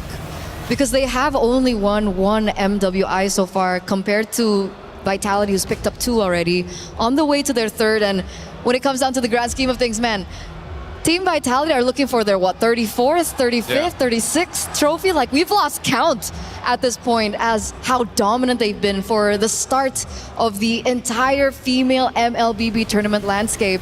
And Na'Vi obviously want a taste of that. They have a little bit, but it's not enough. And honestly, that's why every single player, it's very important for you to have an ego, right? It's very important for you to feel like you're the very best, because the harsh reality is, no matter how many times you win, people will always doubt you for some reason, right? Even if you win 30, 35, 40 championships, people will be like, your opponents were easy. So you have to prove yourself time and time and time again. That resilience is only deserved for champions. You're only as good as your last victory. And MWI is the #1 stage when it comes to our female players for MLBB. You can win tournaments previous to this, and it is an accomplishment, and we should celebrate that. But winning MWI is on a different level. Winning MWI puts you into legendary status. And if you lose out on that, you will be living in regret until your next opportunity to try to once again get a championship. The most prestigious trophy is what you guys just looked on at your screen there. And mentality, we've been talking about it. We've been talking about every single thing that matters here in this grand finals. And it's also important to note that Team Vitality have been up against their male counterparts. Yeah. They played in MDL ID, and they were up against really great players at that. So Cassius has been tested. We're talking about the coach here. Yep.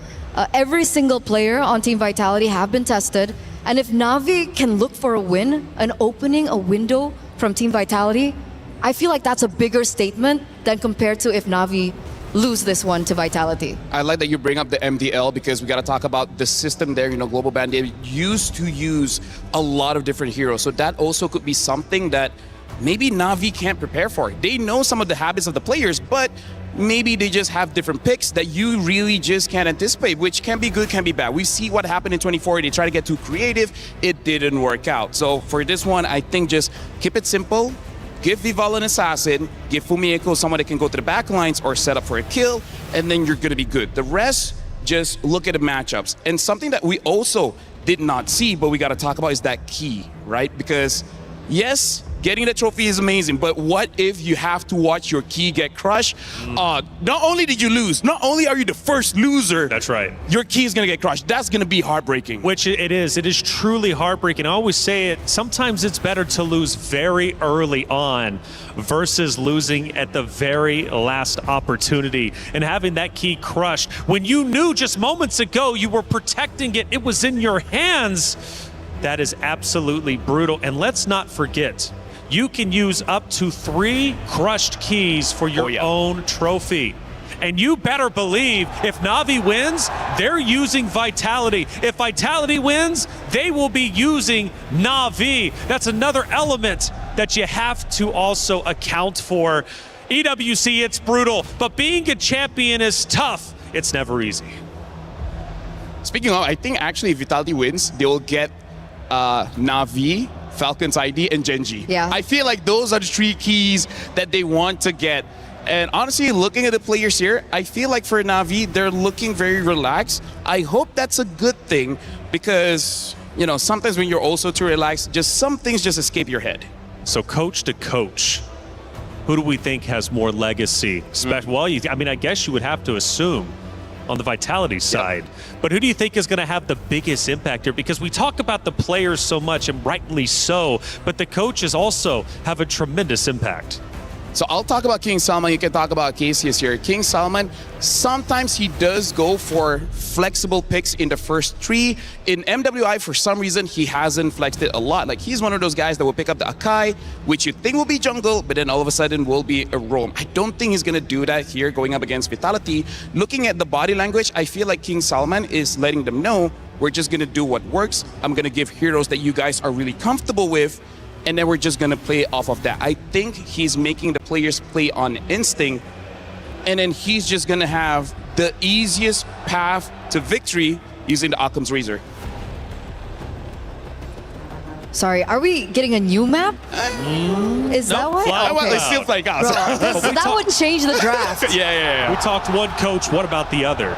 Cassius has a lot of experience under his belt. He's been playing for MPL. He switched back as well to the Women's League. And he's been around with Vitality for the past 2 years, including this one. So he definitely understands the players. He's been with them for quite a while. And the thing about Cassius is that sometimes in the first few bans, I believe, in their particular games, we do see some of the heroes being let go. Like, they don't necessarily go straight for the throat. They don't necessarily go for the respect bans, because I think for me, they want to still test drive a little bit, figure out whether or not it's imperative or not. So we'll see if that actually does happen in game number 1, or they respect Na'Vi PH so much that they're gonna actually start the respect bans straight up. We move into Flying Cloud. The first draft is now officially underway. And the question remains, will we see Vival on that assassin? If not, can she win with her roster, irregardless of the assassin or non-assassin pick? And already, whoa, we're going quick. Holy crap. Very quick, very decisive as well. And it was one of the keys to victory, I believe, earlier on. BTR by Vitality. There goes the Akai pick. Okay, so this draft is going fast. So now I'm going to talk about the synergy here. Vitality, what I like is they bat out of the box. Yeah, make sure that Keishi does not get that, one of the best heroes. And then looking at Na'Vi, betting out the Marcel as well as the Hirara. Now we got to talk here. Vitality, they want team fight. They got the Arlet, they got the Lilia as well as the Akai. Akai, Arlet, best combination. Lilia able to beat out that tank, which they know Na'Vi will probably get. Now let's talk about Na'Vi here. They pick up the Eve. S tier mage, Claude, S tier gold laner, and it's good because they counter each other. Now they're on the same team. It will be amazing. Alice, good counter towards the Arlet. Also, one of the best heroes so far in MWI. And remember how much we highlighted the mid-trio rotations coming in from Na'Vi if in case they want to try and pressure Vitality, especially in the early stages of the game, which is why the Yve pick here is very important to that. I wonder how they are going to help the Yve, especially now that we're going to the second phase. I want to know what kind of heroes that they're going to prioritize for their roamer in this regard. And this is very interesting. I was thinking that King Salman won't be flexing his heroes around, but looks like Coach Cassius is thinking that he might, because he still sees the Alice, but he's considering this Alice might go in the jungle, considering that Keishi has used that yesterday. So instead, they're betting out the EXP laners. For now, Esmeralda as well as Paquito is out. Freya is still open, but looks like they're going to ban out the Phoveus just to make sure this Arlet has a very easy time. I wonder if King Salman here sees this and it's like, you know what? We thought of the Alice going into the jungle, but maybe it's better to be in the EXP just to match with the Arlet. Because I got to tell you, Eternal, you got to respect Fumieko. If Fumieko is able to get out of lane for that first turtle, it's going to spell trouble for Na'Vi. Definitely mid-game, late game, it's going to be very difficult to control there for Na'Vi. But obviously, there is still some room, but Glue gets picked out. It's looking like it's Alice jungle, and that's why they set up for the carry ban for Na'Vi. Intelligent, but it looks like VTR by Vitality have a Bruno on their side and the Bellaric. They know that there's dive coming in from the Claude and the Alice and the Glue. They pick up a lane bully of their own in the Bruno. But that last pick, Freya, might just change things. Okay, very quickly, looks like Team Vitality, they want to win the lanes as well as trying to win a team fight. A lot of crowd control, a lot of burst damage. For Na'Vi, they're going to play with the team, but now Ayanami is going to have a solo mission to try and kill that Lilia. Both teams have been champions before. Both teams want to be champion again. For Vitality, it's about protecting what is theirs. For Na'Vi, it's about regaining what they lost. It's the rematch of destiny. It's grand finals for the 2026 MWI. It's Na'Vi versus Vitality. Let's get grand finals started with Miracle and Gideon. Here looking over the land of Dawn, history is about to be made here. Both of these competitors have been looking eye to eye since 2024. 2025, they missed up their chance, but here in 2026 for the Esports World Cups, our very own MWI Grand Finals, we have Vitality facing off Na'Vi. And of course, let the games begin. It can't get better than this. A grand finals in MWI between the champions, at least 3 of them from the same roster of 2024 and the defending champions of 2025 in the home court of Vitality. It's going to be tough because we can already hear that extremely loud crowd here. I can't even hear you. It's tough, I'm not going to lie. But these fans, they're happy to see Vitality already on the big stage. But the real question is how they're going to adapt. How have they learned so far? By first blood rate comparison, 64% expectation for Na'Vi to take it away. Which is kind of crazy because then you'd think Na'Vi are the more aggressive teams. But if you look at the games of Na'Vi, it's because they play it so slow that first bloods come around for the first neutral objective. Let's see whether that's going to be the case. Looking at the emblem set overall, we have a lot of wilderness blessings coming up for the mid laners as well as roamers. They want to be quick across the map, but other than that, really this Bruno on this Master Assassin making sure that Shell can bully it out and might even find a 1v1 here that's in her favor. She didn't win the trade necessarily, but she was able to get the wave in a very, very good spot for her to continue to bully Rian on the Claude. Down below as well, some rotation from Vival, and this is what we're talking about, man. Chell, as long as she's able to build those stacks, getting those crit, Rian, every time she walks up, she's got to be careful, but there you go. The Warrior Boots instantly for Rian to deal with Chell, and it'll certainly give her a lot more to play with in this lane. It's so good to have in the lane. They got to protect themselves as much as they can. Now the first turtle is about to come through as we see at least Mirai. I think this is going to be a bit of a problem. Like, how are they going to deal with this glue? I don't necessarily see the angle to stop him other than Fumi. At this point, it's kind of like ignoring the Patrick. Vival's just going to have to go in for the red tree, 50-50 against Keishi. Ayanami doing a good job, zoning Fumi Echo away from the spine. That's going to the RWM drop down by Rain, as that's going to be City walking up with the glooms as well. Vivian and the rest of the team coming out as Keishi wins out the red tree battle, and now it's a big fight happening. It's looking good. Heavy spin's even better, and now they want to get to the back, but they've already found first blood, Vivian! That's the first blood raid coming around. That's a slam 7 to pass off to City, who's going to get caught with no black shoes. Ayanami gets the double. Vival's next in the chopping block, and it's a big triple for Ayanami. And so far, Navi more than happy with the way that they want to play their comp. They want to chase down their targets, get their resources out. And unfortunately, if the engagement is just a little too good, Vitality doesn't get that chance to retaliate. Not until Vivian hits level 4. We mentioned it. The reason the first blood rate is so high for Navi is because they're so objective. Usually when you hear objective and first blood, it doesn't go hand in hand, but for Vitality, they fell right into the trap of Na'Vi, again, setting up for that 5v5 and then taking it with this Freya. I cannot mention how important, I can't mention it enough, how important this Freya is in a draft team. It really is, and that's why I'm so surprised during MWI. We didn't get to see as much priority on this Freya, on top of the fact that I guess everybody was trying to figure out the meta. Everybody was trying to figure out what was good. But let's keep in mind, the standards are there for a reason. And now we see that Vivian trying to open up this map. A lot of the motions coming in from Navi needs to start leaning towards Rian's side. They want to unlock her from the lane, because so far, a bit of an EXP lead, and now RWM. Yep, the black shoes come around for Cine to escape, so it's an ult for ult. But Keishi seems like she wants to go for a bit more of a chase. And there you go. It's just both teams going back at it. Chell, though. Wow, starting to really dominate this laning phase against Rian. Yeah, it's looking very, very nice here.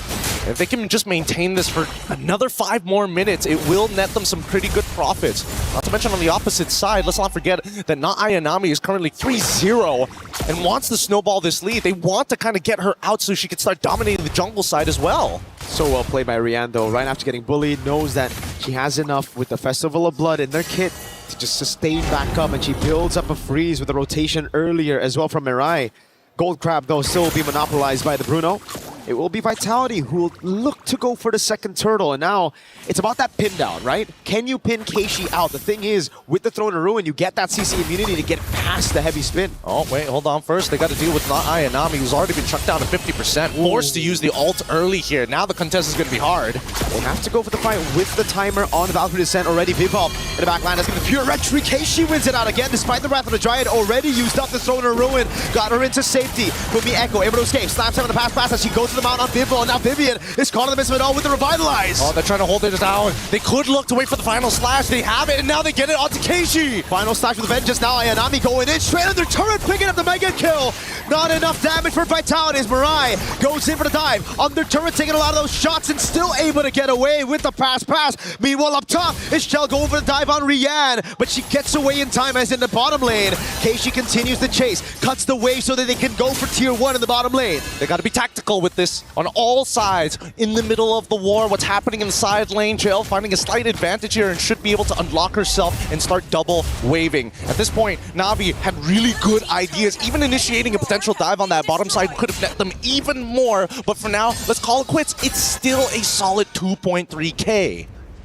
With the heavy spin, you guarantee the red trade. But when Keishi just pops in CC immunity, both Wrath of the Dryad and Heavy Spin, they really got to start staggering it, maybe poking Keishi before the fight, but it's just so difficult because there's so many people to zone. It's not just Keishi, it's also not Ayanami. Yep. I mean, let's not forget about Mirai, right? This glue is going to be frustrating, and they have no dedicated way to kind of melt down the frontline tanks. If they engage, it has to be an all-in type situation, if not a bait for some bigger spells from Navi's side. But as we see the game continue to progress, now that they've unlocked both sides at this stage, and unfortunately for Claude, they still need to get the tier 1 up top side before he's done here. Navi is putting a lot of emphasis towards this top side. 22 more seconds until the next turtle spawns. Man, Vitality are playing a scaling game already this early on with Bruno and Lilia. Thing is, Navi scale really well into the late game too, and if they give them that big of a lead, not Ayanami capping Fumieko as of yet. 6 minutes in and 48 seconds. Fumieko with a gold crab to even things out a bit, but it's still a big 1K, so how do they even deal with just the Freya? Look, they need to just change CC. Fumieko understands, hey, I'm not here to kill the Freya. All I'm here is to slow her down. I will need the rest of my team to kind of follow up to ensure this death. But with that Purify, it can be a little difficult, right? If played well and timed well, can get rid of the stacks and more importantly, the mark so that Fumi can't just dash around for free. Vivian is going to try to go for the Wrath of the Dryad now, pops it in, but again, it's Keishi with the CC immunity. Vivian caught everywhere, all alone. Vivil's trying to peel with the back of the lines, but Vivian's just going to get shredded down by not Ayanami as the rest of the team will funnel into mid. Oh, now Vitality, once again, they just move their way. They tried to pinch them on with Mirai as well, but Vitality made the right call. Having to back up here, not trying to interact with these fights. And even Keishi just showing up, just saying, hey, I just want to see what's going on in your jungle, sir. Shell's got no damage to deal with that. Keishi can walk in the jungle, blink in, and take everything away from Vitality. Even Vivil's struggling right now against this glue. Mirai's gonna try to go for the take. Luckily for Vival, she's still able to secure it for herself. But look at the top lane falling as well. Now the structural advantage on top of the turtles. Oh no. Shell's just tickling Keishi, especially when she gets into these minion wave. Throwing a Ruin used, trying to bait them into a long fight for the cut for the rest of the team from Na'Vi. Mirai's gonna go in with a dash now. Cyclone Eye, Vivian with the Wrath of the Dryad onto the back already as Mirai cannot go for the mount, but she actually does on their turret. That's a big mistake as Chelsea able to flicker out the safety, and Mirai's gonna go down. Now Cine with the black shoes, caught in the RWM, and now the Blazing Duet. It's all good. The backline's under attack with no RWM. They're now attacking the mid-tier 2. Fumi and the back onto Rian.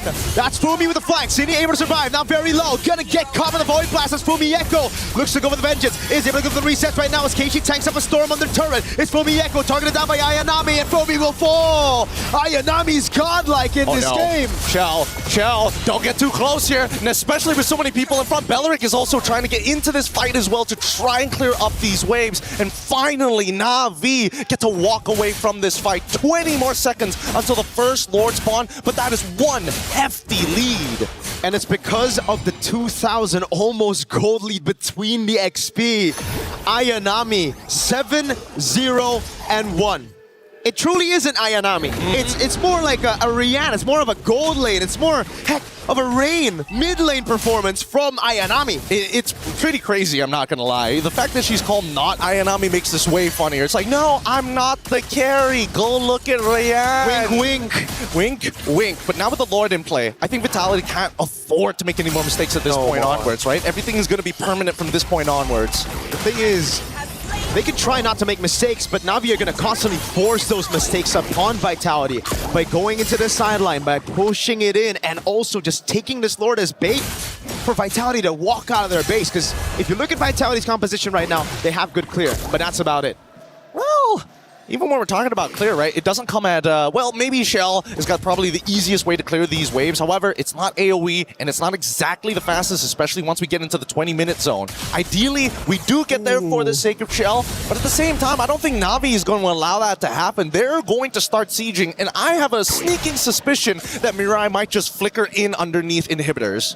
At least the Vitality fans haven't lost hope. It's game 1 out of a best of 7, and they need to also conserve some of that energy, unless the French are just built different, man, because God, their energy is oozing back to stage as well. Dude, the Vitality fans have been all around here at EWC, whether our stage or other stages, they are audible no matter where you go. And for now, Na'Vi really taking the time to deny resources, but I love the chump check that Na'Vi is doing. It's like, if you really want to engage, try us while we still have this 5k lead. We will stat check you every single time. As long as you don't kill not Ayanami, we can make it work. They're defending the tier 1 in the mid lane really well. The Holy Shield down below has already been taken out, and that's a Melfic gun for Chell. Rian finally completing that 3-item power spike, the Swift Trinity. 11 minutes in. It's all about the dive. Not through descent. Coming down right now as Vivian's able to pop in. Wrath of his right, and the CC immunity is already used up with a throw in a ruin. Now Vival tries to cut them back. Mariah's going to be caught under turret. Cindy walks up as well, but Vival's going to get cut down by Nada Yanami, and now it's Rain in the midst of it all, taking the damage from Cindy with the black shoes as Keiichi sticks onto her. It's too good, it's too good, and now, whoa, Keiichi underneath, but manages to still get out. Fumi just needed to wait half a second there, but honestly, this is exactly what we wanted. We saw Mirai go for that flicker, we saw Keiichi make the attempt, but they still have yet to break the mid-tier 1. They're too tanky. Mirai is just tanking these turrets like it's nothing. Vitality were able to keep their base turrets from getting taken out, but that was only just the first Lord, and they dealt that much damage. They didn't lose out on anything, no shutdowns given. This is just complete domination from Na'Vi in game 1. Right now, Na'Vi has Panzer tanks roaming around. You cannot cut through that armor just yet. The endless battle already complete on top of everything else. If not Ayanami, I don't know how they're going to deal with it. Even for Vival, who's trying to pin down on Ayanami, is dying midway through. And we can see why. Not Ayanami has picked up an endless battle as well. Rain already has a Divine Glaive. This is the reason why Viva on paper, crazy front lines that can take a beating and a half. Not against this composition with this much of a lead right now. It's just too much to handle.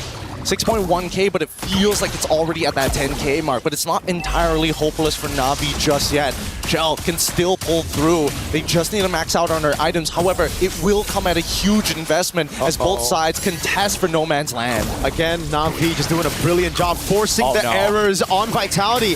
Vival's going to try to go for the pin on Mirai, and it will work out. They will get Mirai, but now it's the Lord already taken for Na'Vi at the cost of just their roamer.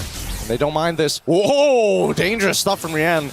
Able to respond in time with the BMI, but for now, with his 3 and 10 score, Vitality, trying to defend, and Rian making a play. Oh God, right in the RWN, the Blazing Duet. Now it's the kite back for Vitality as Keiichi pops in that skill 1, had already used the throw in a ruin. Double 0-9, setting up perfectly for the rest of the damage dealers of Na'Vi. And the worst part is that now that Fumiko is gone, it's only just the Wrath of the Dryads that they have to worry about. The Heavy Spin was also used in the middle of that interaction, so now that Na'Vi sees all of these checkboxes being ticked, outer turrets will be destroyed, a guaranteed inhibitor on bot side. Can they convert this even more? Can they find that winning fight? Yeah, Chell really wanted to clear this Lord before he got the charge, but it will be guaranteed in the end. Lord with the Trident charges into the bottom lane turret, giving Na'Vi the far lane advantage for the next Lord. Now in the tier 2 in the mid lane, it's Rain and Rian. The double R's working big together. It's all about defense again for Vitality, but we know from Na'Vi in the semifinals and the quarterfinals, after taking a loss to Galaxy Phoenix, they've learned it is just back to discipline, back to playing the textbook game after getting a big lead at the start. You know, it's time to call Zipper and pull up the item list real quick. We need to see where Shell actually is currently in the game, because while you see 4 items already completed and a Winds of Nature recently being purchased by Rian. Love that. Until we see a Winds of Nature on Shell's side, I don't think there's that guarantee, you know? Big auto attacks, but if you get hit by that fully stacked Blazing Duet, how do you protect yourself? At this point, I don't even think she can go for the Wind of Nature. There's just so much damage to deal with. It's not just Rian, right? You go for the Wind of Nature, then what are you going to do against Mirai, Rain, and Keiichi when they go in on you? At least you can flicker out of those, right? The worst part, I think, has to be Mirai. I think that's like, if you get caught, there's nothing you can do. You're praying that you flicker out of the way, but at least the Winds of Nature can protect you from not Ayanami and Rian, which we're very used to seeing jumping into that back line. Mieko with final slash ready on Rian. Oh, gets away with the vengeance now. It's going to be thrown on Ruin. It's Mirai even flagging the back line. Finding for Mieko and Vivian. Now goes to the straight to everybody else, but Vivo is able to push her away. Now Rian with the blazing duel! And they touch him! They got him! Keishi just needs to get back out of there. 37 more seconds until the Lord, and this was the perfect angle. They found the pinch, they found the pull, but worse yet, they needed Vitality right into the corner. You can flicker out of one. You choose which one, and Na'Vi throw all the other 4 abilities at you. Now with Cine, can they clear? Na'Vi are not going to go straight for the Lord, playing it here just to try to get a little bit more pressure before the Lord spawns. But in the end, Vitality still have good wave clear when there's no RWM and any of those zoning tools. They're going to have to breathe for a moment because this next contestant is going to be extremely difficult for Vitality. Na'Vi has got him in a little bit of a chokehold as that bottom wave needs to be dealt with at all times, and Na'Vi instantly rushing this down. The beauty of having a Freya on your side. Quick work of the Lord.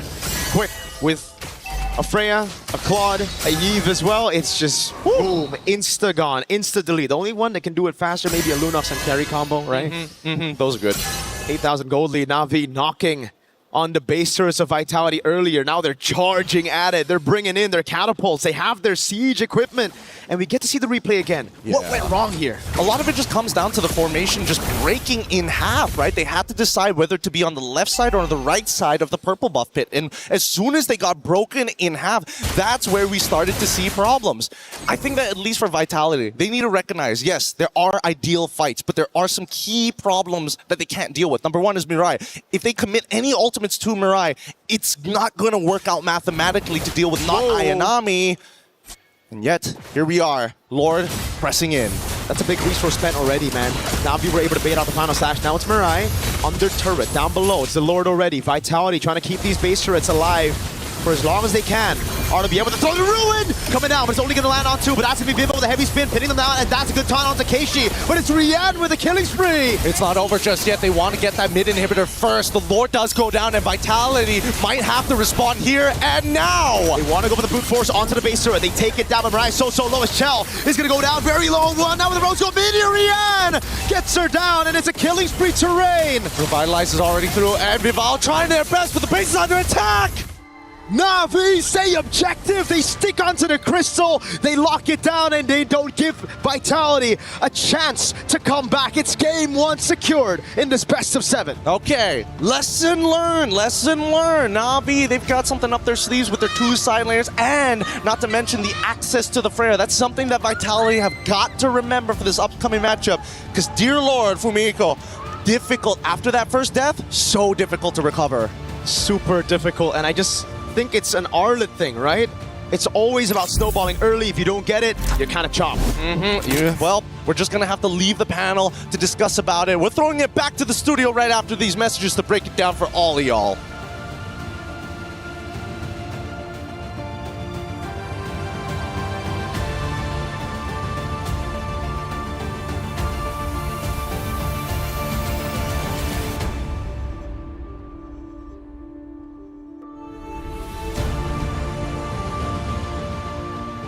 Was built to move. Not trapped at a desk in one singular posture for 12 hours a day. It's time your chair evolved. This is Secret Lab Titan Evo. Ergonomically engineered for you, gamers, hybrid workers, artists, backing your every move. Grand Finals is already off to an exciting start as Na'Vi get the job done, winning map 1 in our best of 7. Vitality forced to answer back. And this is reminiscent of, honestly, Vitality's run, not only in semifinals, but even before that, dropping map number 1 only to come back even stronger in the next. But can they? It's Grand Finals time and anything can happen. Hey, welcome back to our desk. Map number 1, Na'Vi.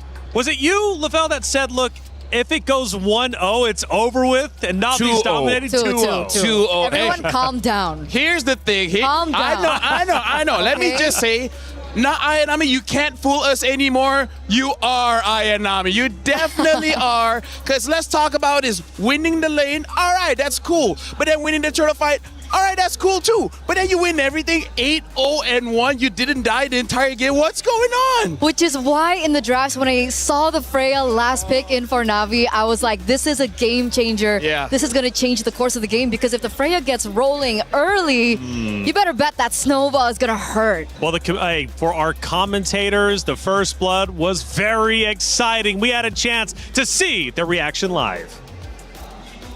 50-50 against Keishi. Ayanami doing a good job zoning Fumi Echo away from this fight. That's going to be the RWM dropped down by Reynes. That's going to be Cindy walking up with the Glooms as well. Vivian and the rest of the team coming out as Keishi wins out the red tree battle, and now it's a big fight happening. It's looking good. Heavy spin's even better, and now they want to get to the back, but they've already fought first blood. Vivian! That's the first blood raid coming around. That's a slam 7, a pass out to Cindy, who's going to get caught with no black shoes. Ayanami gets the double. Vivo's next in the chopping block, and it's a big triple for Ayanami. You can't say that they're not giving it their all, and rightly so. It's grand finals. They're going to be calling the action throughout this entire best of 7. We talk stamina for the players, stamina for the casters. I mean, like father-son combination, man. You just can't fight it. You can't.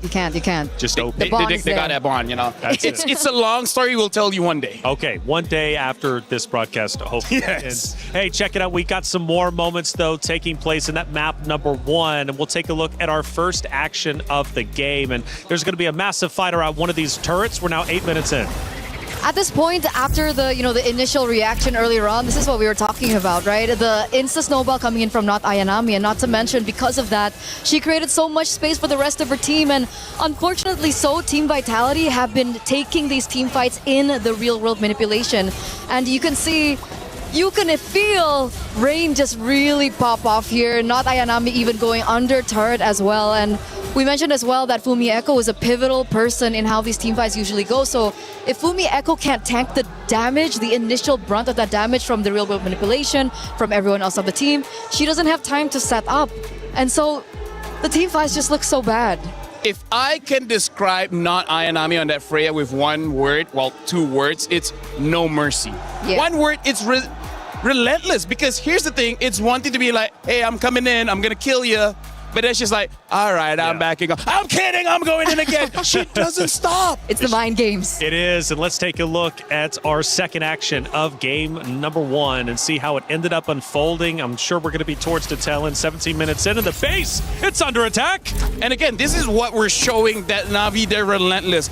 This is one of the safest places for Vitality. And then they just go in because they're like, you got 2 turrets, you still got your base, we don't care, we're going in. At this point, the damage coming in from Na'Vi is just a bit too much. See, they go back and you know what, never mind, going back in again. They don't stop. The moment you feel like you're gonna get some breathing room, they just say, nah, fam, we're kidding. We're going back in. And you can tell Rian is so comfortable as well on the Claude, because after all that opening coming in from not Ayanami, you would think that, okay, the initial brunt of the damage is done. She's the core, but then you completely forget about Rian on the Claude, and she just goes in ham. Wind of Nature, blazing duet into the back line, and Shell has nothing to offer in that situation. Tough break for sure. What is chat saying? Let's take a look at some of the comments after that map number 1. We got some spicy picks. That glue.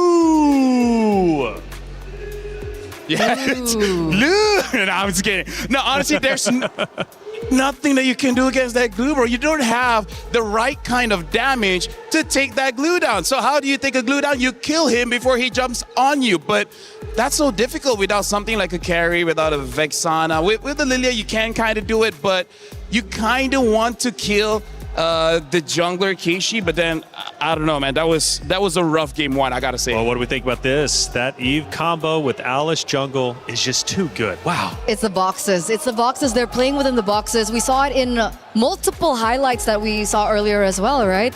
Real world manipulation comes in, or the Thorn of Ruin comes in first, but then just the layering of both of those skills are enough for the front lines of Team Vitality to really suffer, because like we saw earlier on, they went Vival Akai. What is she supposed to do in that box?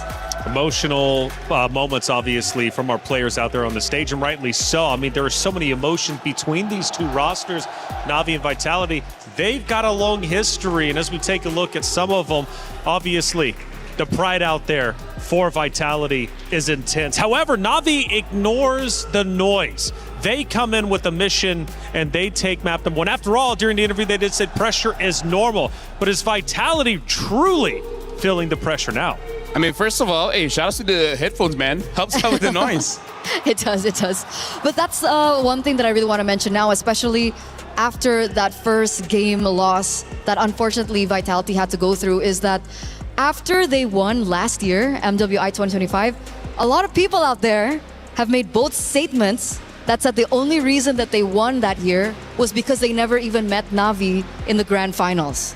So this is their time to prove. And obviously the pressure is definitely there. You can even see, That's Shy, by the way. Shout out to passion. Shy. If we interview you, I'm going to take off my earphones, but shout outs to Shy. Shout outs to Shy. Shout outs to the player in Na'Vi celebrating the moment they finally took down Vitality in that map number 1. Phenomenal job coming out from the ladies on the very stage. They'll continue to battle, however, got to win 4 games. It's a best of 7 after all, so still a long way to go. We're talking 3. We go to the dugout. This was just before they took the stage, celebrating once again, getting together, and hugs are needed, especially in tough moments like these. Explain No, it's nothing. I don't want to be professor in body language again. I can teach you after Okay. We take a look at Rain and her stats, and remember, she's got one of the highest KDAs in the entire tournament. 92%. And again, honestly, if you look at the items, after she got that Ice Queen 1, it's basically over. Because for Team Vitality, they have a lot of front lines. And then if you're stuck in the real world manipulation, that's basically GG's. Yeah. And then Divine Glaive, and then Wishing Lantern. Imagine being a frontliner. It's a nightmare. It's I'll over. tell you what is not a nightmare, but a blessing is our Level Up series. And it covers everything Esports World Cup. This series is truly special. You need to check it out. A lot of people are haunted by their past. I'm inspired by it. They're not just playing for themselves, they're really playing for their entire family. They have defeated their demons. They have crushed the curse. There. For every click, every clutch, every respawn. We were there for the years of grind, and we're here. Now, the proud founding partner of EWC, powering the biggest event in gaming, shoulder to shoulder with the world's best, making history. Greatness deserves a stage. Lenovo Legion, reach your impossible.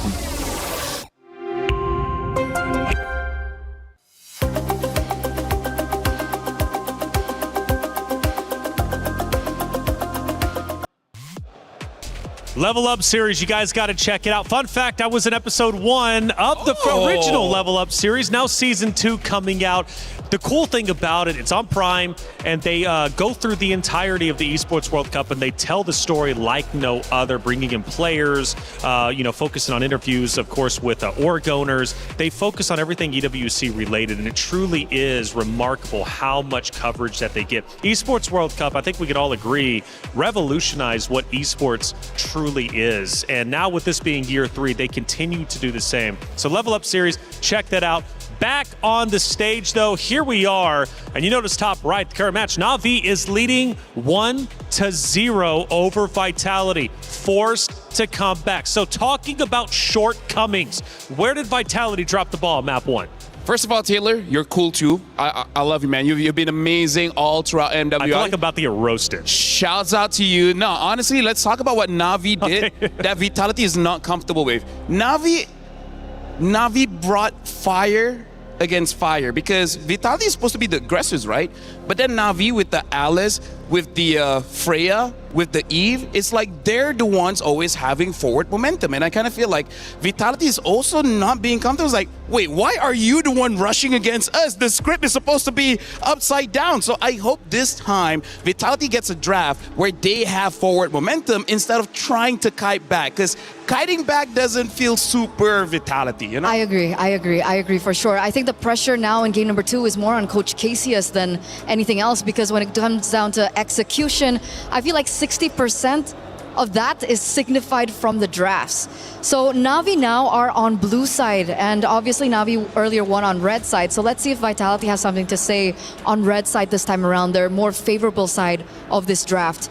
You can see Akai being banned out very quickly, Atlas and the Hirara. On the other side, the Bakse and the Chip. Last time we saw the early Akai pick for Vival.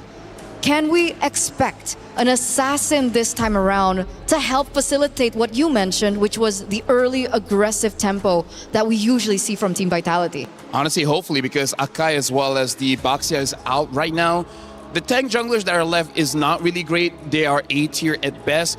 Something that I will keep track of is Vitality banning out this Chip. The Chip creates a lot of pressure onto the side lane and in the jungle, but I don't know if it's super necessary here going up against Na'Vi. I think this is a bit of a risk, but again, it's only game number 2. We'll see whether this works out or not. Right now, Marcel has been banned out for Na'Vi. Quite a few heroes are still open, notably the Freya, the Esmeralda, as well as the Paquito. So there is a lot of EXP laners open. So I think that's part of the strategy here that both teams are saying, hey, just now the Freya was a little bit too much. We're going to leave some of the counters open just in case. So what would be crazy if Na'Vi go first pick Freya here? Like they just double down on how they found success in game number 1, but they go for Esmeralda actually. So technically it is quite similar. They both are very dominant in that lane. Obviously the Freya has an additional, spice to it because they can still flex her. Esmeralda though has been very, very impressive as well in the lane and very just pressure heavy in the lane too. I would say specific for this meta right now, Esmeralda has a winning matchup against everyone, even against the Freya. Of course, it's still a skill matchup, but after Aya Nami's performance, I feel like she's got it on the wraps. Right now for Vitality, seeing that the Esmeralda is there, I wonder if they still want to get the Paquito because they've used that sometimes against the Esmeralda, but on paper, the Paquito should not be winning, so they pick up the Alice instead as well as the Claude, and I like it just because this Alice is an absolute power pick for MWI. In fact, Muntan, if you're hearing, get her an MWI skin, man. That would be cool. She deserves it. She definitely does. She's a bad person, but other than that, she's cool. Kimmy, I wasn't expecting this Kimmy pick. I thought they would go for the Yve. If they wanted early rotations, faster at that, I would have expected them to go for, the Yve, but they go for the Kimmy instead. The Harith does show up, and they do have the ability to do so because they are the ones that have picked up the Esmeralda first. Harith, Claude matchup finally. I mean, is JK rolling in the building? Why are we building a Harry Potter composition here? It's all magic damage coming in from Na'Vi. So the front lines of Team Vitality should not have any problems building up an early read in armor and then start winning the fights. I gotta say, Na'Vi, this is pretty high risk, high reward. If they win the first 3 minutes, hey, that's it, GG, right? You can get all the turrets basically for free. But if you don't, it's gonna feel pretty bad very, very soon. So let's see the last pick in for Team Vitality here. Are they the ones to commit to the Yve? They go for the Belleric. They do see that there is dive coming through from the Esmeralda and the Harith. It is going to deter the Harith by just a bit, but they do still have to have an answer towards the Kimmy. And that's why maybe we do see the Alice first in by Vitality. Yeah, I'm still thinking this is going to be Fumi Eiko's Heroes. I don't know whether Vival has a chance to play with that. Let's not. Yeah, I feel like Na'Vi, they should be a bit threatened. Like maybe ban out the Eve and then one jungler here because I'm really not entirely sure. But having a Harith, having a Kimmy, for now, it feels like it's not a bad game for a Red 5 Ling. I mean, we'll see how the draft turns out. If there's not a lot of crowd control, I'm looking at Ling, I'm looking at Hayabusa, I'm even looking at the Nolan here. So I feel like Vitality is having a good start on making sure Vival gets a good matchup. Which is why I think if that's the case, they do need to set it up for her, right? They need to go into the bans for her. But interestingly enough, it's the Balman ban instead. If they wanted to set up for something like an assassin, I would have expected, like the Hylos or maybe the Cho ban come through for Na'Vi. But the fact that they ban out the Balman, what is this signifying here? I think they're really trying to make sure that there's no tank jungle for Na'Vi here. If they ban out the Barats, it kind of forces Na'Vi to be a little bit more creative, in the jungle. And the fact of the matter is, Keishi hasn't done so well outside on the of assassins. Yeah. So I feel like this is a interesting, loophole to it. I want to know if it works. Yeah, honestly, with the Kimi as well as the Harib, it would be nice if you have a tank. They even banned the Fredrin, so they're kind of forcing, if you want something, it has to be a Barats. Matilda is still there, so they can go for Barats Matilda, but that's 5 magic damage. There's basically no physical outside of the Barat Stomp, so I don't know if they want to go that heavy onto the magic damage, because 2 defense items is kind of enough to shut your composition down. They're definitely putting them in the spot. Now, Na'Vi, if they want to nail them down by just a bit, I would expect maybe the Lilia being banned out alongside the Eve. If they want to have more control in the mid lane, that's definitely an angle that I would expect. Going back to the jungle pick for Keishi, is there room for a Kyoe signature pick? Is there a room for like an Aulus or even like an X-Borg or... Do you want to see that, considering she hasn't tried it yet? Hey, who knows? Maybe they've scrimmed with it. I mean, like, right? I feel like a safe Suyo. No, Suyo's not safe. There's so much magic damage. Honestly, I have no idea. I think a Hayabusa might still be okay-ish. I really don't know what is going on, especially because Na'Vi has put so much egg in the magic basket here. So I feel like it's better just to pick up your mid. And then after the last 2 picks of Na'Vi, I would feel a bit more confident picking up whatever they're already planning in the jungle. Well, I mean, Ling's banned, so they're not allowed to pick that up here in this second game. They still pick up Nolan, no? They go early Nolan, so no surprise factor whatsoever for that jungle matchup. It's actually the mid lane that we're still waiting on. Do you think it could be like a Selena last pick in for Cine? I feel like they kind of have to, because even the Valentina won't be all that great unless whatever roamer or mid they pick up makes it super valuable. Yeah, I'm thinking it might be the Selena. It's very risky though, going up against a Kimi. If they have a very good roamer like a Hylos, I gotta say it's gonna be very difficult for that Selena. So I don't know what about Vitality's draft for now. I'm very iffy about it. We're waiting, and it looks like the players are also thinking about it. Wow. I did not expect a Hanzo pick here. I think that Hanzo's sitting at a 0% win rate. We saw it picked up once by Falcon's ID. I don't know if you saw it on Stream B. Yeah, Stream B has, so there's a total of 2 picks for the Hanzo for now. Both have not won. Okay. It will look okay in the first, I don't know, 6 minutes of the game, but then afterwards, you kill the Hanekage so fast that it loses its value. Right now for mid pick, I think this lineup is screaming, let's try the end latest by 14, and Vitality, they do go for that Selena. So right now the problem is, once Vitality loses that mid prio Eterna, looking like a 2-0 for Na'Vi. Let's see if it will be. Vitality, where you at? You gotta step it up. You're down 1-0 in the series. I know it's early, but you can fall behind in the blink of an eye before you know it. For Na'Vi, however, they're off to a stellar start, and they look poised and ready to potentially go up 2-0. However, it's up to them to decide. It's Na'Vi versus Vitality, the rematch of destiny here at the grand finals of MWI. Let's get map number 2 started with Mirko and Gideon.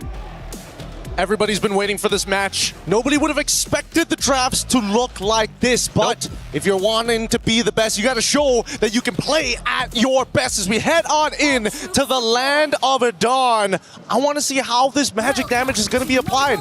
Both sides have interesting ways of applying it, but Vitality, they need to accelerate. They need to close the game off with a snowball. I don't see any other way. And LaFell broke it down real nicely. Their scaling isn't as good, but at the same time, it's all magic from Na'Vi. I agree. I mean, they do have the Hanzo, right? So if they do make it to the late game, yes, scaling is on their side, but also they'll also have much more to play with, not just pure Harry Potter. Is that what he called it? Harry Potter. Harry Potter draft. All right. Bargain Hunter on both mid and gold. Rain and Rian. Again, even though they're scaling, they want to try to make it a bit quicker, you know, trying to get those very pricey items quick.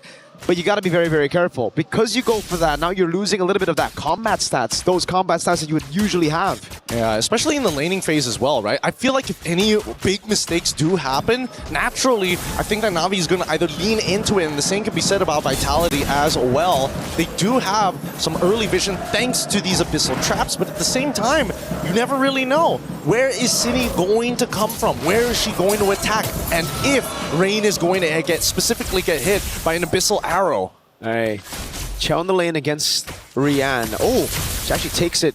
The BMI. Vivo's gonna walk up now, trying to go for the damage. Oh, the Purify out, the Fracture as well. Vivo's gonna get taken very low.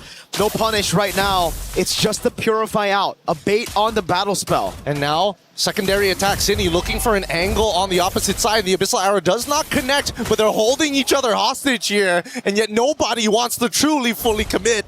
Oh, that could have been really good. They already got the Purify out, but Rian's a bit too aware for that, knows that this mid lane's been missing for a bit too long, and that means it's full prio for Na'Vi. Rain and Keishi on the turtle already, now with Vitality trying to look for an entrance into this turtle pit. And look at Mirai, ever vigilant, making sure that this Nolan has to go hard. Fumiko not at level 4 as they're about to begin this fight. Great taunt right now as Keishi jumps in with the Pinnacle Ninja. It's going to be the all-in. Goes in, but Fumieko's the one to take it as Vivo gets away. AOG already as Vivian is able to escape, but not Ayanami picks up first blood. So it's a turtle traded for a kill, and both XPs are the ones on the board. That's a good taunt right now onto Fumieko and immobilization as well that forces the Throne of Ruin. It's already out now. Ooh, Zini unfortunately does not connect with the Abyssal Arrow as they go back to neutral states. Really surprised that out of everybody, it was Fumieko who actually gets it, and now a dive on the bottom side. A cancel straight up on the Blazing Duet. Not going to be a kill, Cine. Just a bit of poke onto Mirai, and we're back to level. But Na'Vi are in the lead for now. Look at Vivo. Spawns up, goes straight, booking it into enemy purple buff. That's Grant that purple, Leo. Oh yeah, they've gotten it. They've gotten it successfully. They've got the stars for it. As not to mention, they go back to where they need to be. And I love this from the side of Vitality. They are making sure they are covering and not wasting too much time taking camps that they don't need to. They gotta be proactive because that's what their composition needs to do. So now it's back to the slow game. Keishi just trying to read out Cine. Has a good read on her. But remember, damage. Oh my god, Cine gets an Abyssal Arrow on Rain. Forces the flicker. It is also an aggressive flicker from Cine. My god. Honestly, was pretty close. I think, you know, if that second half of the leap connected in a single auto attack, I think that should have been more than enough. But still, they still get it again. They've got the battle spells, and with that 100-second cooldown, they can look to maybe try and connect another arrow, ideally. But even for looking at the other people who actually needs that snowball, Vival in particular has yet to find that one kill to accelerate her in this game. Oh, good take by Rian there. Takes it away, and yeah. If it's not just the arrow, right? If you already have Flicker burnt out, now it's that dash skill of yours. Once you use that jetpack, it's Vivo's turn and Fumieko to hold you down for a Wrath of the Dryad combo. You got major AoE skills here with a Flicker. Yeah, let's keep an eye on this for now, as both sides are looking to go. Flicker is about to come back up for Vival as they proxy that bottom side and even force out the Salmon Force. Yeah, they just burst it straight out right now as Keishi jumps in onto Vival. That's going to be the AOG to follow it up, but Vival's going to be able to escape right now as Mirai is caught with no AOG and pops in to revitalize Vivian. Same predicament. It's both the roamers just falling here. Vival picks up the kill, and onto the side, I believe it was Rian. This was an interesting sequence because both sides had two separate ideas. The arrow connects to Throne of Ruin. That's what we're talking about. The Flicker as well. Not even like close to. Wait a second. Bottom lane. Shell's gonna go for the Blazing West straight up onto Rihanna. Vival's waiting in the bush right now. Rihanna actually reads it with the Synchro Fission. Crazy amounts of awareness now as Cine is able to bait out Keishi from that spot, but she has to get away now. The Falling Star move for the chase as Fumi got away earlier. Oh my goodness, when are we going to go back to neutral states? I don't think we're not even done. We'll never do that. We'll never go back to neutral. we're still in the scrimmage here. Keishi. They are still fighting each other. Whoa, Fumieko wants to stick on Keishi with no Pinnacle Ninja. Okay, very bold, but now proxying the wave, knowing that Keishi is there. God. Hey, are they not doing anything about this? Okay, I mean, can't. Fumieko is just like, try me, fight me. Both of you at the same time if you have to, ideally. You know what? I think I agree with LaFell, man. I think the Alice needs not just the skin, but needs like one of those MSC Farsa skins. Or sorry, was it Atlas? The Atlas skin that you need to roll for. It has to be exclusive. It's got to be exclusive. Or maybe something even further. But that's only assuming that they win this entire tournament. Let's see, 30 seconds from now, Turtle is going to spawn, and I'm expecting Vitality, now that they've already, may even consider trying to go for a dive on towards bot side, but no. Purify is already up. Vivian still doesn't have her flicker up just yet. 22 more seconds. Rian just jumped in with a Chrono Dash. I believe Mirai spotted Vivo in the bush. Maybe not. It's an all-in with a Fracture as well, Rian. Good reactions, just chrono dashes out of it. No battle spell baited just yet, and it's a fracture down for, I believe, 20 seconds. Cool, calm, and collected. They understand, hey, maybe the first initial attack, I can't really dodge it, but that all, I gotta make sure I'm not getting hit by all 3 of those points. Now, however, that mid lane, you can see immediately, quick punish on towards Cine, keep her out of here. But that's the thing, right? I would have expected Beleric to show up in the mid lane more, just to be able to say, you know what? Concussive blast it, clear that wave, we get first move. And look at how slow both of them are playing. This is what happens when you have 2 assassins, right? It's all about that fade and switch, but Vitality, they have a Selena together with a Nolan, which means they can blitz this turtle. It's a Selena with a Seasoned Hunter, and that means 3 neutral objectives to Vitality, but only 2 to Vivo. Wait, it's actually only 1, because I believe Cine got the last one, and Fumi got the first. Yep, and now towards that bottom side, Mirai, they see what's going on here. Rian, she's already defended herself, and I've got to give it to Na'Vi. Their defense has been impeccable. They've done their due diligence to keep Vitality in check. Yep, they're gonna all in onto Vivian. The traction pulse as well, but Vivian just walks out of it. All right, back to the neutral game. Now it's so much slower. Both XPs have already gone for a cut. Seems like setup for a big fight down below. And, I mean, all because of these scrimmages. Oh wait, the trap, the combo, it's good, but it's not going to kill just yet. I don't think she has enough items to go for the full one-shot, but it will force a recall, which is kind of good. This would mean that, as you can see, Vivian instantly already trying to man mark, looking for Keishi. Where are you? What's your status? And most importantly, where are you going to show up on the map? They got that map pressure. Vidball goes in. First passive strike, that's the second there. That doesn't land on Ayanami. Yeah, Ayanami is just going to be able to tank this up all day. No chance for them to burst her down. Maybe if she waited for that Melfic roar first, she would deal 10 more damage. Just a little bit more. I mean, let's pull up the items to really see whether or not it would have been the difference maker. Because if there is a lot of armor, oh, actually, right? Honestly, that would have been it. That could have been it. But overall, it's still a dangerous game. Radiant armor already completed by Fumiko. Every single person who has a radiant armor, it's going to be way harder to deal with. That was crazy.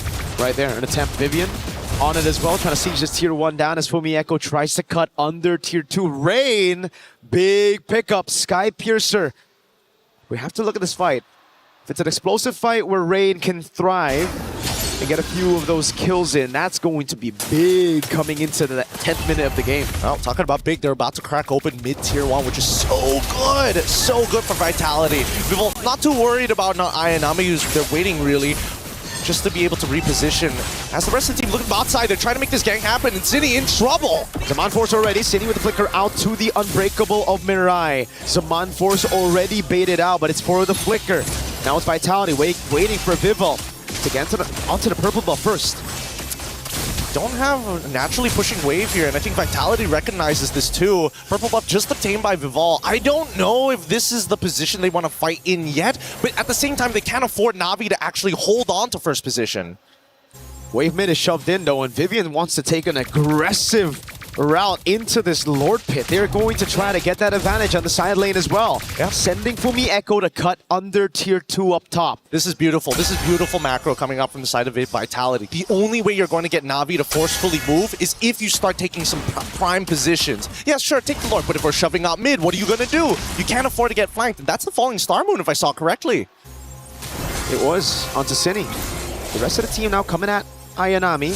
Wave up top is going to take the tier 1 down. So Vitality, take any structures, just a macro control as Na'Vi have to just group up. This is the nature of their composition. It's built to team fight, and it is not good at splitting up to deal with these split waves. Oh, it's looking really difficult. As soon as Keishi shows her face, I think that's when Vitality are going to start attempting the Lord. And then it's that consistent back and forth. And I think even for Rain, right, there's just no more camps to actually maintain those stacks overall to get the maximum range from her auto attacks. So at this point, Vitality have all the advantages and really maintains control and tempo over the game. And Fumi is just going to stay up top. No Zaman Force means that Fumi Echo can stay here a bit longer. Goes for the cut again, this time with a bit of backup though. So Rian, she decides to walk up. It's going to be very scary. Vidball, what a bush to hold right here. Trying to go for that cut.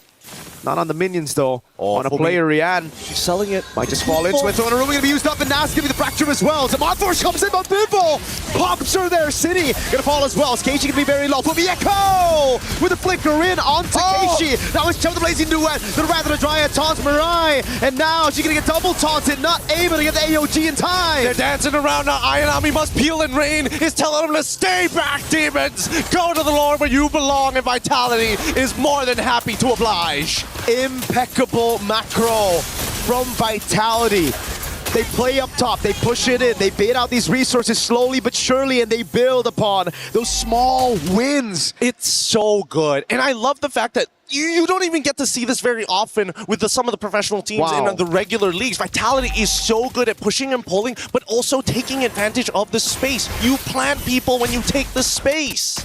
It's just ridiculous how good they are able to execute this very difficult to execute composition. The Abyssal Arrow really lands. We gotta breathe, we gotta breathe. And even a Zaman Force coming out from Rian here. I don't know if Na'Vi is losing composure, but you can also tell that Vitality, they're not slowing down with a 6K lead. Oh god, good taunt there. I don't think they're gonna lose on composure just yet. They have a very good composition to bring it to the late game, but the Abyssal Arrow lands again, and the Wrath of the Dryad is just barely missing out on the front line. Vivian with the Blazing Duet, or sorry, rather, escaping away. The Blazing Duet comes in from Chell, and they burst Rian down through the Zaman Force. Keishi with the jump. Vivel able to escape right now, but Keishi chomps her down and gets a shot. It's Cindy running away as Keishi continues, but she ran out of time as Chell goes into mid, takes the base turret down, and it will be just one base turret with the First Lord. Honestly, all things considered, pretty good from Vitality. They get an inhibitor, they put both of them really, really low. They got a kill onto Rian, which is even more impressive. And not to mention, all they had to sacrifice it was Vivel, who was already doing significantly better than Keishi all throughout this game.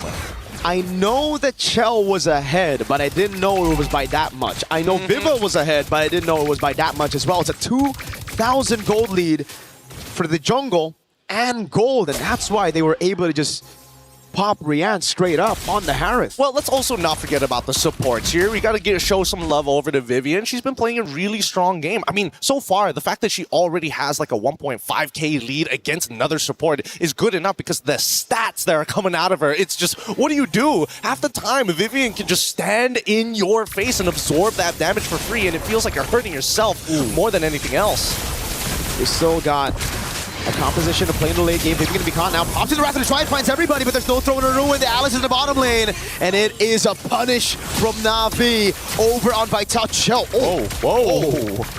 Oh, damn. They got to be a little careful here. They can't just take the free shots coming in from Chell. That corrosive will build up. And eventually, you won't be able to escape from this Claude. At this point in time, at least 30 seconds left on the clock before the next Lord actually spawns.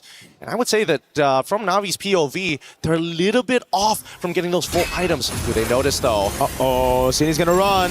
The arrow slows Keishi down enough, but look, yes, it's Vivel. Maybe it's Vivel going to be caught. Now Mirai goes in with the conceal. Too many dashes for the Nolan with the purple buff. She gets away. It was a risky move. She was waiting for the real body of Keishi to come back there. Hey, let's not forget that even Na'Vi had a sneaking suspicion of, hey, we don't see where this Nolan is. Yeah. Now we need to make sure we cover our backs. Look at that burst. My goodness. It's all up to Keishi, though. Whoa. She hasn't entered the AOG as well. Vivel's going to have to go for the steal right now. The 50-50 goes to Vivel. Blazing Duet in the winner crown already as Mariah's already used the AOG, and now it's a throw in of Ruin, only locking down one. It's a blinking forward again as Vivel tries to stop with the side. They're trying to chase them all the way through. Ayanami falling star move. Vivel gets right past them, and we're finally done with the chase. One singular wall keeps them separated. The arrow lands onto Rain. There's no one there right now, but Zaman Force has already been baited out as the Lord spawns in mid. And Keishi's back up. She's going to try to go for a little bit more poke. But she just gets caught. Almost a good read on that body. I don't know, because right now, if Vitality want to take advantage of the fact that Rian doesn't have that Zaman Force, they need to start pushing this wave right now. It's low. It has a low cooldown. It's going to come back in time. And it looks like Vitality want this synchronized wave. Zaman Force already out. Fantastic pull by Na'Vi onto the Lord, into the bottom lane, but the Lord will already take down that base turret together with Vivel. Now as she goes on to Ayanami with the helmet Chell, tearing through that health bar. It's the Abyssal Arrow again. That doesn't land. Vivian's already down. Throwing a ruin, lands on two right now as Chell pops in the Blazing Wind onto Ayanami. and she's gonna get bursted out by Vival. But the rest of the team now clumping down onto City. Chao will be taken out by Keishi. This is Brianne's moment. She can turn this all around. They've cleared the wave, they've cleared the problems, and now they hold strong. A near clean wipeout as Mirai just made sure, you know what, at least we know for a fact that Fumieko, she's out of there. 3 base turrets, but Na'Vi show more than signs of life. They got signs of winning this thing with a comeback. It's the scaling that we were talking about from the start, Gideon, that is now really showing. Rianne's doing ridiculous damage. Rain as well, and especially with the help of the Crystal. Oh, they're bursting through Fumieko! They can do it. Forcing the winner crown. Marai's right there, but Fumieko has to burn the flick, which means she can't use it aggressively for the next 120 seconds. Oh man, the Lord is going to spawn, and Fumieko is still not going to have her flicker back up. Damai's repurchased here. What can you really do about this? They gotta breathe for a second, because as we see this game progress, I'm thinking of bad habits that they can exploit. And so far, I think that Vitality has really wrung out all the tricks in the book. I don't see any other mistakes being made by Na'Vi, and their defense has been immaculate now that they've figured out the lines of attacks that we see consistently from Vitality. Divine Glaive pickup for, I don't know if it was Rianne or Rain, but I saw Divine Glaive, and either way, that'll really help this Harry Potter composition. The magic damage, it only is a problem in the early parts and when your opponents snowball. Once you get into those crucial penetration items, don't matter how many defenses you got. Radiant plus Athena, they'll shred through it all. Yep, they just gotta make sure that they can survive.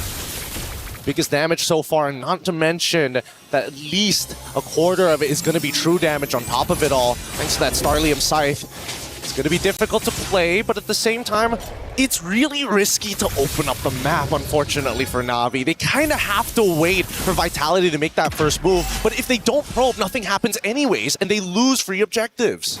Vitality still have the advantage, though, because of that base turret down below, right? It's going to be auto-slow pushing, which means they can continuously just reset the Lord and play it slow. The mid-wave as well is going to be crashing down, and they find the Abyssal Arrow on Mirai. Fumieko doing a good job zoning. Now Keishi pops in Pinnacle Ninjas. Fumieko's going to be caught, but has the blink away from the untargetable. But look at Vival. Already hiding back in the spot. I'm pretty sure they saw at least the dash, and yes, they check it open. Winter Ground's already used, and they go in further. They split them up, and now Mirai with no AOG is going to be caught, but still, oh, with the fracture! They deal with immortality. Fumieko, in the midst of it all right now, has the Throne of Ruin, pops in with a crown. Keishi has to go away, but Vival's going to be going in for the chase. City! Finds an Abyssal Arrow, lands it on Rain. Vival's right there to capitalize. The base is exposed, and Nanai and Nami cannot deal with this. They're going to have to leave Kenshi by himself. Start proxying that mid-wave. Kenshi, can they do it? Keishi's going to try to clear out these waves. There's just too many members on her. She gets the unstoppable, but she's returned to her body, and we are at 1-1 in this best of 7 grand finals. You wanted to see one hell of a match. We gave you one hell of a match. Game 2 going over to Team Vitality, and this is what we wanted. The consistent tug of war, and I'm not gonna lie, I was really thinking that this composition would eventually fall off, but they just kept on pressing, and I think the nail was there. Once those inhibitors were down, they could not recover from that point onwards on neutral objective takes. At least Team Vitality, they understand how to load the gun. The macro, the forced errors, the split. We get to see it again in that final skirmish. Vival taking a crazy angle back. We get a replay of the final defense, but man, what Vitality did there with this composition was just phenomenal. Really great stuff overall. I really hope we get to see more of this, right? Is Na'Vi going to still play that more scaling, comprehensive, tight style? And now we've seen so many of the bans. I think, you know, our panel is going to give us a better explanation. Let's throw it over them right after these messages.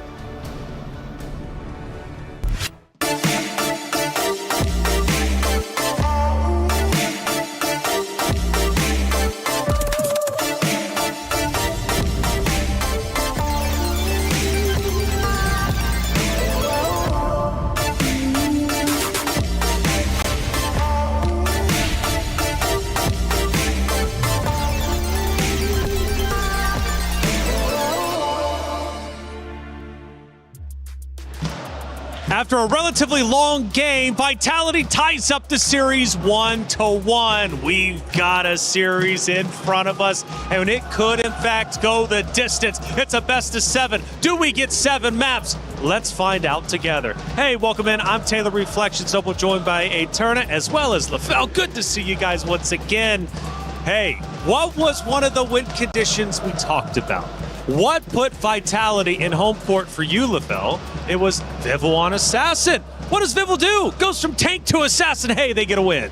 Finally on the Nolan. You want to say something? No, all good. I want to hear you talk. You can talk right now if you want. I love your voice. Go ahead. Thank you.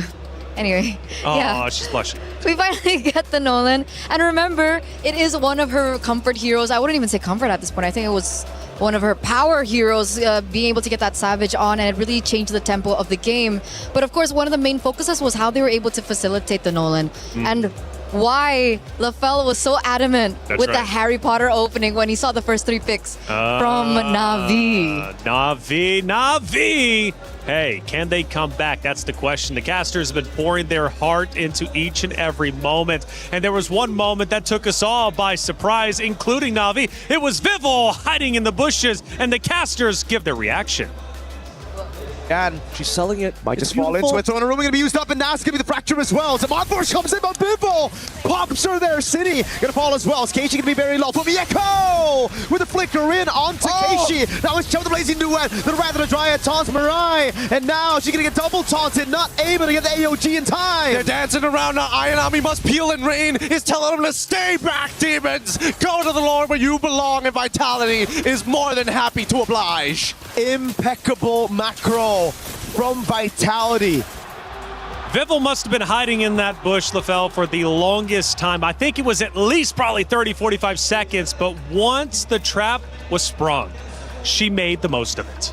I mean, like, here's the thing. You got to wait for your opportunity, and Vival was able to do that. Part of the reason is because they were able to control the map so much that every bush is going to be very, very dangerous. By that time, she already had about 4 items, meaning that she can burst just about anyone, maybe except Mirai. So that also made it so that there's opportunity anywhere. She just had to wait. And then even if the initiation was kind of botched, the damage too much, she has so much dashes, there's nothing that Na'Vi could do to stop Vival. But around the 14-minute mark, there was a chance for Na'Vi to get back into the fight. We take a look at that moment, and Eterna, this was the moment I really thought, honestly, for a second, Na'Vi was going to be able to flip the script and maybe come back.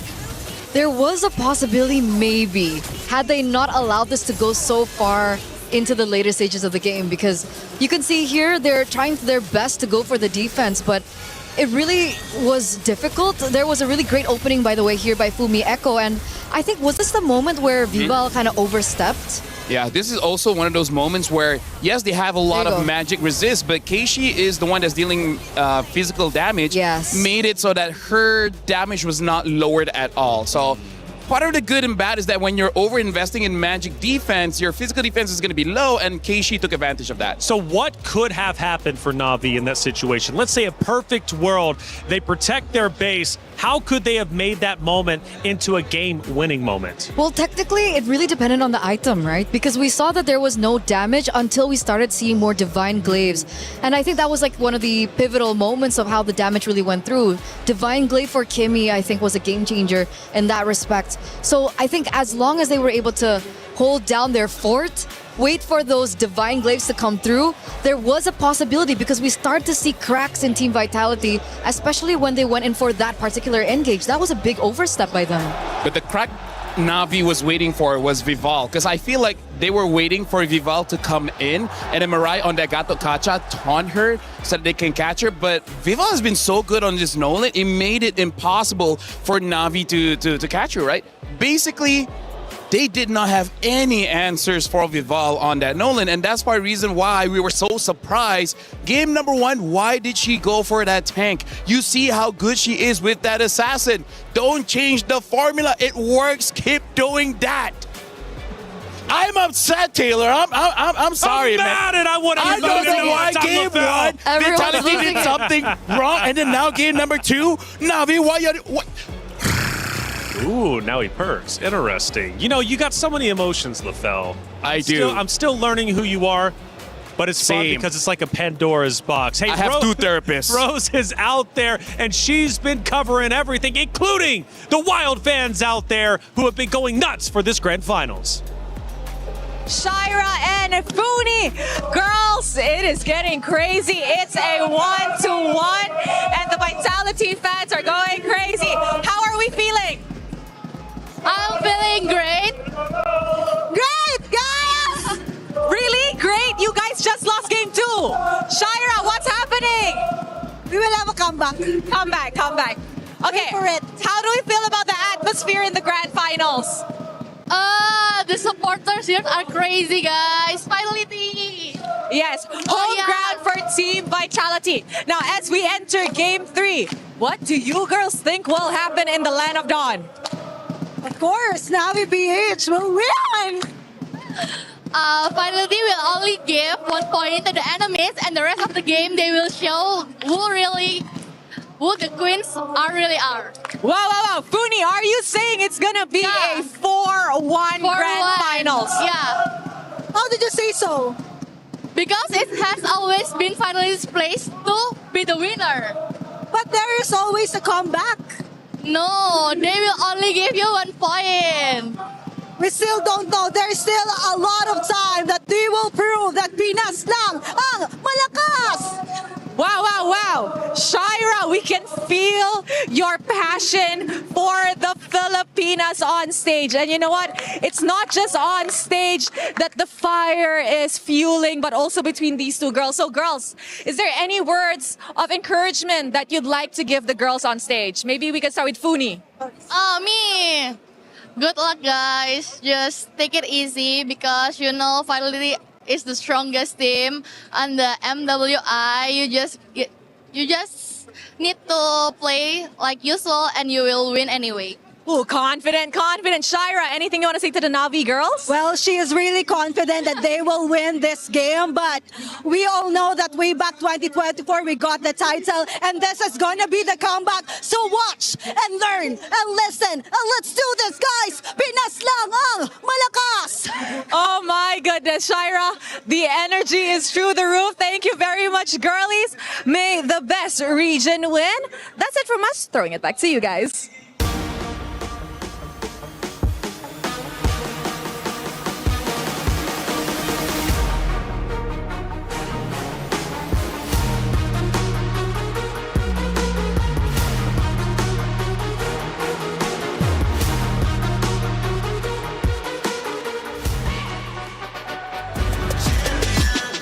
This ain't no regular thing. Came for the ring, you know what I mean.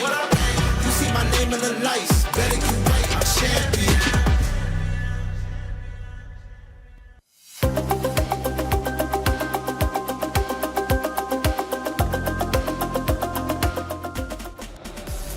I'm loving the energy. I really am. We need more of those interviews, especially with those 2, because you got both orgs representing Navi, Vitality. Rose, you got to get back with them, okay? We need an update a little bit later on. Hey, we also need a club championship update. Trav, what do we got? We're into the grand finals of MWI, and it's looking likely that Navi are going to go back-to-back at the Allianz Vault, but I've slipped away. I've made my way over to the Lenovo Legion Gauntlet, and Chris is here to update us on everything Dota. Yeah, club championship-wise, there's really not a great deal to touch on from what happened yesterday with Falcons, obviously, in that surprise loss, going out in the quarterfinals. That was a real shock to a lot of people's systems, especially considering they could have picked up some valuable points to catch up to some of those squads. There was no other real contender for the club championship sitting in and around Dota. You've got BB team right now who are on stage. They could go, if they can go on to win, they can compete in it, but they're only within like 2 or 3 games, so they're not necessarily going to be over towards the top side. BB, though, are currently, slamming Vici Gaming, who did beat Falcons and upset them yesterday. So kind of showing Falcons may well have struggled even if they got through today, but those extra club championship points would have probably went a really long way. Yeah, well, it sounds like we're going to have a few shake-ups here and there when it comes to the club championship leaderboard at the end of this week, but we'll see how things progress. Back to you guys. Thank you, Trav and Ton, for the update. Ton sounds pretty good. Hey, he's been my good friend for about a decade, and I gotta say, man, He's a great talent. Thank you for the club championship update. We'll be keeping you up to date as much as we possibly can, including here with Na'Vi and Vitality. Series score 1-1. Na'Vi won game number 1, but Vitality answered back. And now the series becomes that much more serious. Now, as far as the series go, Vitality, they have been known, at least in our tournament over the past couple of days, to drop map number 1, but be flawless after. Lafell, is this one of those moments? Here's the thing. I gotta say, Taylor, they gotta stop building PCs with just graphic cards, man. They need everything else. The thing that I didn't like in game number 2 coming in from Na'Vi is that they're just drafting the same thing over and over again, meaning like magic damage and then magic damage and then magic damage and then just one physical damage. There's no balance, right? Thanos himself said balance is needed all across the globe, and Na'Vi didn't listen, and that's why they lost. So this time, you know, balance. I think they can deserve the risk, right? They deserve the risk? No, like they can. All right. They can afford it. They can afford Remember, it's a best of 7, it's not a best of 5, it's not a best of 3, it's not a best of 1. So they tried a certain strategy, it didn't work out for them in the very end. And the fact that they're once again on first pick on blue side gives them more of an opportunity to start dictating how the drafts are gonna go. So just a quick reset, go to game 3.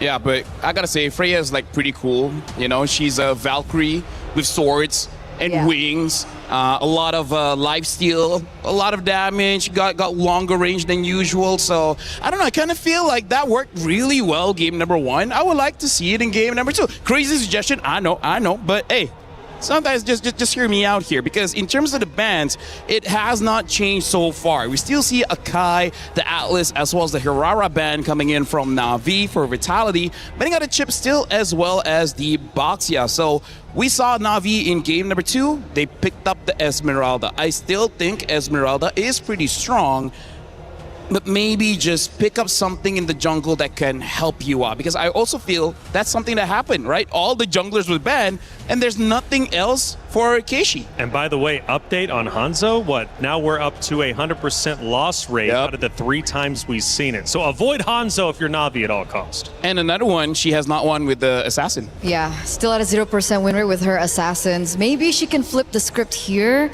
And obviously, if they wanted to go, if they wanted to go for a Freya first, they could have looked for a ban early, I think, for like the Esmeralda, if they wanted to set it up. But it looks like they're still focusing in a certain direction.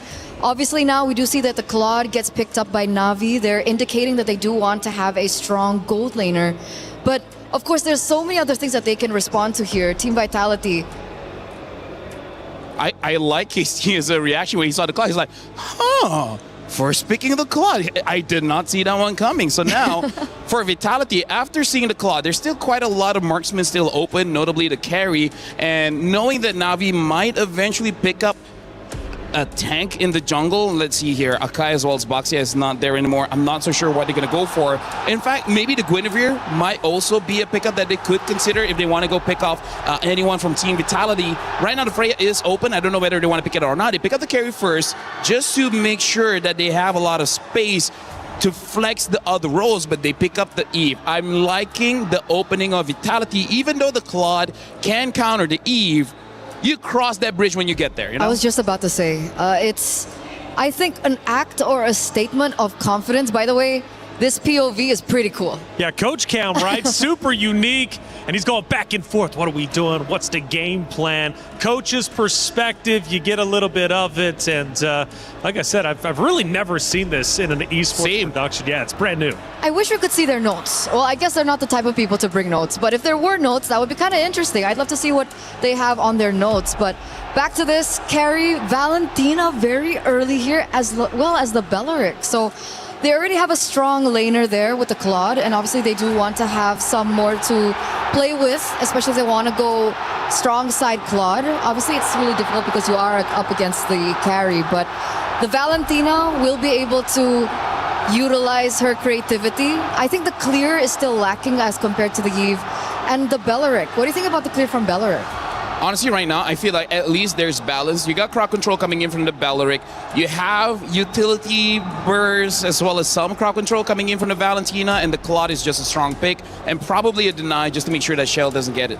I agree with you. I think that's going to be a big problem right now. They don't have a lot of clear, and if they're going to go for a tank jungler, I think the clear there is not going to be good. So we really got to see what does Na'Vi get for not Ayanami. I'm thinking sometimes in this kind of situation, they will default to something like a Benedetta, which I think might be able to work, but only when we see the roamer. Benedetta for? Not Ayanami. Okay. Yeah, so for now, looks like the Paquito has been locked by Vitality. So mid, Gold, as well as EXP has been showed by Vitality, so not a lot of flex anymore for their lineup. Pretty honest, but I think it's still very, very strong. For Na'Vi, their options are still open, which is good and bad, because the bad, they don't really have an identity just yet. I'd love to say, going back to your point about the Benedetta, that it shows for Na'Vi, but against the Paquito, I don't think it's the best of ideas. I think now, with the Paquito shown so early, they go for a Freya ban, which is exactly what they do. And perhaps they want to eliminate the Esmeralda here. Because if they want the Paquito to be strong side for Fumi Echo, which we have seen them set up for, this hero really needs a little bit of help with the drafts. Well, if they want to default to something like an Alice, they still can, but that does mean there's a high likelihood that Keishi will be using some damage dealer inside of the jungle.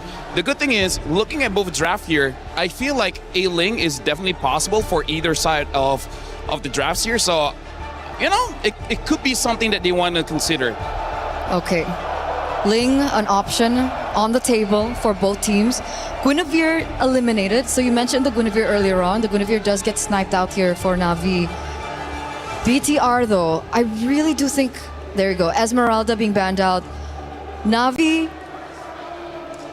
so Alice? Is Alice what we're thinking about for the EXP laner? Do they go Arlet here? Part of the reason why I'm thinking of the Alice, because we're playing Expanding Rivers. Expanding Rivers, just make it say that there's going to be a lot of fight around the turtle. So whoever has more AoE, CC, as well as damage, they're going to be looking pretty good in this lineup, which, by the way, Vitality with that Eve, personally for me, automatically wins the first two turtles. Having the Paquito really helps out because they're able to deal a lot of damage onto the jungler, making it non-contest. So that's part of the reason why I'm liking Vitality's draft. In Expanding Rivers, when you have a draft like this, gives you good control over the first two turtles, and that's going to help you quite a lot to set your tempo all throughout the game. And that's why it's already nerve-wracking for Na'Vi at this stage. Because we don't even know what the Mother of Tanks is going to utilize. And Na'Vi, they smell this. They understand this. I think Gwyn, other than, of course, being a ban against Vival, which technically we haven't seen Vival on the Gwyn. Oh, wait, we have once, but only once on the Gwyn. I think it's more so as well respecting that potential. If they already have a strong Yve in the mid lane, if they have another roamer that is also very strong, what is the winning condition for Na'Vi? I kind of feel like that Gwyn ban also signifies that they really don't want to use Purify. They prefer to go for a Flicker here. So now for Vitality, knowing that they probably don't want to run Purify, if they get a roamer that can engage fast, that's going to be great. They pick up the Bellman here. I don't know how to feel about this. Yeah. We just talk about how great she is on the Assassin. At least Bellman has damage. If she goes for War Axe first item, then hey, maybe it can still work out. We don't know what the EXP laner of Na'Vi is. So the fact that they went Bauman already, and we don't know what the EXP laner is from Na'Vi, Bauman could just as easily walk into death traps of crowd control and just completely be irrelevant in the game. Yeah, no, I'm with you on that one. If they have like one other source of crowd control, which I feel like they most probably will have, they pick up the Yuzong here as well as the Nolan. For now, again, Na'Vi does not have a good track record just yet using assassins. We'll see whether this time they flip the script. And what if they do? I think that would be a huge statement for Keishi. I love that. I love that storyline. Vitality last pick. We get the show of the Mother of Tanks. Hey. This is oppressive. Here's the thing. You ban out the Gwyn. It shows that you don't want to use Purify, and that's why the show is valuable here. At first, it was Na'Vi who struck and said, "This is our series." But then Vitality answered back, tying the series up 1-1. And now we go into Game 3. Who will once again take the lead? Will it be Vitality for the first time, or will Na'Vi take it back for themselves? It's time for Game number 3 of the MWI 2026 Finals. Mirko, get in, take it away. Thanks, Reflections. We're already here to cover game number 3, and we're already excited to see how this is going to start playing out, because when you look at compositions of this caliber, the question is who can perform better in lane? Mid trios, so important this time around, but with a Bauman, there's just so much more you can do. How long you could stay on the map, so much sustain.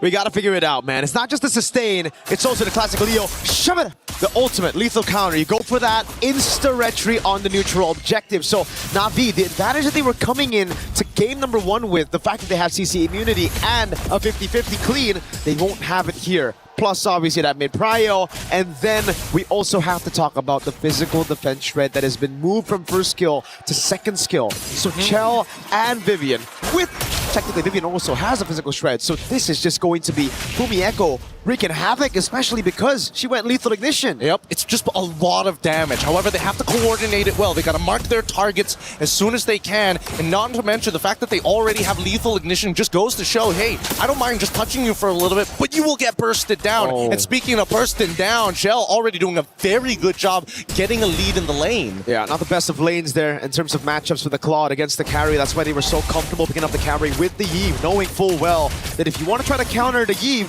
you're going to have to go Claude, but that means the lane will be given over to Vitality as Fumi Echo tries to bait not Ayanami in. Vivian with a walk-up as well. Concussive blast onto Ayanami, putting a lot of damage on her, but Fumi Echo's going to get caught. Mirai, great backup, Vivian. Escaping with the Shunpu, and it's Na'Vi who strike first. Beautifully played, and this is right after Ayanami actively took a trade against Fumi. So again, just trying to drag out and wait for those cooldowns to come back. Rian, unfortunately, taking so much damage. All of this just to try and get somewhere close to the wave. And that's a big one for not Ayanami. Now Na'Vi have proper setup to actually stun Vival down for the first neutral objective as Keishi starts it, and the Dragon is up. Black Dragon Front gonna be used up straight up into trying to zone Vival out of this turtle pit. Vival's trying to escape right now, but he's gonna be caught by the damage again. Lethal counter in the rectory. Vival still gets it despite it all, and the jungle falls as well. Now it's Mirai caught under the RWM as Vivian walks up, but now she's caught in the RWM. Immobilized in that zone. Fumi Echo with City dropping down bombs. Again. Oh, up top. Whoa, Rian ends up dying for it. A solo kill for Chell. Sokolil. Vitality strike, and in one fell swoop, despite the small wins from Na'Vi in the laning phase, they couldn't convert onto the big objective. But do you hear that? Do you hear the Vitality fans? They're really taking this momentum from that game number 2 and bringing that same energy here in game number 3. And it's only more proactive that we are seeing Vitality move across this map. Because once again, Vivian double checking whether or not the purple buff is open to give information to Fumi Echo. Hey, if Keishi doesn't see you, you can go for that big one shot we were talking about. You have so much damage in the early game. And that's why you have to respect the Bauman. They were doing all they can to respect it, to be fair. But once she got into the vicinity of the turtle, lethal counter retry is guaranteed. There's no way for a Nolan to out retry that unless it's just miscalculated by Vival. Yep, it's unlosable in a lot of scenarios, like the old Suyo, but still relevant. As Ayanami taking this full fire, Fumi Echo tries, Black Dragon form getting called here.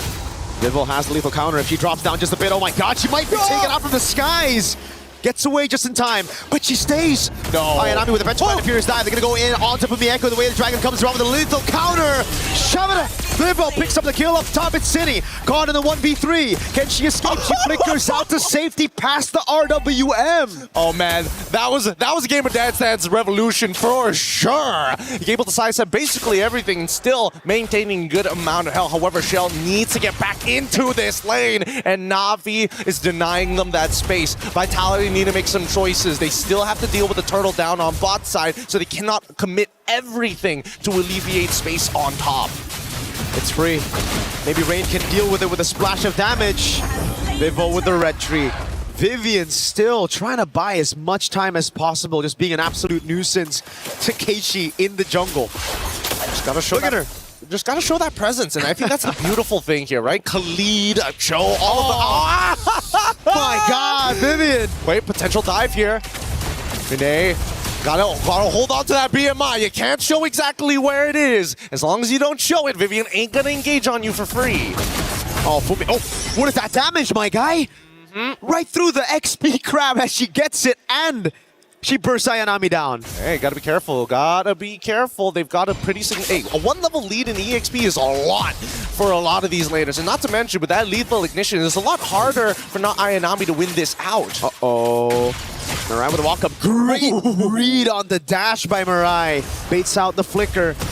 Mirai tries to go for a little bit more now, but look at the backup from the rest of the team. Cine and Vival has already rotated towards the top lane. Navi not able to get that trade in structures. Finally, Vitality said, you know what, they're putting so much pressure on you, just take the mid wave. Cine is going to swap lanes with you and maintain that. Mirai should be, oh no. Wait, the Dragon lethal counter, they're gonna try to feed it over. Mirai gets a massive taunt. Oh, it's a cancel, the lazy duet! Straight into the knockout striker from the Echo. Can they get anything off of this? No, they call it off. And Vivian getting disrespectful. Ayanami's thinking about it. They know they don't have the way of the Dragon, but the RWM is still in play.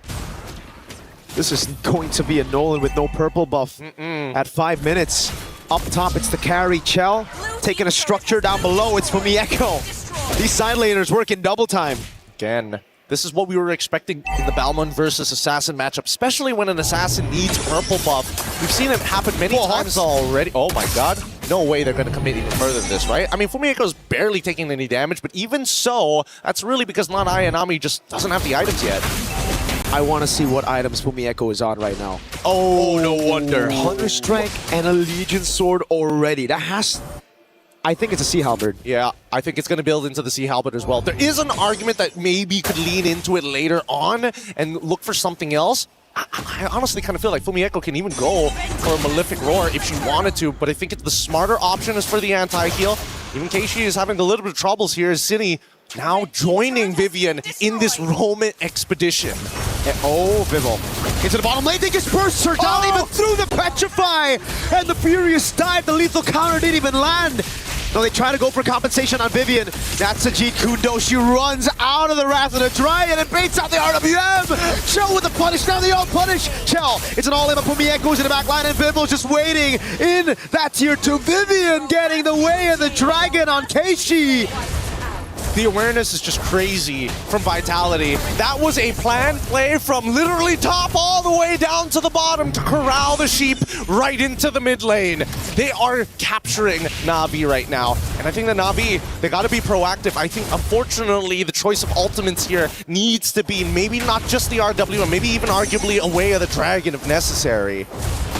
Vivian, she was the one who baited everything out. RWM, the Wrath of the Dryad, and Chell flickered forward. That's how comfortable she was. Now they're going to go in for the dive in the bottom lane again. Rian hasn't had the best of games so far. Fumieko just waiting for the double dash. Knockout strike. Oh, lethal counter from Vival. Now it's the retaliation. Now it's the punish.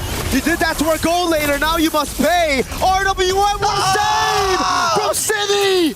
This is ridiculous. Vitality. What? With the... Oh no, they canceled out the recalls, but at least nothing is punishable at this point. But Vitality, they're starting to mess. They've kind of downloaded a little bit of the tactics that Na'Vi has. They're recognizing some bad habits and some... Well, even I have noticed a couple of pathways when they're on autopilot. Their pathing is becoming a little linear now. In normal situations like that, Gideon, you're 5-12. You get a kill on the Paquito, it should be a good trade. But the fact that it's a gold laner and there was no shutdown, there was no bounty on Fumieko, that means Rian's gonna have it even more delayed. That item power spike that they're desperately waiting for. I think it's gonna be 11 minutes or maybe even 12 arguably if it keeps up like this before the Trinity is even complete. Fumieko now looking on the side. Sees not Ayanami as well as Mirai, but at the same time, this is what Vitality like to do. If you want to go to the bottom side, sure, let's push out mid. We could potentially flank you, and Na'Vi has no choice but to back up because bottom and mid tier 1s are non-existent. Oh, that top wave is looking good right now. If it jumps to Jikundo. Oh, a big miss, a big whip from Cine, and that's the punish from Ayanami straight onto Vivian. Fumieko with a jump, but she's only 1 against 4 right now. Mirai getting a massive taunt, and another big kill on the Paquito, this time on the hands of Keishi. Okay. They end up losing 2 here, but is Na'Vi going to force the scenario? Because again, that top wave is still pushing, so Vitality can hang around here for as long as they want. If they are able to tax the health enough, maybe they can get Na'Vi off of this. Whoa. Ayanami's gonna walk up again, gets caught with a lethal counter!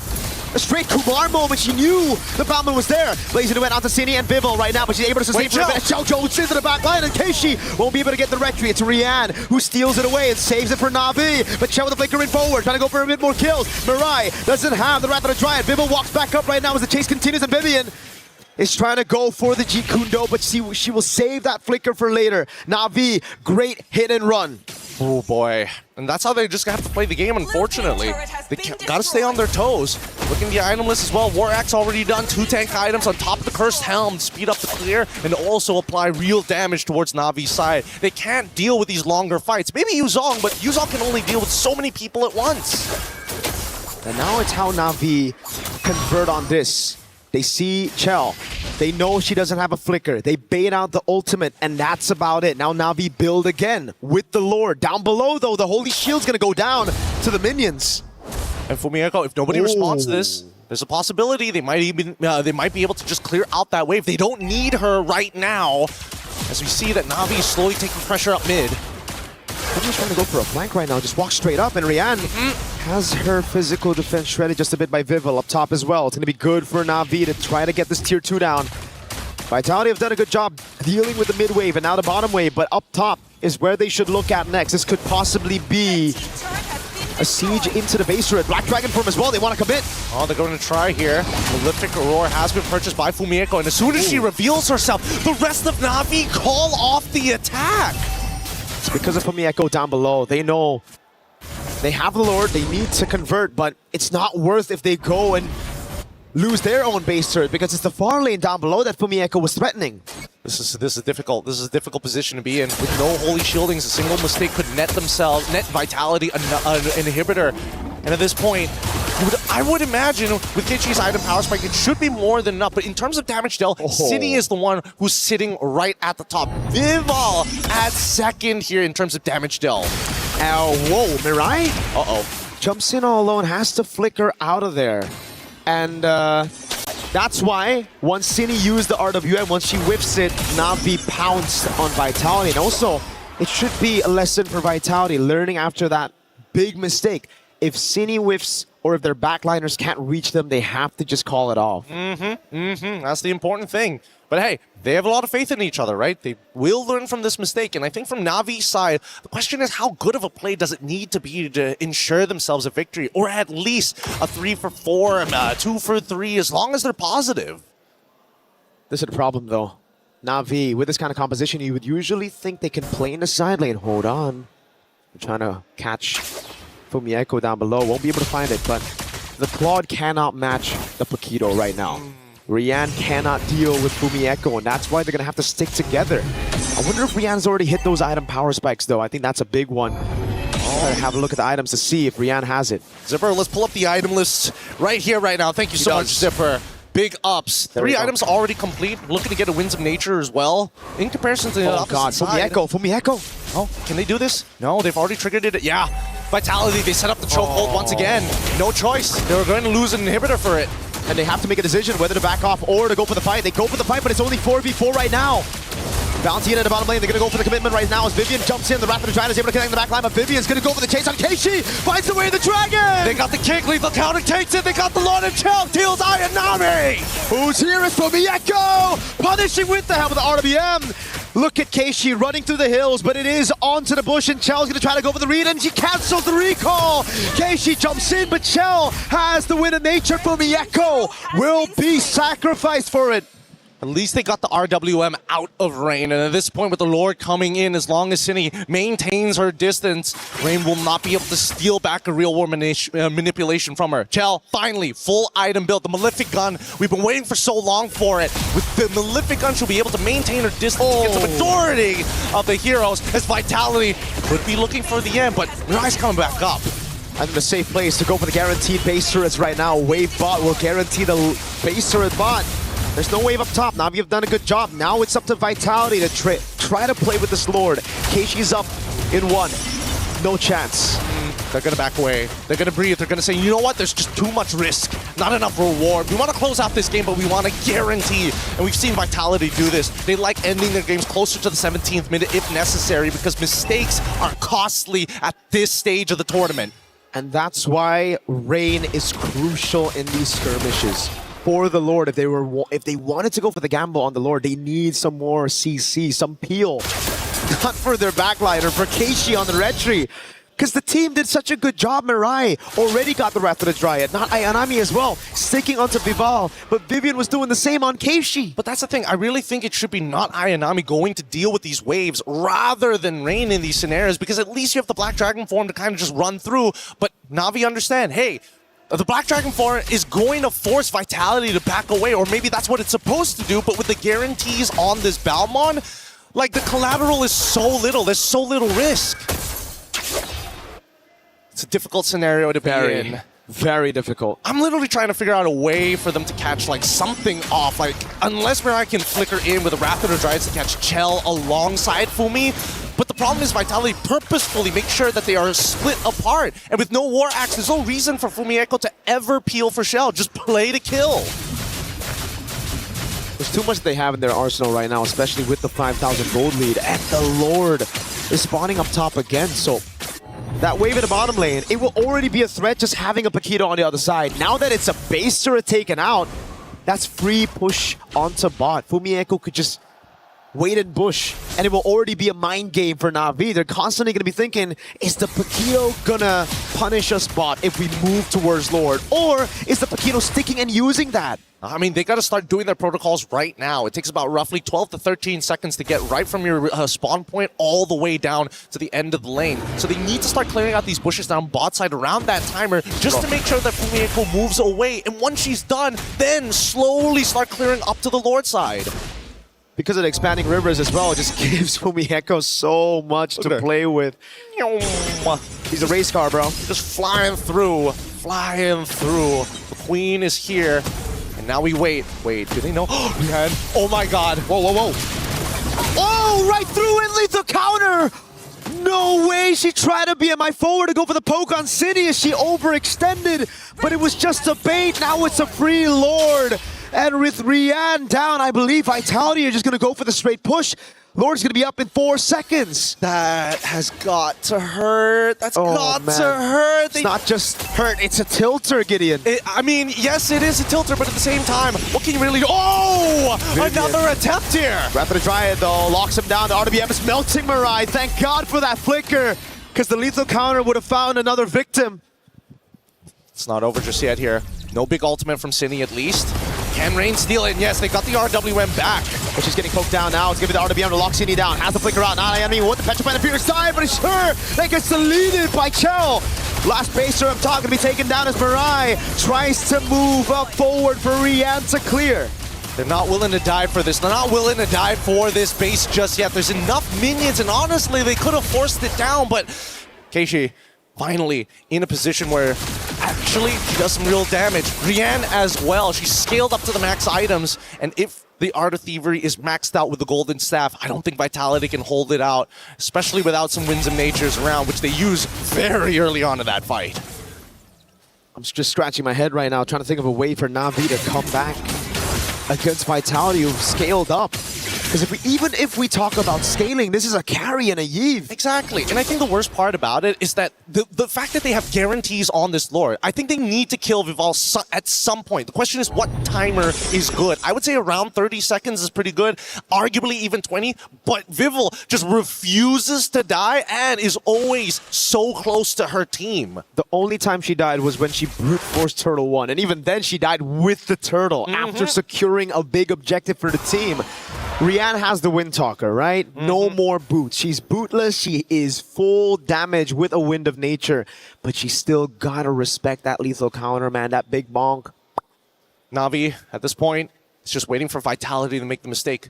This game is not in their control. It's not in their hands. It's an uncomfortable feeling to be in, but at the same time, you kind of have no choice. There is no out at this point. And I think that much is clear. Vitality, they're going to slowly choke them out. But truly, who can maintain this game, right? We're already going in close to the 20th minute. Eventually, somebody will fall. Na'Vi have to try to either gamble it around the Lord or just bank on a defense. Because at this point, they're trying to do both. They're trying to set up top to clear the wave after it's been slow pushed. Then they try to go over on Lord. This is a good idea. Could they sell this? How could they sell this? Did they make Yuzong just walk into Tri-Brush or something? I think they sell it by just waiting for someone to walk up right now. And they clear it out. They know the timer is up right there for the Lord. So they reveal themselves. And it's still going to be a slow push again. They haven't cleared it enough. Yeah, this is inevitable. This feels inevitable, and Vitality have played this so very well. They've got to gamble. They've got to gamble. They got a 50-50, and Fumi already on the top side. Oh, I don't think they can gamble when Rain is in the base defending, and she doesn't even have good clear against these super minions. Oh, Fumi. We need to see the super play here. Vivol can open up the map. Shell just holding it as well. Look at the poke from Sinion, not Ayanami. That's the main initiator out of the fight. Half HP as Fumi Echo again waits in the bush. The strength try to go for it. Oh my god, wait, the dragon and the full pounce! That's when the nature Fumi Echo able to survive right now as that's been the Lord taken down as Chell gets the kill on Keishi. Vivian gets away as well and gets the chastised Pauldron. No Purify and no Wind of Nature on Rian. However, at least they were able to trade 1-for-1 here, and Cine ends up going down. I want to see whether Rain already stole the RWM. If she hasn't stolen the RWM, it's going to be a little awkward once the Lord starts pushing in. But even so, really nicely done from both sides. This is defendable. 30 seconds on Cine. They're going to have time to build up. Now, the question is for Vitality, do they want to bank on a 4v4 instead of waiting for Cine, right? Because if they wait for Cine, this Lord is as good as gone. Yep. And I mean, big issue is that Cine won't be able to participate in the fight like fast enough. And no chance. Unless Vitality just starts slowing, they can't slow their own Lord down. And Na'Vi, they don't mind it coming in quick. Yep, 10 seconds on Keishi, so it is going to be the gamble. If they can go for a fight before Keishi spawns, and Fumi Echo jumps in. Knockout strike is off. Winter Crown already used up as Rian goes for the damage again. Damage reduction coming out. Fumi Echo is able to survive, but now it's Vivian caught on the taunt. Still able to get away with Jikundo, and the Black Dragon form comes around as Vivian is going to get taken very low, but it is Na'Vi staying in this game. There's still the second wave that we have to worry about. This is where Cine now comes into play with the RWM. They might be able to do something here with it, and they still have the Way of the Dragon. No IMU from Rain, no Wrath of the Dryads coming in from Mirai. Oh, wait a second, you're right. Second wave, here we go. Ultimate's already down, and they still have Cine on the eve. With the damage, with the poke, coming down with the Wishing Ladder. Oh, Ayanami finds Beerus down to Petrify, but she gets baited in, and now it's an RWM to take Ayanami down. Didn't get max value, but that should be good enough. 2 siege minions there, and Na'Vi, with the Vitality, has to tax him every single time. Oh my goodness, the damage coming in from Yan. Good enough to chunk down Fumiko past 60%. And they defend again, even with Ayanami down. They have enough firepower with Rian in the late game, having full items, even the bootless with no boots, just a wind talker. That's why she's dealing 1 billion damage. Oh, this is a really tough game. It's clear that both our ladies here up on stage, they don't want to drop this game. And Vitality, what looked to be some huge momentum, has kind of halted. It's starting to stall out. And Na'Vi, they feel it, but at the same time, it's still not in their control because they're missing all the inhibitors. I've seen these games before, you know, Gideon. A game that was dominant to one side, but our team just holding out all this time. It was also a yellow team against a sort of orange-yellow team, so it's kind of similar. Very, very similar. It happened in M5. Oh, it's an all-in over for the Echo. Keishi finds a pick together with Mirai. Wrath of the Dryad is what they use to get Fumi Echo, but look at the rest of the team right now as Keishi gets zoned away. It's a free Lord. Rian with the BMI forward. Trying to go for the chase right now with the Black Dragon form as well, but she might just be too far ahead. Yeah, but again, trying to force out a fight that they don't exactly have the perfect position on just isn't worth it. But they've already staggered the team of Vitality. They are currently 4v5 now that the Lord, similar scenario, but at least they have City on their side. It's all up to Rian, 1-5 and 4, but the KDA doesn't matter when you've managed to make it to the 24th minute of the game. You have all your items. This is the time for Rian to find that redemption. But Vitality have an Evolved Lord. 4v5, but you have damage reduction. Now it's Rain, who has stolen the RWM. That's the right ultimate to take. All right, can they play this? Vitality, do they want to force Wrath of Dry? And RWM already out!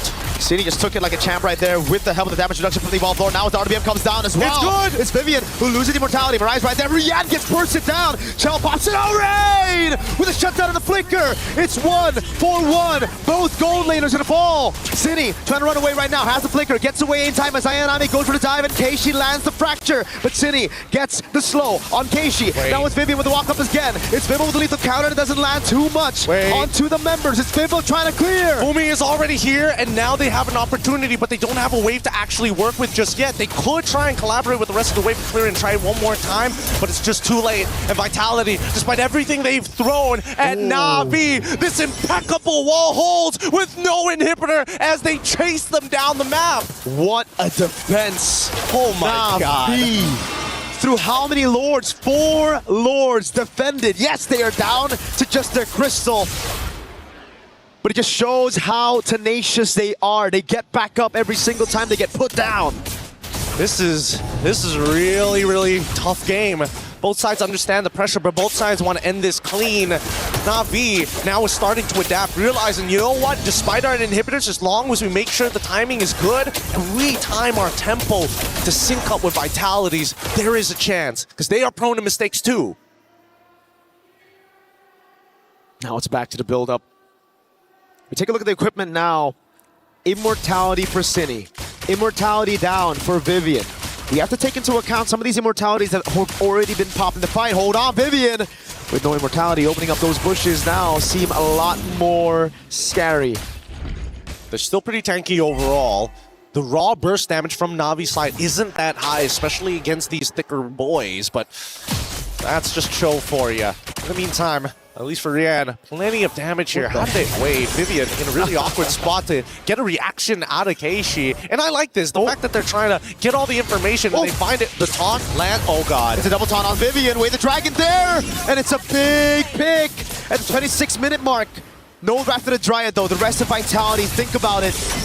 With these resources down, do we go for it is the question, but look at the timers right now. Vivian's gonna be down for, I think, a solid minute. Oh no, this is not exactly the greatest look, but at the same time, at least Vitality immediately say, we need to take control of this. We need to pull the Lord to our side. We need to reset it. Now, Fumi, what is that go for the push?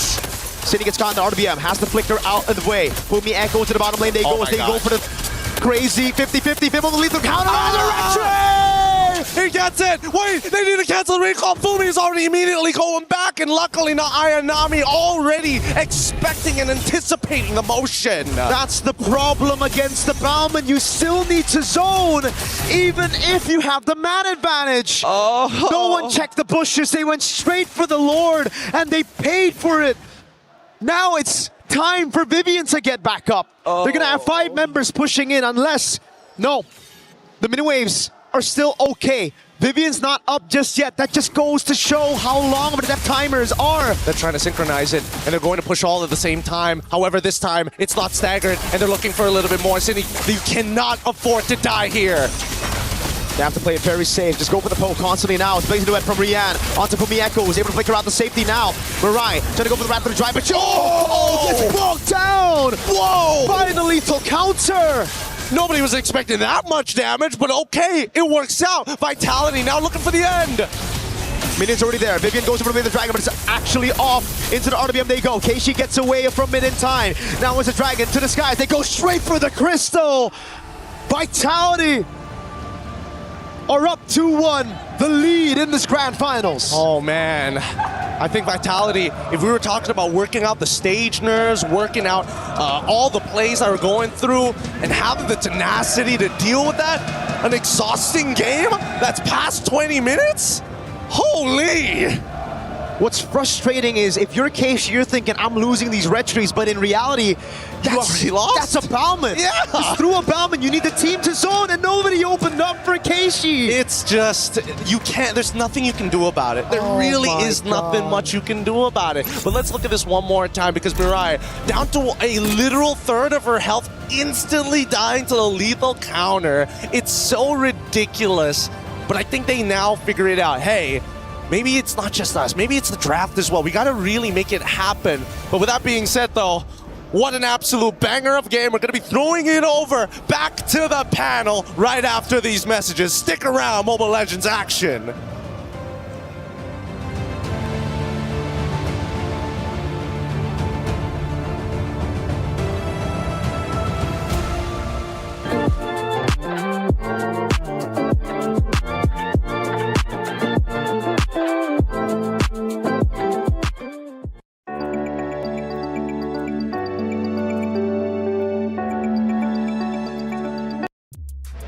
If you weren't entertained before then, you should be at least entertained now. An unbelievable round, the longest round we have had yet for the MWI in 2026, going nearly 30 minutes.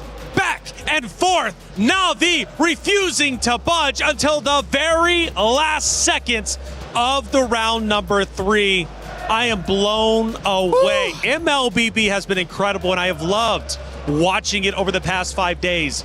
But that has to be the best map we have seen yet. It turned out so close.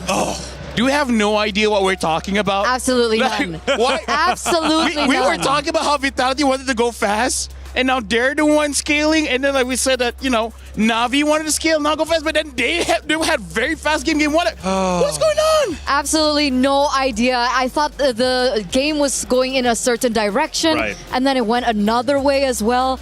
There's just so many things to talk about, honestly, in that almost, 27-minute game? Like 20, 27, 28. Let's look at the stats. I believe we're going to compare a couple of different players here after this map number 1. And yes, we will have our star-studded players. It was 28 minutes and 10 seconds. Unbelievable. But what are we looking at when it comes to our star players? Well, first of all, we got to talk about Sini, man. She's the carry as well as the best wingman, always being there when we're talking about fights. Over 6,000 damage per minute. That's amazing considering it's 28 minutes of the game. Sini on that eve, unstoppable. But I do have to, give my flowers over to Rian here. Being able to get the rich guy. We were looking at her laning phase earlier on, and she wasn't having that great of a time up against Shell. But the fact that she was able to, get to the power spike, be able to stay relevant within the game despite her being so far behind, I think that's very impressive. We see now the players going back. Oh, we even have some dancing action. We have some dancing inside of their vaults as they get ready to set up for map number 4. But just seriously, I'm absolutely blown away. Obviously on the bottom there, you have Vitality. They're feeling comfortable. They're feeling good. Granted, it was tense. I felt like there were moments Vitality absolutely could have closed it out if they played perfectly.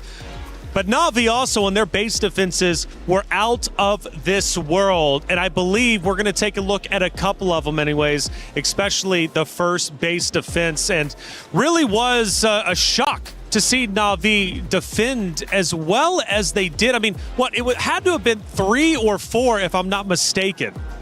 Yeah, and honestly, we talk about this backstage as well, where this is such a long game. This is going to be the turning point for this best of 7 because let's put this into perspective. This is 28 minutes and this is only the 3rd game in this best of 7. Before we start, Taylor, even you talk about stamina. Their stamina has been depleted quite a lot in just this one game. Dude, it's incredible. This is like literally 2 games, 3 games rolled into one from quarterfinals. Obviously going back to group play, rounds were 11 minutes. So it's just absolute insanity. We take a look at our second base defense. Na'Vi holding on tight. An unbelievable set of circumstances they had to go through. We're talking the Lord coming in, Vitality with a full frontal assault, but Eterna, they held on tight. They did. They held on real tight. And this was one of these exceptional moments, I believe, that was made by Rain. The fact that she was able to get 2 people down here, really just making the team fight unorthodox, I would say. Not the way that obviously Team Vitality were planning. And they went like this over and over and over again. Yep. The splash damage and the taunt as well that goes through from the Valentina was very surprising for me. And in the later stage of the game, it turns out it came out really clutch. And I want to say that was just 2 of them, right? But we had 3 or 4 of those moments throughout the 28 minutes. And one of the critical moments of the game was the final Lord fight. And Vitality ended up stealing it for themselves. And the commentators were going absolutely insane.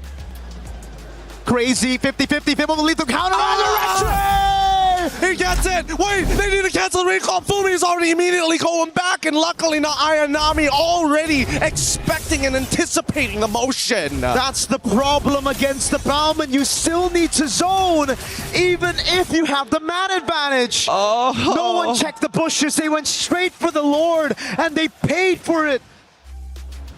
Seeing Gideon just sitting there and then going absolutely ballistic. I love when we get the chance to see the commentators who are providing the voice to this grand finals. Hey, this tournament has been insane and the competitors are playing for a lot of money. However, you out there at home, guess what? My champions pick is now live. 2 champions, 1 game. From July 27th, submit your predictions for the MSC and MWI champions for a chance to win 50,000 in-game diamonds and MSC 2021 through 2025 tournament skins. Don't forget to leave your picks under at MLBB Esports post for even more chances to win. Lock in your champions now and cheer for your favorite teams. Hey, you can win at home even if you're not up there on the main stage. It's now, 2-1 in favor of Vitality. For the first time, they take the lead. We go to the stage to look at the emotions from that last round, and I'm sure there's going to be plenty moments, 28 minutes of it, right,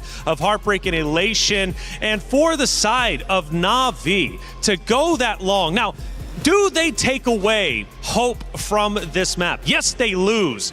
But LaFell, they were losing for a large majority of that map, but they held on tight. I think there's a lot of positives to take away. Yeah, here's the thing. I feel like looking at how the pick and bans have been going through, I feel like they need to risk it by not banning the Akai. Because so far, we've seen Vitality banning out the Baxia and then Na'Vi banning out the Akai. Those are basically the only real relevant tank junglers now. So I kind of feel like they're setting themselves up for failure, that they don't have a lot of different opportunities, because Keishi in that game using the Nolan, you saw how Rian had the most gold. And that kind of just shows me as well that unfortunately Keishi was not able to farm that much. So I feel for game number 2, you don't want to give match point, try to get a tank. I agree. I think the tanks have been working so much better for Na'Vi, and surprisingly so. If they do still want to go for Assassin jungle, if they still want to play with that flare, at least help the Nolan out. Because if you give a pick over to this person that you're looking at right now, again, that's right, the mother of tanks, something like the Cho, despite her kind of, falling behind in that 2v2 in the mid lane in the early game, she did still have the opportunity to dive into the enemy jungle, pressure the Nolan so much in the early game that Keishi really didn't have a chance to look for her star openings, to farm the way that she would want to farm and eventually get, the power spike that she wanted. So yeah, do they just resort back to jungle?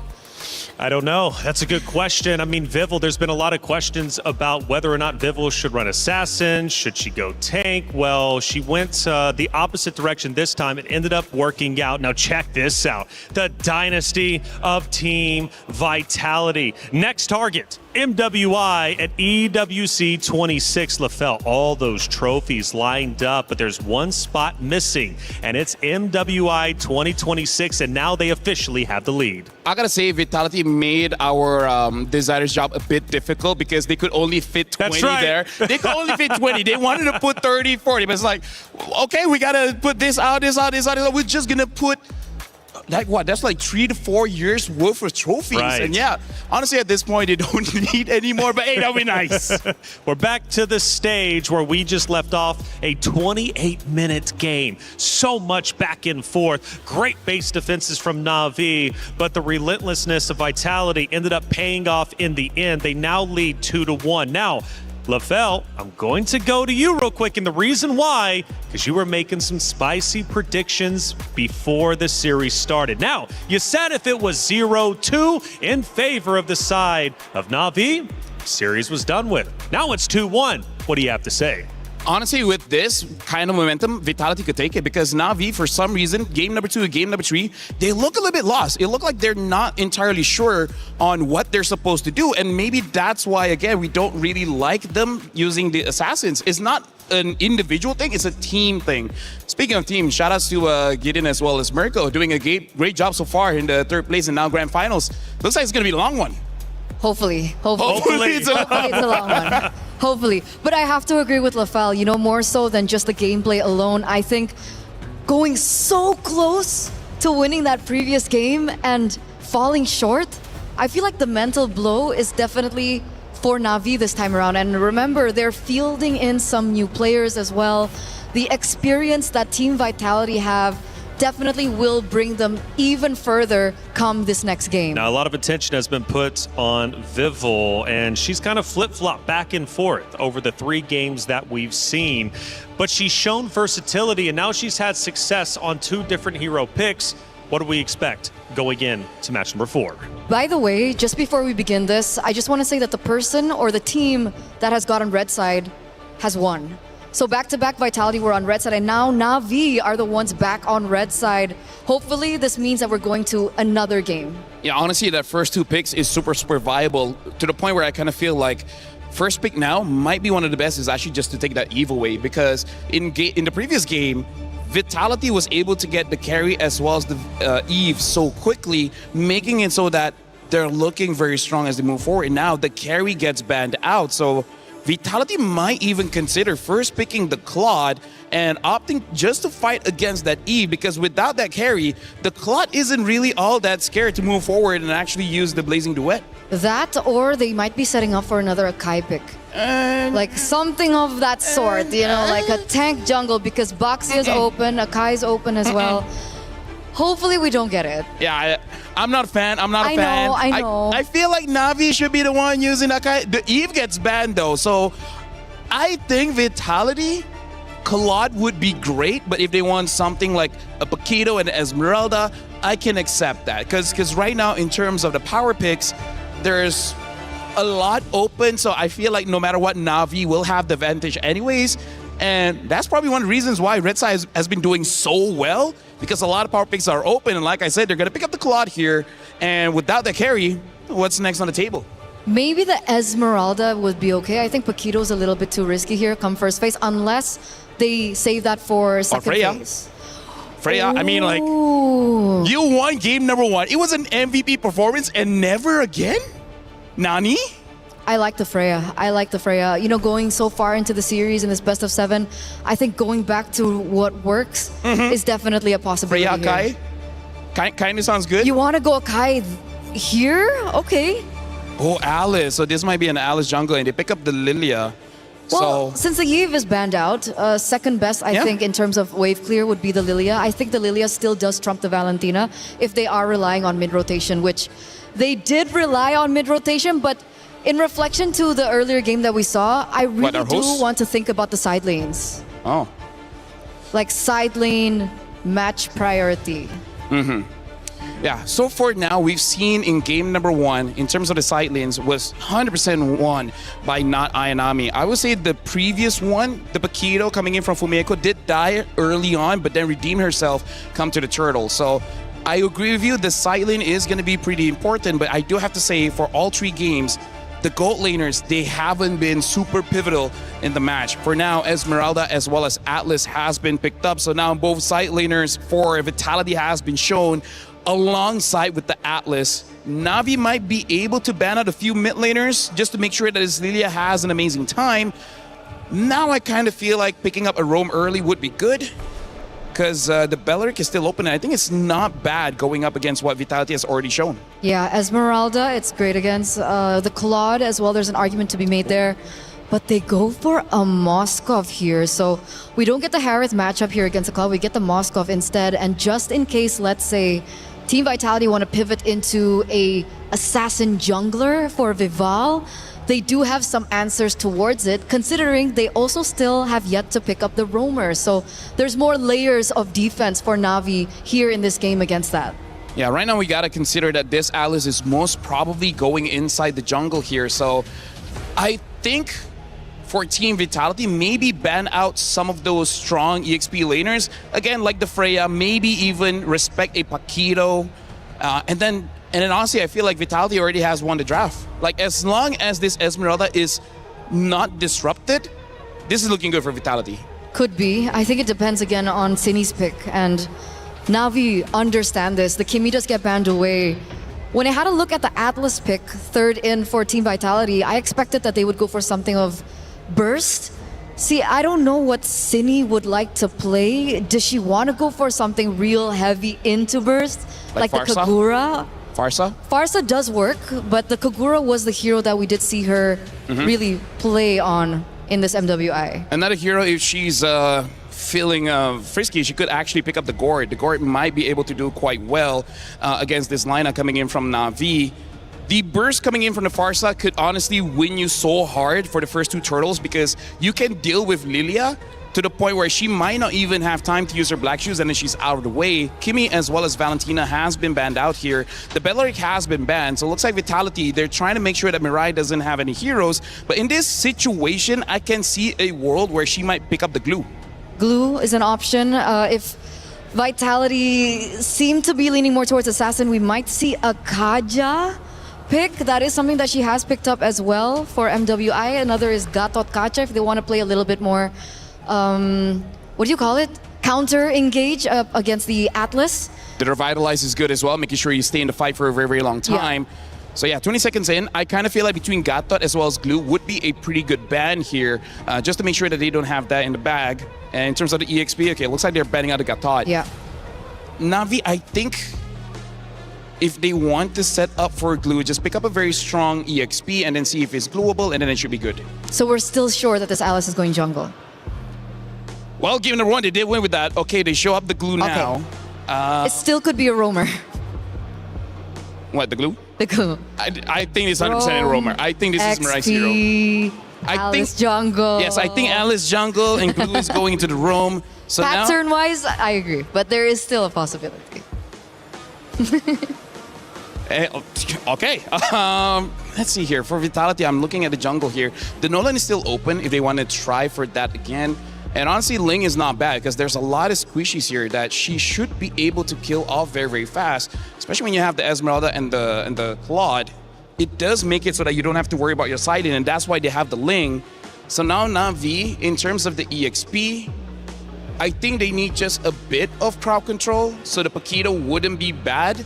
Just try to avoid the Esmeralda and you're good. The other option would be an Arlit, but the problem is Arlit loses so hard against Esmeralda. I like the Paquito, like just in case this goes to, you know, the later stage of the game like we saw in the previous game. The Paquito is still the king of the far lane, especially if the Paquito is not falling too far behind of the Ling. The Paquito should be able to control the far lane. Yeah, I'm looking at Paquito or Freya. Both should be serviceable here because Na'Vi looks like they're going back to something that's comfortable for them. And now Vitality, they're just drafting for any kind of weaknesses that Na'Vi has showed. So I'm liking Vitality's draft. It looks sound and it looks like they should be able to do it quite well. Instead, they go for the Balman, which I think is good because going back to the tanks might be the way to get the win. That's the flex. That's the flex. The teams have gone back and forth. It's Na'Vi and Vitality both going for a championship. But the reality is Na'Vi needs to shut Vitality down now. Get rid of their momentum. If they don't do so, Vitality will be one round away after this to a championship. It is essential Na'Vi ties this series up 2-2, but if they can't, they will be in trouble. This map means so much to both rosters, but who's finally going to get it? It's Na'Vi, it's Vitality in Grand Finals. Mirako, Gideon, let's get map 4 started. Thank you, Reflections. Dear Lord, we've been waiting for this. Already our defending champions are one step away from putting their key into the totem pole unless Na'Vi can do something about it. Just so close, yet so far, and at the same time, at least now they don't have to worry about neutral objectives. They got the Bauman for themselves. Unless she gets CC chain, right? That's the thing. The Bauman will win out in 50-50s, and I think Na'Vi, they just always went for 50-50s instead of trying to zone the Bauman to make it a little bit more equal. I think right now Vitality have enough damage, they have enough burst as well to blitz it, plus they got the CC from the Atlas. Again, last game Atlas was banned by Na'Vi, so they couldn't take it to counter the Bauman. This time around, it's on the hands of Vivian, who already had a fantastic game on Cho. And they want to do even better this time round. Not to mention that at least looking from Rain, looks like they pull yourself together to make sure that the Purify comes up a little more often. Lethal Wander will fall into Keishi's hands. And at this point, you're thinking, hey, with the upcoming turtle, what would be the worst possible outcome? I think it's really if Vivian ends up dying early, or maybe they catch out Cine. It shouldn't be ideal, but at the same time, I would imagine that, like, hey, if they are able to contest or break apart that mid trio, they've got some work cut out for them. You have to look at the pattern, though, Mr. Gideon. So far in the knockout stage, Vitality have always dropped a map, a game. Against Falcons ID, they dropped the game. They were able to take the entire series 2-1. Then we continued on to just yesterday in the semifinals where they dropped the game again against Geltech Cyber Team. But overall, we're able to take the series, and every game got more dominant than the previous ones. Well, I mean, yes, that is true. But what happens? What if we're looking at this narrative wrong? What if they take this game away and Na'Vi turns it 2-2? Does that still apply, or does this only apply to best of 5s? What about best of 7s here? Ooh. Does Vitality have what it takes, especially when it comes down to these marathon runs? That's a good one. That's a good one. It's been best of 3s. That was the first one. By the way, shout out to B right there. Smug little B. I love that guy. Smug little B. Smug little B. Best of 5s, it also was 3-1. So we'll see. Again, after getting this game, though, if they get this game, just as Reflection says, it's momentum. It's ridiculous momentum. Home turf as well. We just saw, in other titles, how home turf really plays a big role. Yeah, it definitely helps when you got your fans literally shaking the stage with their chants. Through the other stages as well, by the way. We hear the echoes and the shockwaves of these other titles. It's vicious. It's really, really vicious. But at the same time, does that mean that if Vitality end up, completing history, getting that title run, that next year we're going to get best of 10s at that point? It's like, at some point, they can't just keep on winning. They can't keep getting away with this. They can try, but at the same time, I'm looking at Na'Vi and I'm thinking, like, what is the mental game coming into this, right? Because it's not a matter of, did we get out macroed here? It's like, no, it's just bad starts at the game, and unfortunately, certain holes in our draft, and somehow they keep on getting underneath the skin. Yeah. It's just these little things, I think the experience as well. Obviously, Na'Vi coming into this, 2 new members from the previous lineup that we saw from last year and even from 2024 when they won with Smart Omega Empresses. So it's entirely different. You have these members who are less experienced, who are finally now understanding how it feels to go up against seasoned veterans in Vitality who've been through it all, won the very first MWI, and then after EWC lost it, but then reclaimed their throne just last year. At least from what I see from game to game, we're seeing more efficiency with their abilities. They need certain guarantees, and it's good that they have target priority. It's like, okay, we got to make sure that at least Vivian is going to go down when we commit, and they use 4 ultimates. All right, following game, 3 ultimates. Hopefully we get somewhere close to 1 or 2, ideally to make sure that it gets a little bit more evened out. But by then, Team Vitality are already at high heat. So at this stage, now that we're already thinking about it, maybe they could look to punish a different angle. Maybe, even better, they start flipping the draft on them to make sure that their adaptations is always 1 step behind. Honestly, if we're just looking at the drafts, game 2, I really thought it was going to be Na'Vi's win. I'm not going to lie, I thought the exact same thing. And looking at this composition, I honestly see how Na'Vi can win. I would give the advantage a little bit over to Na'Vi in this game, just because there's no one to assassinate. The Sling, I expected to come out game 2. Game 4, they pull it up here against a Lilia who has black shoes, against a Moskov who should be able to just jump out of the Tempest of Blades and also pinning her down. A Glue, Bauman, Alice, those are self-explanatory. Yeah, I mean, both of them, and they even went with Purify. Not even Flicker, Purify, just in case they get hit by the Tempest of Blades for whatever reason, or even better, get hit by Atlas as well. I mean, the Fatal Lynx is going to be really deadly and something that they have to keep in mind. But I'm curious, who's Mirai's target at this point? Obviously, you want to go for Ling if you can, but at the same time, it doesn't sound like a bad idea actually getting on to someone like Esmeralda and completely pulling her away from the fight.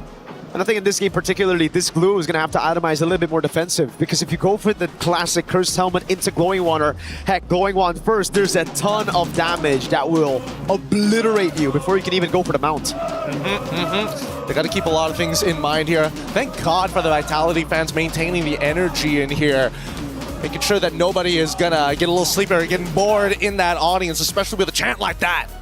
These French fans, man, these Vitality fans, they are something, certainly. Their energy throughout the day. They've been like this all the way from the morning. It's consistent, and I love that so much. We're from Southeast Asia, and even then, some people, they got to start cycling out the super fans.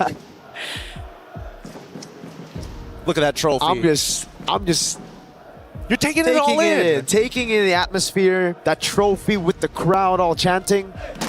I want to learn some of those chants, man. By the end of today, we got to at least get one chant down. I don't even know what exactly the chant is. I'm trying to figure it out. It's in French. It's in French? It's in French. Oh, no wonder. No wonder.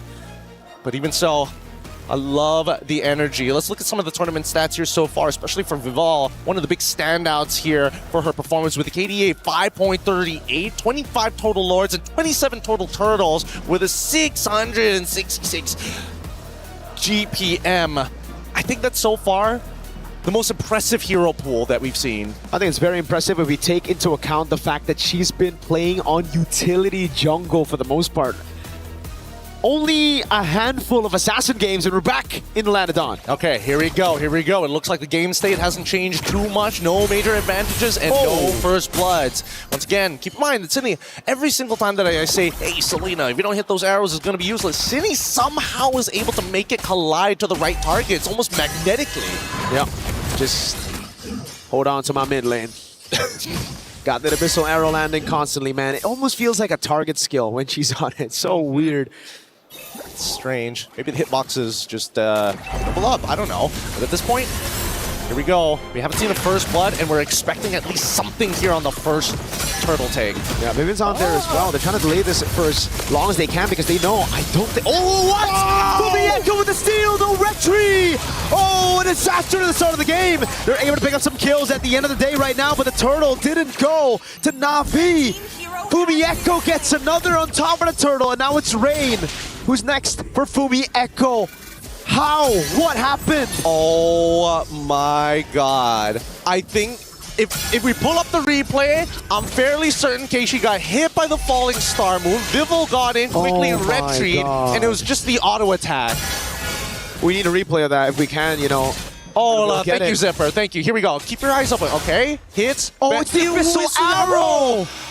No way! Every single time you count out this Selena, somehow squeezes out the perfect amount of value. Oh my god, it's a target lock ability when it's on her, man. How does she find that? Literally threading the needle! In the middle of... oh my god. People literally weaved it through. I don't know. I got no explanation for it, but great play. No matter what, they still nail... Oh boy. That's the thing, right? On the glue, when you're up against a Ling, just Tempest of Blades and oh my god, Fumieko, you stole a turtle already. Calm down. Calm down now. We don't want an orange buff take. Oh, they're going to be trying to try and get as much as they possibly can at this stage, but I'm more worried about Rianne here, because again, going to be thinking about the cross-map plays. That's the beauty of this Moskov. Obviously, you're able to kind of pin that lane down, but at the same time, if you're not causing that cross-map play, how are you going to do it? Or they can even set it up as a bait to maybe cause Vival to go down and commit to something. And that's what we were talking about for the Bauman earlier in game number 3. We're like, if you can CC her at the right time, then the lethal counter shouldn't be an insta-win on the red tree. And that's exactly what Vitality do. Though I really thought it was going to be more on Turtle 2 when Atlas gets the Fatal Links. Turns out, nope. With the Abyssal Arrow, it's pretty good. Mirai goes in on Vivian. Don't think it's going to be a mount. It's just a bit of poke onto Vivian with the rest of the team as they go and contest for Turtle 2. Yep, they just got to slap him up here. And look at this. I just love the fact that Navi's already prepared on that purple buff. Yeah, Falling Star Moon in the backline now onto Keishi, forcing Rihanna away. Again, it's going to be the retreat from Vival. They zone her perfectly now. The Tempest of Blaze lands. 3-man knock with immobilization lands with the Samsung on the pass, and Vival won't be able to get on Rain. It's a 1-for-1 with the turtle on the hands of Vitality. Now Asini goes up to try to help Vival. Dangerous game here for both sides. Keishi, unfortunately, that lethal counter was just a little short. Couldn't get it past it as Vivian pulled her away in the middle of that fight. Vitality's already looking in pretty good shape here, but now this 1.3k lead, we should know what to expect at this point. We've already seen it happen 2 games in a row now. And you can't even blame Keishi. You got a Falling Star Moon that you got to dodge. You got Vivian who's constantly on you, and the rest of the team, they were trying to peel too. It's just they don't have the resources to peel. This is kind of a composition made to dive, made to look for damage. especially Ayanami, it's just tough because Vivo can just pop in Tempest Blades, orange buff, there you go. It's a take with a lethal counter. That's what you want to see. But unfortunately for Balmon into the Ling matchup, it starts to become a lot harder once Vival is in a position where she's 2 levels ahead of Keishi. Every single time you want to take a buff, as long as I can force you to use your ult on your buff, you ain't touching mine. And look at the shove from Chell. Double lane for Rian, trying to get closer. Finding a way to close the gap on goal. Chell, though. Oh, this is a greedy move. She gets it, and the VMI back, despite the Spear of Misery. Nicely done, nicely done. It's all these small little wins that are just going to start stacking up. Hopefully, it's not going to cause that mental damage again, which Vitality, they know how to apply, especially with the way that they play the game in the late stages, how they chokehold their enemies. But now, I would imagine that Vitality, ideally, they need to start getting this lead back. And so far, we do see that Rain getting zoned out by Fumieko pretty early on into this bout, as there's only 10 seconds left until the next turtle. Ayanami, oh man, Cindy's just so aware. Spots her instantly with a trap. Ayanami forced out of the bush. Lethal take already earlier for Vitality. That gives a little bit more vision to the rest of the team. Navi got tempo in the mid lane. They're going to have to dance around for a little bit. They didn't set enough of the traps. Sydney is going to hold on to it for now. They don't want to have the perfect position around this lurk because there's no reason to be around this turtle at this point of time. And wait, hold on, bottom side. Looks like Rian, you're taking a good chunk of that Blazing Duet. Sydney, it's going to be dirty if you land it. The SOD lands, but whoa, Rian goes for a Vival.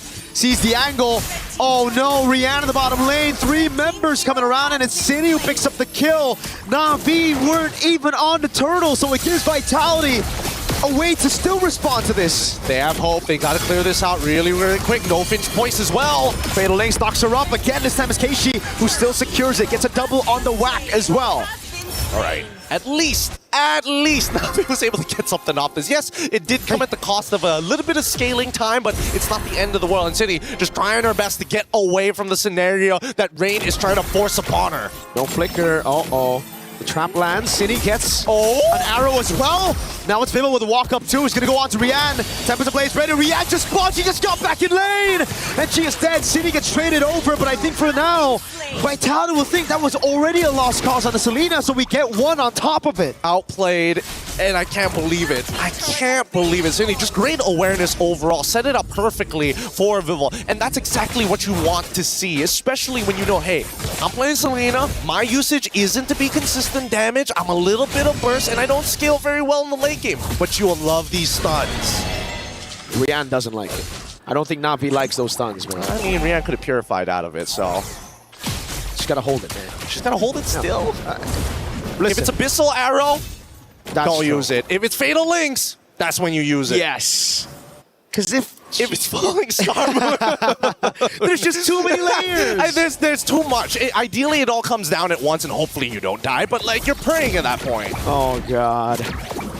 I mean, at this point, even attempts of Blaze, you can have to purify out of, right? Like, the knockup itself might kill you if the arrow doesn't land, but it's zone Ayanami away, just enough for Chell to pick up a turret up top. And you have to take a look at this. Rian, the 2 deaths have set her behind so much. 2-level lead earlier. Rian finally gets to level 10, but that means, oh my God, these arrows are point click. Yeah, they are point and click. Let's pull up the eye. Whoa, hold up.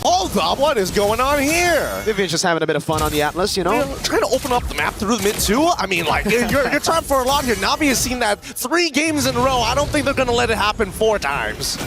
Well, at least, you know, in the perfect match, you get a damage reduction as well. On the show earlier, she got bursted down in the late game. Yeah, I'd love to see the items as well. I agree. I want to see Rian and Chell. Specifically, it's a 1,000 gold lead between the 2. Thank you, Zipper. Really appreciate it. 2 items to 2 here. At least the house call is already done. Starlium Scythe finished already for Cine, but generally speaking, pretty even overall. Oh, about to be a 1-item advantage for Vival. Already on the way to the endless battle. So these boys up front, I have breath there. Won't be too beefy anymore with the endless battle. That's true damage that Vival's going to be able to do. Once again, the dancing begins. And this is where it's going to get really, really difficult because Chell, once the Trinity is already complete, will be able to kind of just soul.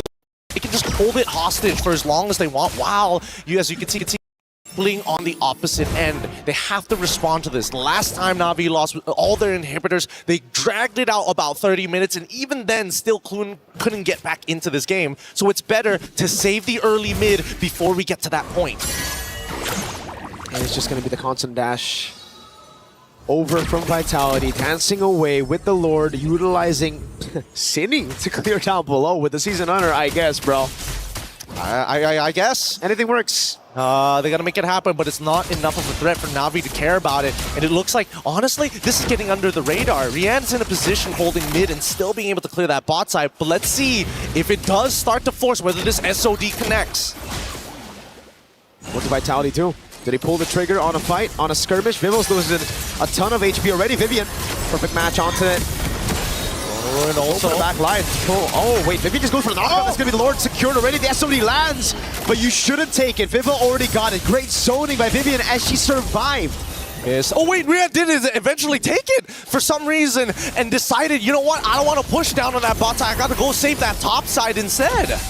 I thought it would be better to get a tier 1 in the bottom lane instead of SODing into a 4v5, but now Vitality, they, well, should be happy with that. No trades at all. Na'Vi don't get any gold in their pockets from that. And they also got the battle spells out of the most important targets, the main engagers for the side of Na'Vi, and I think that's why Vitality is a little like, oh boy, we gotta be a little careful, right? If their engage is too strong or hits too many of us, it's already over, so if it only hits one of us, we can counter-engage. So now with the Lord bottom lane, Vivian's gonna walk up on Ayanami. Just opening up the map, the Ling's up top. Vivil's doing such a fantastic job. They're gonna siege in mid. Mirai can't defend it. There you go. I thought she was going to walk up there. I thought she was going to walk up there too. But at this point, at least now that the Lord has already been taken care of, they now need to worry about that second wave that's about to collapse here. Okay, forcing the fight. Throwing a ruin, and the SOD lands as well. Vivian goes in for the big fatal links. The Abyssal Arrow doesn't land, but now it's going to be the re-engage from Fumieko. Oh, good Spear of Misery onto Vivo. She's going to be zoned away by Rian right now. Is that the chase onto Fumieko, who's still able to escape? The Abyssal Arrow landed earlier. Vivo now caught in the bad spot. Tempest of Blades dodging away from the lethal counter. Nicely done by Na'Vi. A successful defense, and we know they've been put in these positions many times before, but the gold lead is honestly negligible at this point. 3.5k as we're about to get into the later stages of the game. Once you're past 42,000, that means all of your core should have the correct amount of core items to start brawling out with everybody else. The major leads that we've seen, Fumieko, crazy amount of damage dealt already. More than Chell, more than Rain. 3.5k gold lead for Vitality, but it feels like a 10k gold lead. They're holding every single position on the map. Na'Vi are just stuck under this tier 2. Mirai's doing a good job, at least, you know, but it's kind of like the roamer's job now for Vitality. It's just freezing up the waves. Okay. Immortality down, and Vivian's dead. Do we just say classic Vivian or what? This has happened twice. I think it has to be classic Vivian. Don't worry. But honestly, it comes at almost little to no loss. It's not like it was a fat shutdown anyways. G flicker. Yeah, and which is pretty big. Well, that is true. I can't. Ooh. Is that unforgivable? I'll forgive it in like 96 seconds. Lord's going to be up in 15 though. Vivo's doing a good job again, just shoving in bottom lane. Stopping Na'Vi from getting any capitalization, any conversion on the objective. And Vivo, whoa, this is greedy from Vivo. Wait a second. It's okay. Tempest of Blades will get her she out. still got it with a retreat. Yeah, and I mean, that's the funniest part, because now that the lethal counter is out, all there's left is Keishi's Retribution, so they just have to wait it out. 20 seconds, Keishi's trying to burst it down. The Abyssal Arrow lands. Sinny can go for a bit more poke now as Na'Vi go for the gamble straight up on the Lord, but Fumieko's going to do a good job. Falling Star Moon to the back line right now, zoning them in the back, forcing the slams down to pass, and now Sinny walks up with the Abyssal Arrow. 8 seconds for the Retribution on Vivo. Ayanami would walk up again. Vivian doing a good job zoning. Perfect match. Keishi walking up again. That's a concealed Chell. Pops in a Purify. Oh, that's a lethal counter already used. Big resources now as Vivo goes in for the Tempest of Blades. Sinny making it awkward again. Going up against him and throwing a ruin, and Chell. Positive Blaze into red. That's Fumieko shut down. Chell goes down as well. Vivo. Triple kill for Keishi. Oh, the SOD does not connect. Luckily. Gets canceled out at the right time. Finally, Na'Vi get a fight in their favor. Oh, man. Imagine a world Abyssal Arrow takes it away compared to a lethal counter retribution. That would sting. That would sting for sure, but Na'Vi play it well in that skirmish. Rian just in the back, utilizing the Spear of Misery for when Vitality jump, when they pounce on Na'Vi, and I think that's the right way. I think all this time Na'Vi have been trying to just jump in where they should be kiting back with this composition. Well, I mean, jumping in and kiting back, it really depends on the angles, right? Because they're trying to push them into Ayanami, but at the same time still maintain presence with Mirai. So really, what do they want to get achieved? They need to make decisive choices as they crack open the mid-tier 2. Oh man, they're still walking up right now. Tier 2 in the mid lane gonna fall. Na'Vi able to crack open this tier 2 in the mid. Tier 2 up top as well. They're gonna shove it in with the Lord. Chell, oh, risky move without Purify. Conceal coming out from Na'Vi. Slash down the pass in the back. Fatal Links only landing on one. Now the Throne of Ruin. Catching them. Immobilization from the Echo. Bursted down by Rian.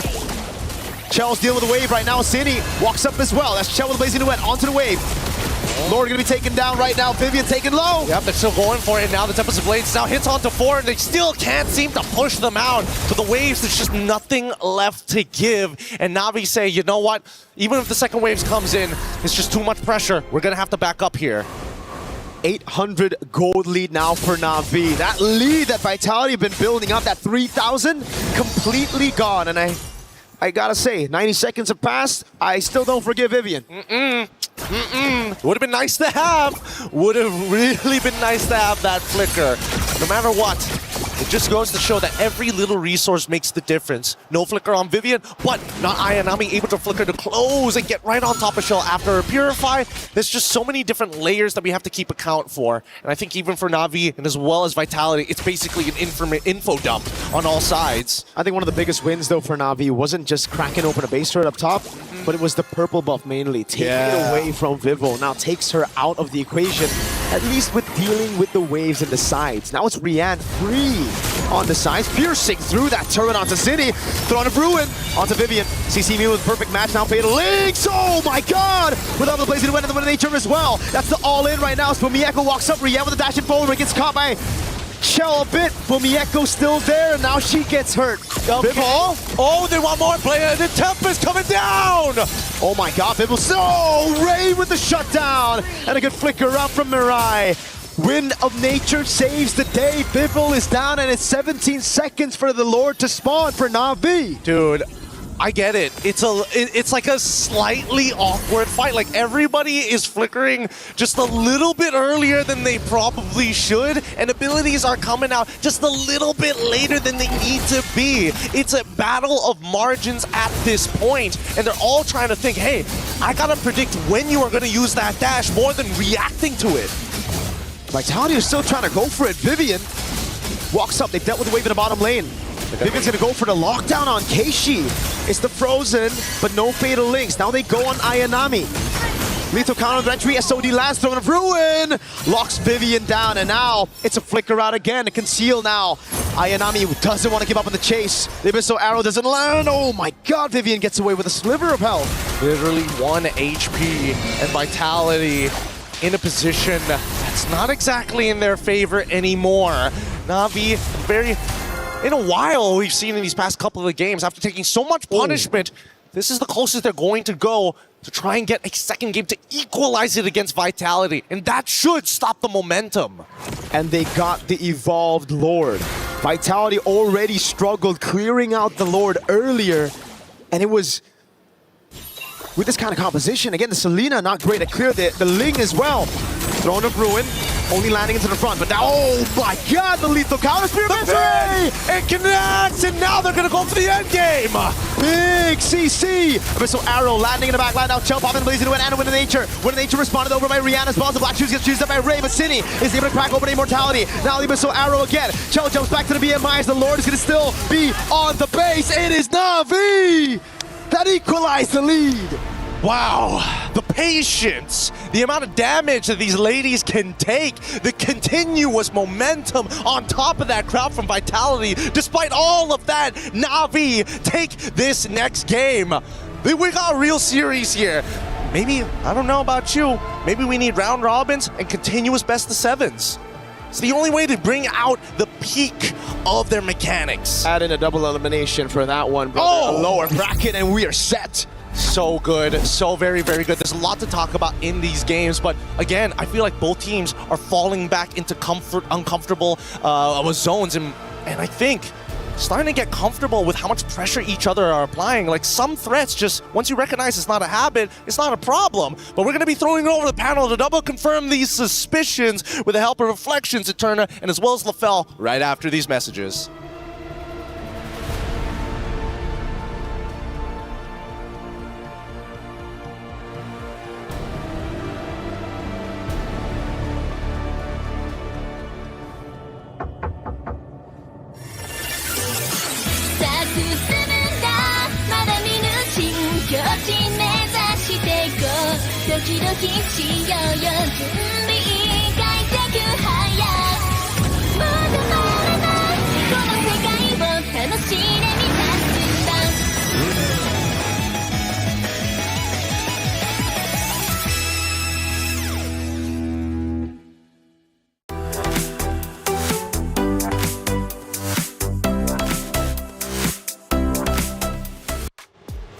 Oh, there it is. I said it, Na'Vi. They needed to answer back, shut down the momentum of Vitality.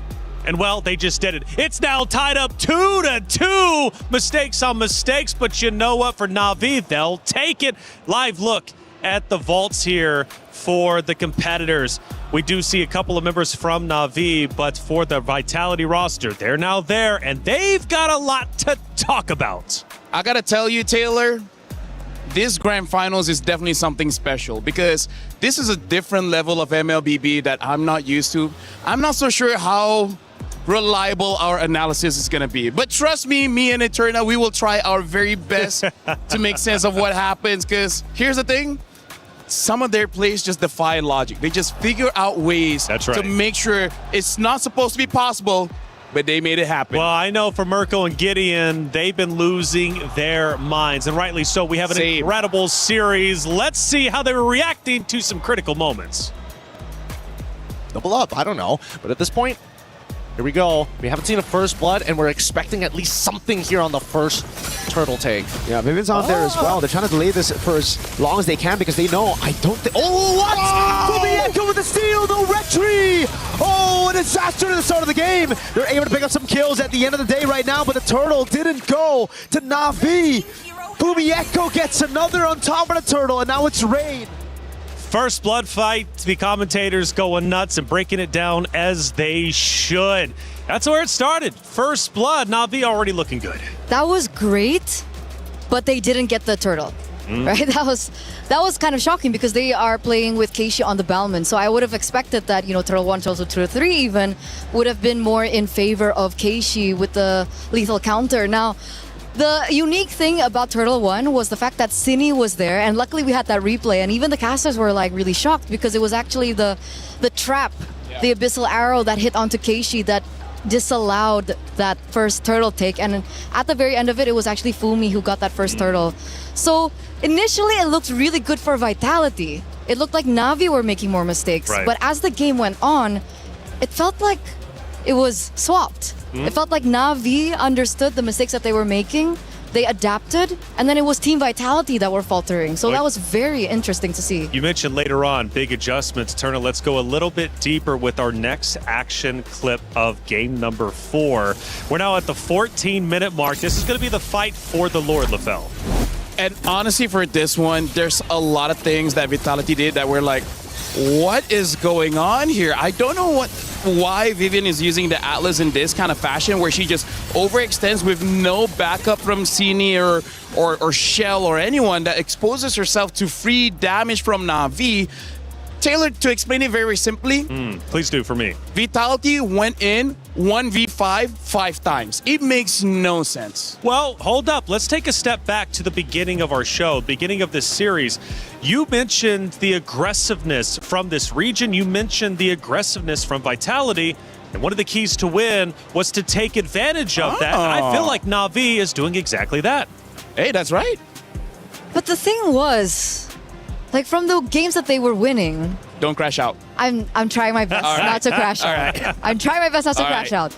But it's usually calculated aggression. It's usually still aggression with a certain motive in mind. Either they want to, trade for objective or trade for just something else on the map, structure, anything. But here was so weird. Like Vivian got caught out so many times. I even heard Gideon mentioning Vivian just doing Vivian things, and that's not a good thing. Very interesting stuff happening here on the main stage.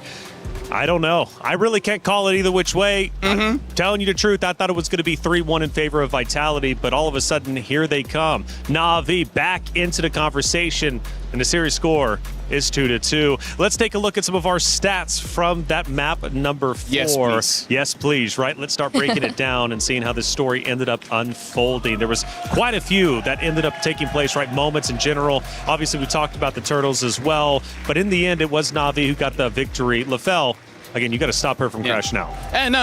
Honestly, she has been doing amazing. She's been doing great. Speaking of doing great, let's look at Rianne. Oh my goodness, her on that Moskov. 94,000 damage. Look at how many times she stunned Team Vitality to the wall. That was nothing that they could have done.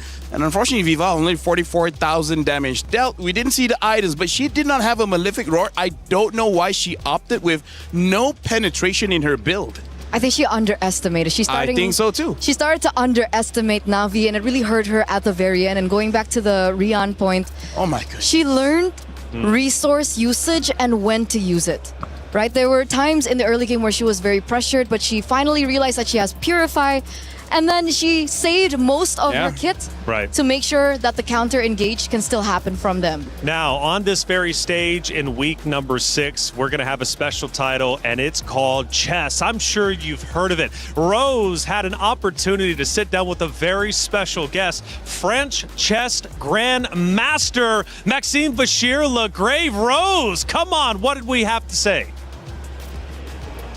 Hey guys, we have a special guest here at MWI. This is MVL. He is a chess grandmaster for Team Vitality. How are you? I'm good. I'm having a blast here. You're having a blast. How do you feel watching MWI so far? Yes, I watched the semifinals yesterday. Oh. And I'm watching today, and also, with the team as well. So it's really nice to see the BTS of what's happening, and it's a big fight, so I hope we prevail. Yes, now, MVL, I gotta ask you, do you play any other games aside from chess? A few, like I played a bit of FIFA mostly. I tried Rocket League, but not so too difficult. It's not for everyone, I understand. So, you know what, I gotta ask you, what do you think about, MWI and all women's league? How do you feel about it? I think it's great. In chess we have a lot of tournaments also only reserved for women. So, but hopefully it happens at the EWC in the next few years, but it's not up to me.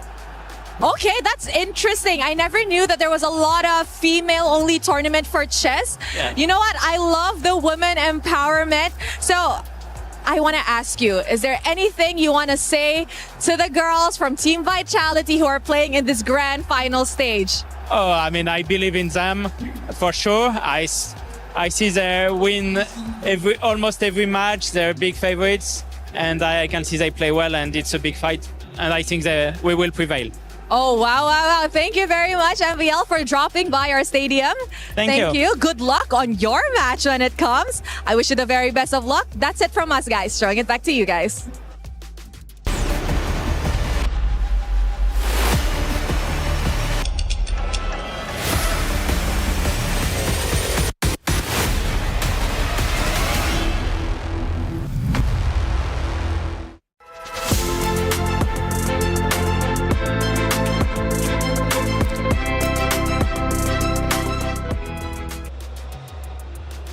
The beautiful thing about the Esports World Cup, you never know who you're going to run into. That was Maxime Vachier-Lagrave, Vitality player and French chess grandmaster, who will be taking that stage in week number 6. Thank you so much, Rose. Na'Vi, we just had a look at them in their vault, getting ready, getting prepared. Seems like they're still in good spirits, as they should be. I mean, they just tied up the series 2-2. Actually, the most impressive thing I think about Na'Vi, it almost feels like that's just a recording, because the way that they do it every single time is even at the same spot. Like, talk about consistency. Because they're locked in. They're so locked in. They get everything perfect every single time. All right, let me ask this. Chad, I'm talking directly to you now.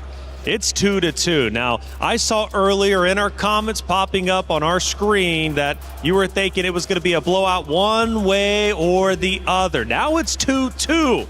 I'm going to dare you. Post your prediction in chat. Who's taking this? Is it going to be Vitality or Na'Vi? Because at this point, Eterna, I have no idea. Neither do I. Same here, man. 50-50 all the way. We're here for the ride. You know, we're just going to enjoy ourselves as fans. That's right. Because here's the thing, I really feel like we got to expect the unexpected. We cannot count the chickens before they hatch. Exactly. And what I do want to say here right now is I think this has got to be the closest grand finals that we've had in a while, especially for MWI. So 100%. Yeah. Everyone else is getting to the same level, Yeah, and I love it. Because last year was a 3-0. The year before that was also a 3-0. Yeah. So, yeah, we haven't had a 2-2 or even a map 1 from one of the other rosters. It's always been a complete blowout. So this is the most competitive year, which, again, goes back to the communities getting involved, this scene getting better. The ladies are improving each and every year, and I'm here for it. As we go into the pick and bans, this is a serious map. And the reason why, we're tied up 2-2. This is a best of 7. You need to win 4 out of the 7 to be a champion. Whoever wins this next map is going to be on match point, series point, championship point, LaFell. I mean, like, it's insane, Taylor. I got to say, you got to get me a longer chair because I'm already at the edge of my seat. I feel like I need more room here. We'll get you two. Eve as the first pick here, which I really respect because, again, the first pick, Eve, definitely the best mage right now with range, with damage, with control. She does everything plus more. And now, I think they're trying to force Vitality just to pick up that Claw because Rian with that Moskov, she showed up. She know when and when not to use that Purify. She's always in control all the time. I was about to say that maybe they picked up the Eve to deny that Claude pick, right? Put them in a position where they're like, hey, this is a situation where I pick one for another setup to the Claude. So Na'Vi now have the potential to pick up the Claude. And if we had to compare the performance coming in from Rian compared to the Moskov, I think she's way more comfortable on the Claude. So really good setup there by Na'Vi. Balman, though, very quick pick in. And Cici. So Esmeralda, I think earlier on was a menace. Wildcards, she was also a huge menace. And it got us thinking, you know, what are the counters towards this Esmeralda? And it turns out, finally, we get to see the Cici show up. And we see that the Esmeralda can struggle against the Cici. Eterna, I think what Na'Vi is seeing is some cracks from Vitality. Right now, the way that they're drafting looks like they want to force fights. I think they're starting to see Vitality's mental stamina starting to go down a little bit, so they're trying to force that. Look at how easy the heroes of Na'Vi is right now. Right, Babel, you press the second skill, you move around. Cici, you press the first skill, you move around. And then Eve, you just, you know, poke with your first skill. So right now, Vitality's showing up with the lane, the Esmeralda, as well as the carry. I gotta say, it's not the hardest hero or hardest draft to use, but I feel like Na'Vi, they're self-aware that they might have some fatigue, and they're trying to force that onto Vitality. This is, I would say, a very good read by King Salman. So what you're saying, force the fatigue, aka speed things up, keep getting in their face, keep getting aggressive? Perfectly, that's perfectly described, yeah. Which is why the Balman comes in clutch here. It's very simple. Neutral objective takes should be easy as well. And seeing how difficult it was for Vitality to close out the game despite them winning early, Na'Vi, I think, has definite chance here in this particular game. Harith gets eliminated there, though. So Claude is still available. Do they want to also take away the Claude? I do have one concern. Vitality feeling the pressure now. Do they turtle up, go with maybe some comfort picks, or maybe slow things down a little bit too much? if you want to slow things down, whatever your mid laner is going to be has to be able to clear the minions long enough. Because I feel like Esmeralda's a front line, great. You have carry for the shred. You already have the Ling to execute whoever is in the back line. Whatever their mid lane is going to be, it should be a pick that helps them turtle up so that eventually if something goes bad, right? Their early game is bad, their mid game is bad. Give enough time for the carry and the Ling and the Esme and it will work out. Because my word here, Eterna, all three of Vitality's picks needs farm. They need the items. This is looking like Vitality hoping we go over 20 minutes. But I'm worried if they do that their composition is too short range. Yeah. Because I could see Na'Vi going Beleric here.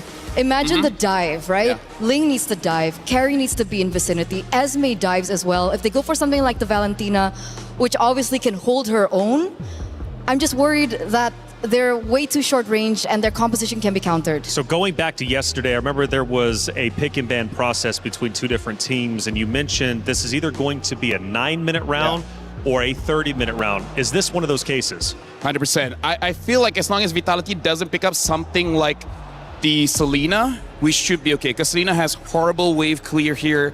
And yeah, if they wrong pick a mid laner here, this is 100% gonna end latest at 12 minutes. So what are the options?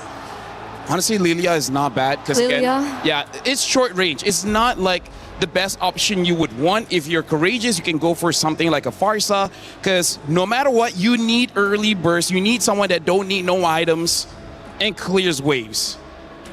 Right now, they only have a few seconds left. Yeah. If they want, just pick up a tank now. Pick up a tank, and they pick up the Minotaur. Okay, so not the best pick at slowing down the game. Let me just say that. Like once Minotaur has Flash of the Oasis +1, they can team fight. That will look great. But right now, it doesn't look that great. They have a little bit more leeway, I think, in the early game because of the fact that the Minotaur can go revitalize, so there is a little bit more versatility in the lane. But again, this mid lane is going to be really important. Do they want to pair this Minotaur up with someone that is strong in the back line? Like, do they want to go burst, like something like Gord and so on and so forth? Because if they go Farsa here, I feel like the Farsa is super vulnerable to both the range up against the Yve and as well as the CC that can go into the back line. And now they have to think about the Kalea on top of that as well. So right now it's like, oh, you guys got an advantage with heals. Now we also have a heal in the form of Kalea, and this time it's going to be easier for them to catch the Ling, the carry, as well as the Esmeralda. So this is one of those cases, maybe if you pick up a Valentina, it would still be okay, because one of the advantages for the Minotaur is that jump, it does quite a bit of damage, and then a Valentina should be able to burst them out. And the important thing is the counter engage setup. Yeah. I do understand that the Gatot is banned here, and Vitality have already forced in the Minotaur. Luckily, there is no Gatot for the Kalea, but I do still see a layer of counter engage setup that can happen if Vivian is patient enough with her Minotaur. And now the Lilia does get picked up.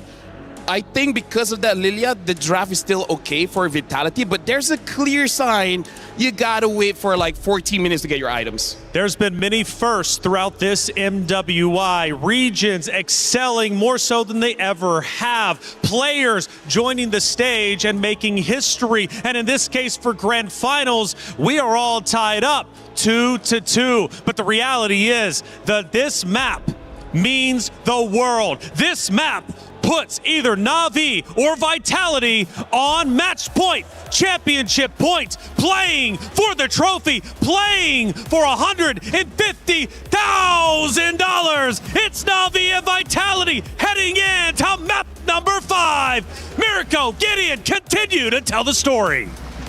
Big money is on the line for whichever one of these teams is able to close it out. Initially, I thought maybe we're getting one step closer to that door, but Vitality, unfortunately, they missed and failed, allowing Na'Vi to now sit eye to eye. We get into this game, and Mirko, I mean, the draft, that second half, a little funky here. Yeah, we were talking about it. The Gatot Kachaban really looked like it was a setup for the Kalea pick. It would have been great as well, right? I mean, the CC, Bauman, those two, really. Very vulnerable to a single target. lockdown, especially when you have a carry already. So they picked the Minotaur instead. I am guessing just more on pure neutral objective control. I mean, a lot can be said about it because, like, they could have pivoted a couple of times. They could have gotten rid of this Moskov because they already had shown the Ling. So this is why I think that second half, that first half was okay, but that second half was a little strange. But now that we're already in this, notice that Ling already taking marksman emblems, fighter emblems traditionally for that Balomon. But on that bottom side, both fighter emblems, they do not want to give up this space often. And even Rian, this is still a tough matchup despite having making sure that she has the Master Assassin. Even the Esmeralda pick, you know, they already saw the CC picking it into the CC. Now you really see why she had to go Vitality and Festival of Blood for the emblem choices. Really just needs to survive in the lane.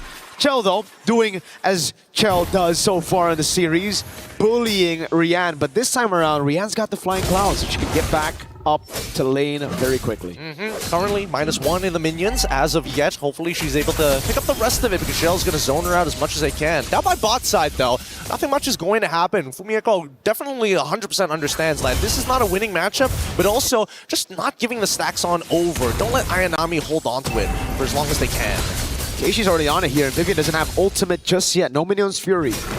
Mid lane already going to be cleared out by both the teams. Vitality want to go for the fight now. Cine gets spoke just a bit. They want to go all in on Keishi. Even with the knock-up as well. Keishi very low. Possibly the counter about. Cine is bringing the black shoes away. Tempest ablaze now with the Rectory. Vival snatches it. Oh, they're still going to go for a little bit more here. Vival has plenty of energy. Gets the Finch Voice out of there. Unlucky. Not Ayanami tried their best. Really tried to hold them down with the curtain call, but the iframes just a little too good. And it's Vitality who... Oh, I thought it was going to be a take by Rian there. No, it's still Chell.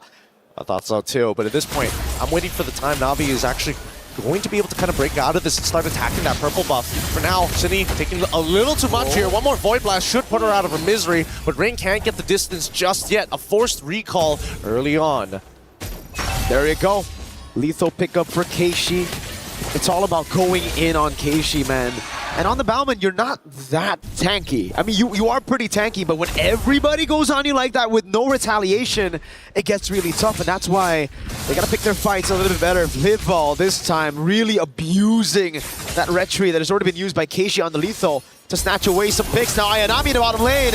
They know there's no vengeance. Fumieko gonna dive in as well. Ayanami taken out by Fumieko. Unable to get it. Really nicely played by Vitality as well. Trying to get the curtain call down onto 2 targets. Luckily able to create enough distance, separated and scattered before it latched onto anybody else. So really just nicely done by Vitality all the way through from execution to planning. Let's see Na'Vi though. Now this is their turn to take the initiative here. However, they're not making the call fast enough, and Vitality are already in position to actually retaliate if they do commence the dive. They can't let this gold lead steamroll out of control. It was the same case though for Na'Vi earlier in game number 4. It was Vitality who looked like they were running away with the lead, but Na'Vi just stayed cool. It was a big lead for the Ling against the Bauman early on. But then they grouped up, they played the box, they won, and everything collapsed for Vitality. We need to see how this is going to play out because I feel like as much as Na'Vi want to have first position, Vitality, if Vivian has that flicker, the counter Minoan Fury could be disastrous. But for now, as long as we see Mirai topping up Rain and they have that RWM ready, Vitality still has to be a little careful, and Vival definitely doesn't want to show up first. Rian picks up the gold crab, taken away from Chell. Mirai's looking at the angle now. Keishi with the help of Mirai, picking up Fumieko. Just a bit, now poke from Rain on Cine. Falling Star Moon, locking Keishi down. The RBM comes around as well as Vivian. He's gonna try to zone them in the back as Rain needs to respect this damage, has to flicker out with Fumieko. With a dive, Tempest ablaze under. Spear of Misery locks her down for a bit. Good lethal counter and even a Tsunami Slam to get rid of Vival. Okay. Now the War Axe is already done onto Keishi's side, and all they lost for it was just Vival, which is rather surprising. Rain ended up dying anyways. Mirai should be... Oh, it's getting close! Minoan's Fury knocking up 2. Now another knock up on Rian with the reset, and Fumieko. Wow! He's dancing around, no flicker. Rian gets away. Now the whole team collapsing onto Fumieko. Keishi's right there. No lethal counter, but she's gonna spin. Fumi condiments of it all. Get the healing! Oh, the phone no! It was bought right in time, no way! That was nuts. That was a nuts outplay. That is crazy. Keeping not only Fumieko alive, but still maintaining and now commencing a dive underneath the turret. Not Ayanami. You gotta get out of there. That was dirty. What was that timing, my guy? She sat there waiting for it as well. I bet her finger was hovering over the item the entire time. Bro, that was just so unlucky. Hey, you don't get to see that very often. Only here in MWI do these moments actually occur. And it's crazy how much trust Fumieko put on the fact that Vivian could heal. Or maybe she was just ready to die for it. She was Maybe. like, okay, Maybe. yeah, EXP things, you know? Oh my god.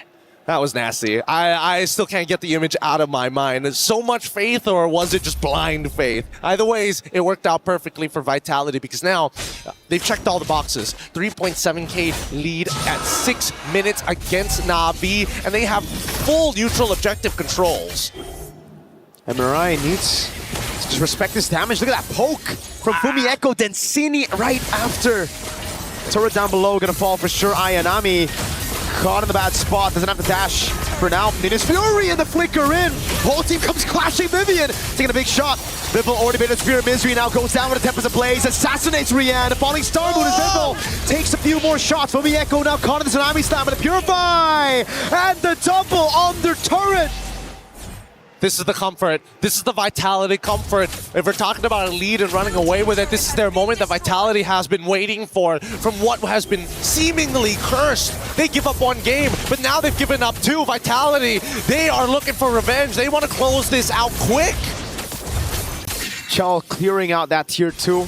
Vival respecting the Moskov, going back at it, learning from the mistakes of game number 4. Not really wanting to replicate that. Now they go on to the XP grab. It's all about building these small leads again. All these small leads eventually build up, and to be specific, it's about a 5.8k lead, which is honestly pretty good. A lot of their cores are one full component ahead of their opponents. Not a full item, a full component. And that makes the difference here for the stats. Overall, when we are... What? Oh my god. What? That... What? Zipper! You know what to do! Whip up the replay on that one! Oh god, but first, maybe. the fight! Was that a flicker? It was a flicker, burnt out already. Vivian on the Minotaur.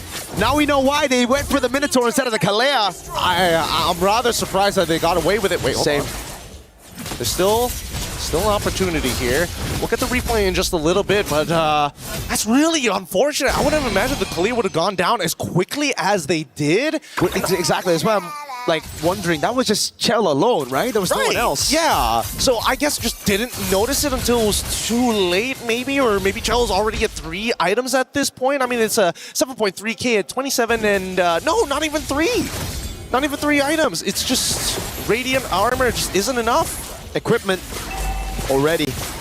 Into the bottom lane they go to take this turret down. Chell gonna cop an SOD. Fumieko doing a good job zoning right now as they get caught with the RWM, and the Black Juice comes around for Cine, and Vivian's right there to provide heals over to the rest of the girls. Tier 2 falling in the bottom lane. Now just one more tier 2. Oh, they actually keep it alive. Minions was cleared out. Okay, that's still fine, because that means Na'Vi has to commit somebody here to actually deal with the wave if they really want to save it. And in that case, Vitality has time to kind of do other things. And in this case, for Ling, it's going up to that top side for Vitality. Oh, we just saw the Retribution come out. Okay, not bad. That means purple buff should be pretty free for Vival later on once she pushes this wave. There you go. Wave bot dealt with as well by Ayanami. Seems like Vitality really wanted to take that orange buff, and that's why they didn't want to go for just that one hit on the turret. Vival, though, does she know the retry is off? I think they saw it for sure. It would be really cruel if the rest of Vitality didn't tell Vival that the retry is now. Oh my god. Oh, with a flicker as well. Now the follow-up. Boom, Tempest Ablaze. And all the blades for Vival. Holy shield gets her out, and it's a Finch poise. You can't tell me that wasn't beautifully done. You can't tell me that wasn't beautifully executed, knowing that even if she took and lost 90% of her HP, once that Holy Shielding breaks, they go out. RWM's already in. Falling Star move for Fumieko, but this shouldn't net to anything. She's gonna walk out of there real quick on the Esmeralda. Walking out of it. Na'Vi still have good clear. We have to talk about that, right? It's Yves and a Moskov. But that's a 10,000 gold lead in 10 minutes. That's the GG angle we always talk about. They are getting, oh yeah, thank you. Thanks, Zipper.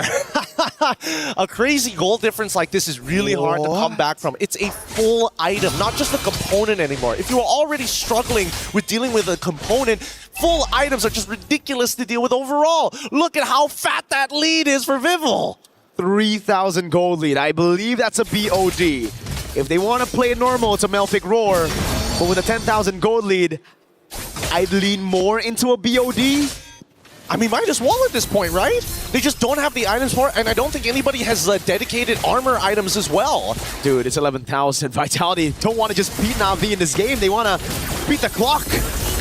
RWM onto Cindy. Black Shoe's going to be used up again. Minus Fury knocking up too. Okay, she's going to be very low. Again, Tsunami's having to peel in the backline. Swimmy Echo's going to be locked down. Under turret. Shut down as well. Yes, Odie Patel stays onto the Crystal 11 minutes. And they take match point. Crazy. Crazy, crazy stuff, and Vitality have one thing to say. They get to cheer even louder for Team Vitality taking their third map win. With that being said, though, it's match point, baby. This is all or nothing. The big money is on the line. Na'Vi have got to figure out how exactly they want to play this next draft.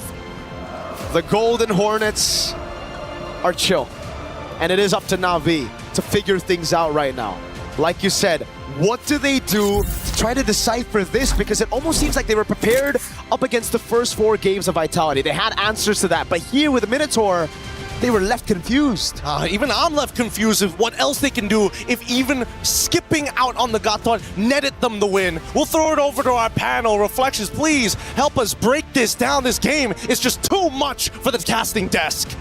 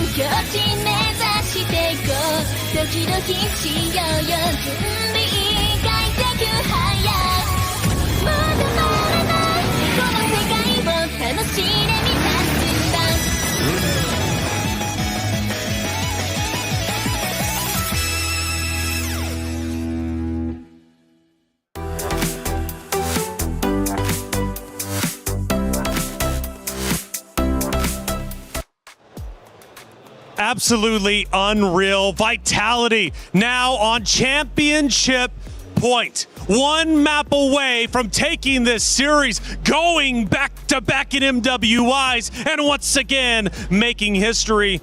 We take a look at the dugout of Na'Vi for the first time sitting in their vault, and they do not look happy. I mean, like, here's the thing, man. Vivian really redeemed herself. Like, in the previous game with the Atlas, there's many times she dove, but then nothing happened. This time, Vitality played like a team. Whenever Vivian using the Minotaur goes in, everyone follows. It's like, you know what? Even if we die, we just fight properly, and they did. And with that being said, I think it was very wishful thinking of Team Na'Vi to not bring Purify.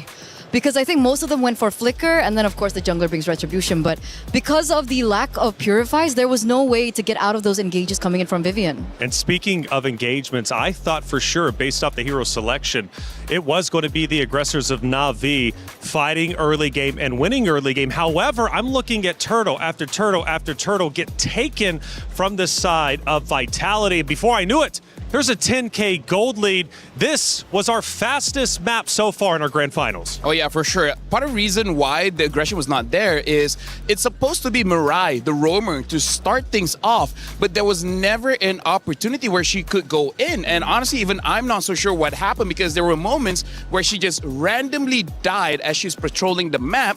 And then we're like, wait, hold on, what's going on? You're supposed to be one starting the fight. Why are you dying randomly?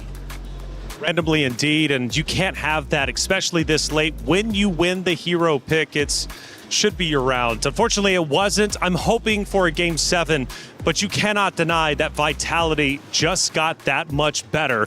and the momentum is definitely in their favor. Eterna, let's take a look at our last action here from that game, which ended blazingly fast. We're now towards the end. The base is being pushed, and the vice grip is being closed. It was all in favor. Wait a second. Yeah, I know. We're this- just like reminiscing We're about reminiscing. what happened before. I Sanjika on love that Galaxy, by the way. Yeah, That's okay. Hey, I love look, Galaxy. I love Galaxy. Back to grand finals we come, all right? It's going to be Na'Vi and Vitality, of course. Again, the reality is, though, that it ended incredibly quickly, and I think we do, in fact, have it ready to go. That final action, of course, from that final map that we just witnessed. I need to take a deep breath, man. I really do. I believe in curses now. Well, hold on a second. Let's take a look at the emotions from the players, okay? Before we start talking curses, because Casta guys. curses are real. And I actually was backstage just a second ago. I ran into one of the heads of Vitality. I said, hey, congratulations, man. He says, for what? I said, I'm sorry. Let me take a step back. Let me not speak too soon. We see the emotions. I swear, every single time that we tune in and see the perspective of Vitality, they just see cool, calm, and collect. That's just the experience they have. You want to comment on that? No, I want to talk about curses. All right, well then I'll comment on it. The thing that we have to look out for is actually when Vival is having fun. Okay. That's when you know everyone is doing their job well. Because Vival wants to go in for those kills. She's hoping for her teammates to set it up, and they set it up beautifully in that game. Well, let's take a look at that final action from that last map. And man, that was map number 5. And it is, in fact, going to be, once again, Vitality pushing into the base. This will be the final fight. The Lord is also mid lane, starting to come through. Na'Vi, in one of the previous maps, was able to base defend at least 2 or 3 times. But Eterna, not this time. The knockups from Vivian on the Minotaur was really game-changing. You know, we've been highlighting so much about the rivalry between Ashley and Vivian, and if there's anything in this particular game, we do see that she learned something from Ashley, picking up one of her signature heroes, the Minotaur. Well, Vival has been on fire, of course. We take a look at her statistics. And she's looking great. She really is. I mean, we're talking a total kill of 18 kills in the 5 maps that we have seen so far. But honestly, sometimes the kills are one thing, but the assists, 20 assists, she's putting in work for her team. The one thing that I really want to highlight about Vival is even in a losing condition, especially when she's on an assassin like the Ling, so back-to-back Ling games we saw, she's always, 2-3 levels ahead of the enemy jungler. And I find that so impressive, even in a losing condition. So she's so effective, she's so great when it comes down to farming, that she can be the sole winning condition of how things can turn around in favor for her own team.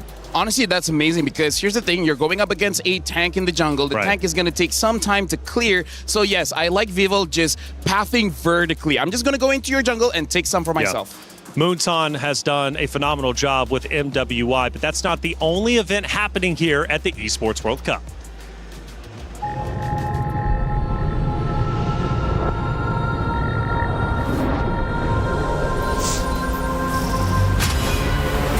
In the past, we were always in Asia.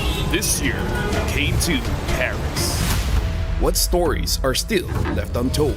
Kami sudah membuktikannya, tapi ini baru permulaan. Tiada siapa akan ingat siapa nombor 2. We need the win. Bukan sekadar keinginan, tapi tekad. Hindi ang pag-abot sa top ang pinakamahirap. Ang corona ang mahirap ipagtanggol. What happened last year became fuel for us this year. This time, we bring it to Paris and finish it. A new lineup, new chemistry, new fire. Once champions, not settling for podium finishes. World champions, defending MSC champions. As the final boss of MLBB, can anyone stop them? Names have been made, stars have risen, but now they need to show the world what it takes to rise above. This time, the world is bigger than ever. Like every year, new challengers step on to the world stage. Some carry the ambitions of 2 continents. Some fight for the pride of home turf. Some have never stopped chasing the throne. So who will finally rise to clinch the title? This is where unresolved stories find their ending. A new shot at glory. One more chance at redemption. We are back. Kali ini, sekali lagi Magugulan atau tidak? Pareho lang ang chance namin. No one is untouchable. Let's fight. Bukan aku kalau bisa. 2 champions, 1 game. Paris breaks through limitless possibilities.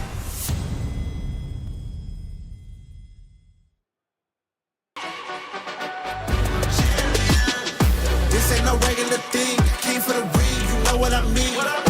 You see my name in the lights, better get right, I'm champion.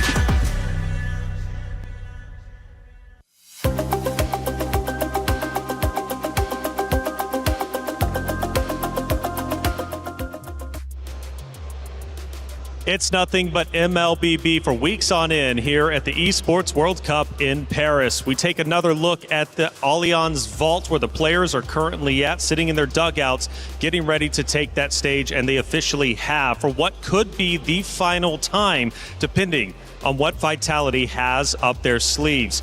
After that win, I feel like this is where Vitality becomes at their strongest. They've already won grand finals. They've already been champions. And now that they're one map away, you can't argue that they know how to close out series. Yeah, especially when they have a huge lead, because in that previous game, it's at the second turtle. That is relatively fast for you to have a lot of wins whenever you go for a fight.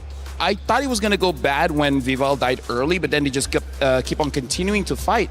That Minotaur really paid dividends because able to get that Flash of the Oasis quite early and made it so that they can basically fight forever. Eterna, Navi's going to have to dig deep. This is where they truly become a champion by forcing a Game 7. But look at that smile. Like I said, Vitality is feeling confident. They're feeling comfortable. Can Navi pull off another win to stay alive and force a Game 7? I know they can do it. I know they can come back to this. And it starts with the drafts. If you're talking about digging deep, I feel like they kind of did. Kalea debut pick in the grand finals, that was definitely something that I did not expect. And I feel like that last pick really killed them in the end. Yeah, I feel like for Vitality, as long as you have a draft that you can just keep on fighting nonstop, I think that fits their style. Okay, so you're thinking Navi should go back to where they started, at least in that last pick and ban. Go with the aggressive play style, get in the face of Vitality. But they did try that, LaFell, and it didn't work out. In fact, we had our quickest game in map number 5. So if they go back to it, how can they execute better?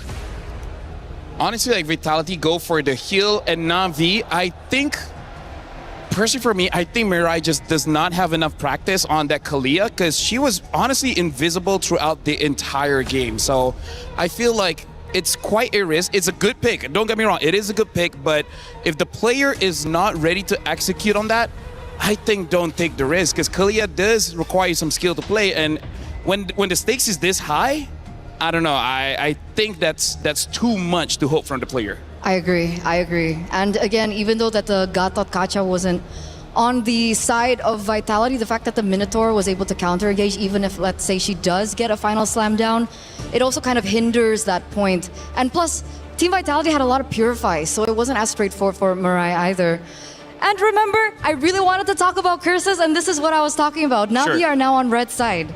Again, the team that gets red side is the team that wins the game. So you're saying we're going all 7 games? Oh, yeah. Ooh, yeah, carry his first pick. So I think that's already a pretty good start because they know that Navi wants to go tanky. They already have answers with the first pick.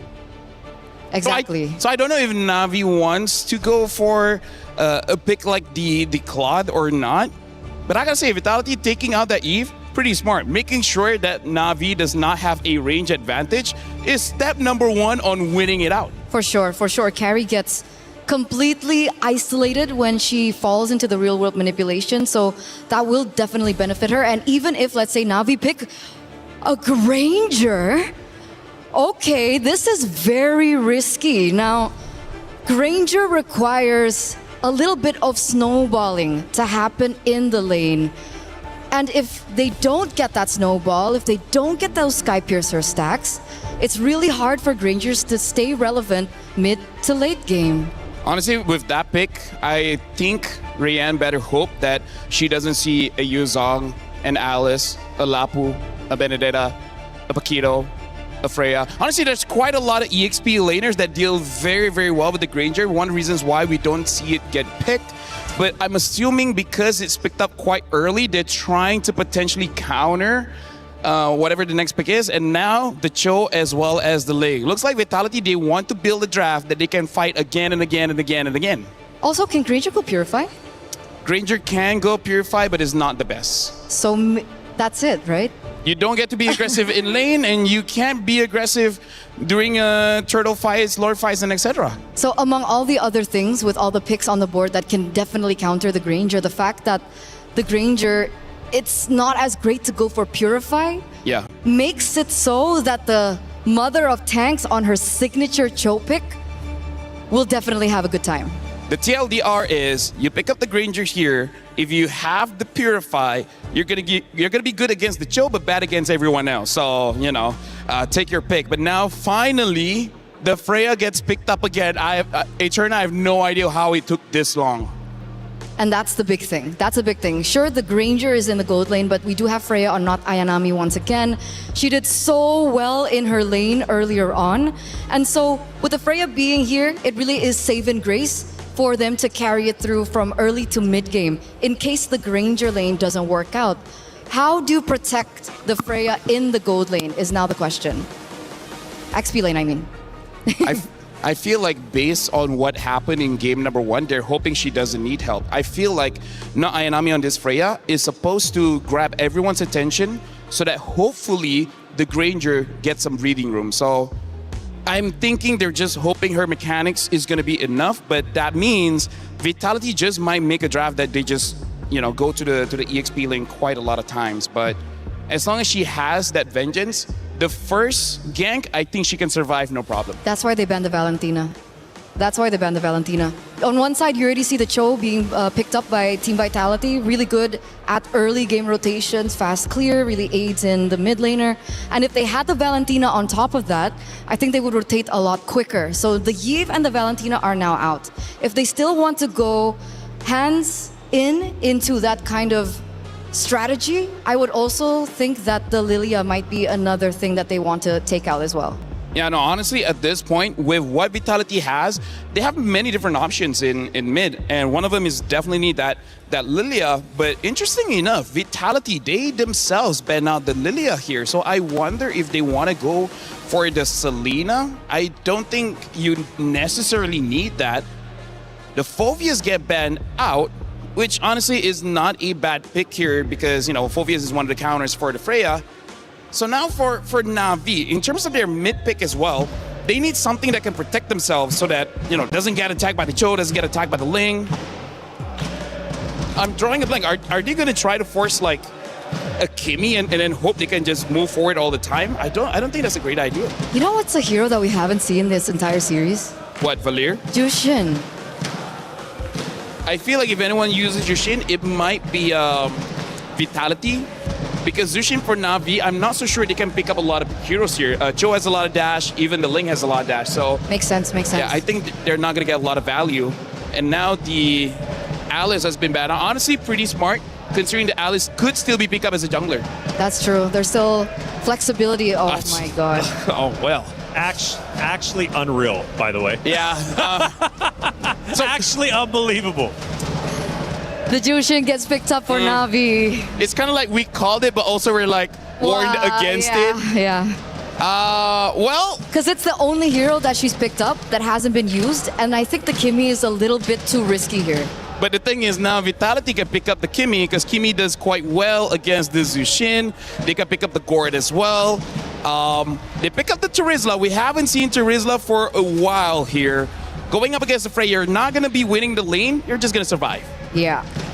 So what does Cine pick? Selena is still open. You mentioned the Kimmy already. Kagura is another hero that she's utilized in MWI. And it's going to be a Valir.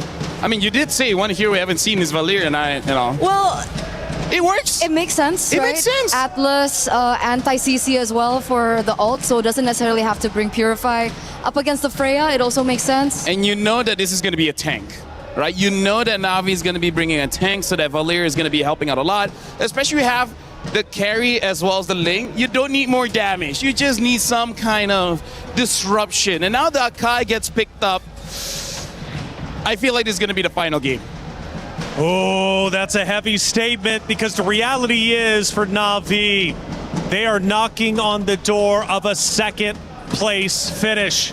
For Vitality, however, one map away, one win away from securing the 2026 MWI Championship. Can they do it? Can they get the job done? Or will we get one more map? Mirko, get in, let's find out. The world holds their breath as they see this next game. Already at the door, our defending title champions are so close to getting that trophy and getting real revenge from what happened in 2024. Na'Vi, they've got what it takes to bring it all the way to the end. But the truth is, if they don't muster up the courage now, if they don't be brave to make the play, I don't know how they will overcome this mountain of a hive mind. And the Golden Hornets look strong. The Golden Hornets look very convincing. They're coming off of an 11-minute end just earlier for match point. Na'Vi has gone back to their roots, playing utility jungle and having a carry on Ayanami. Freya, specifically the Freya, that got them that convincing win in game number 1.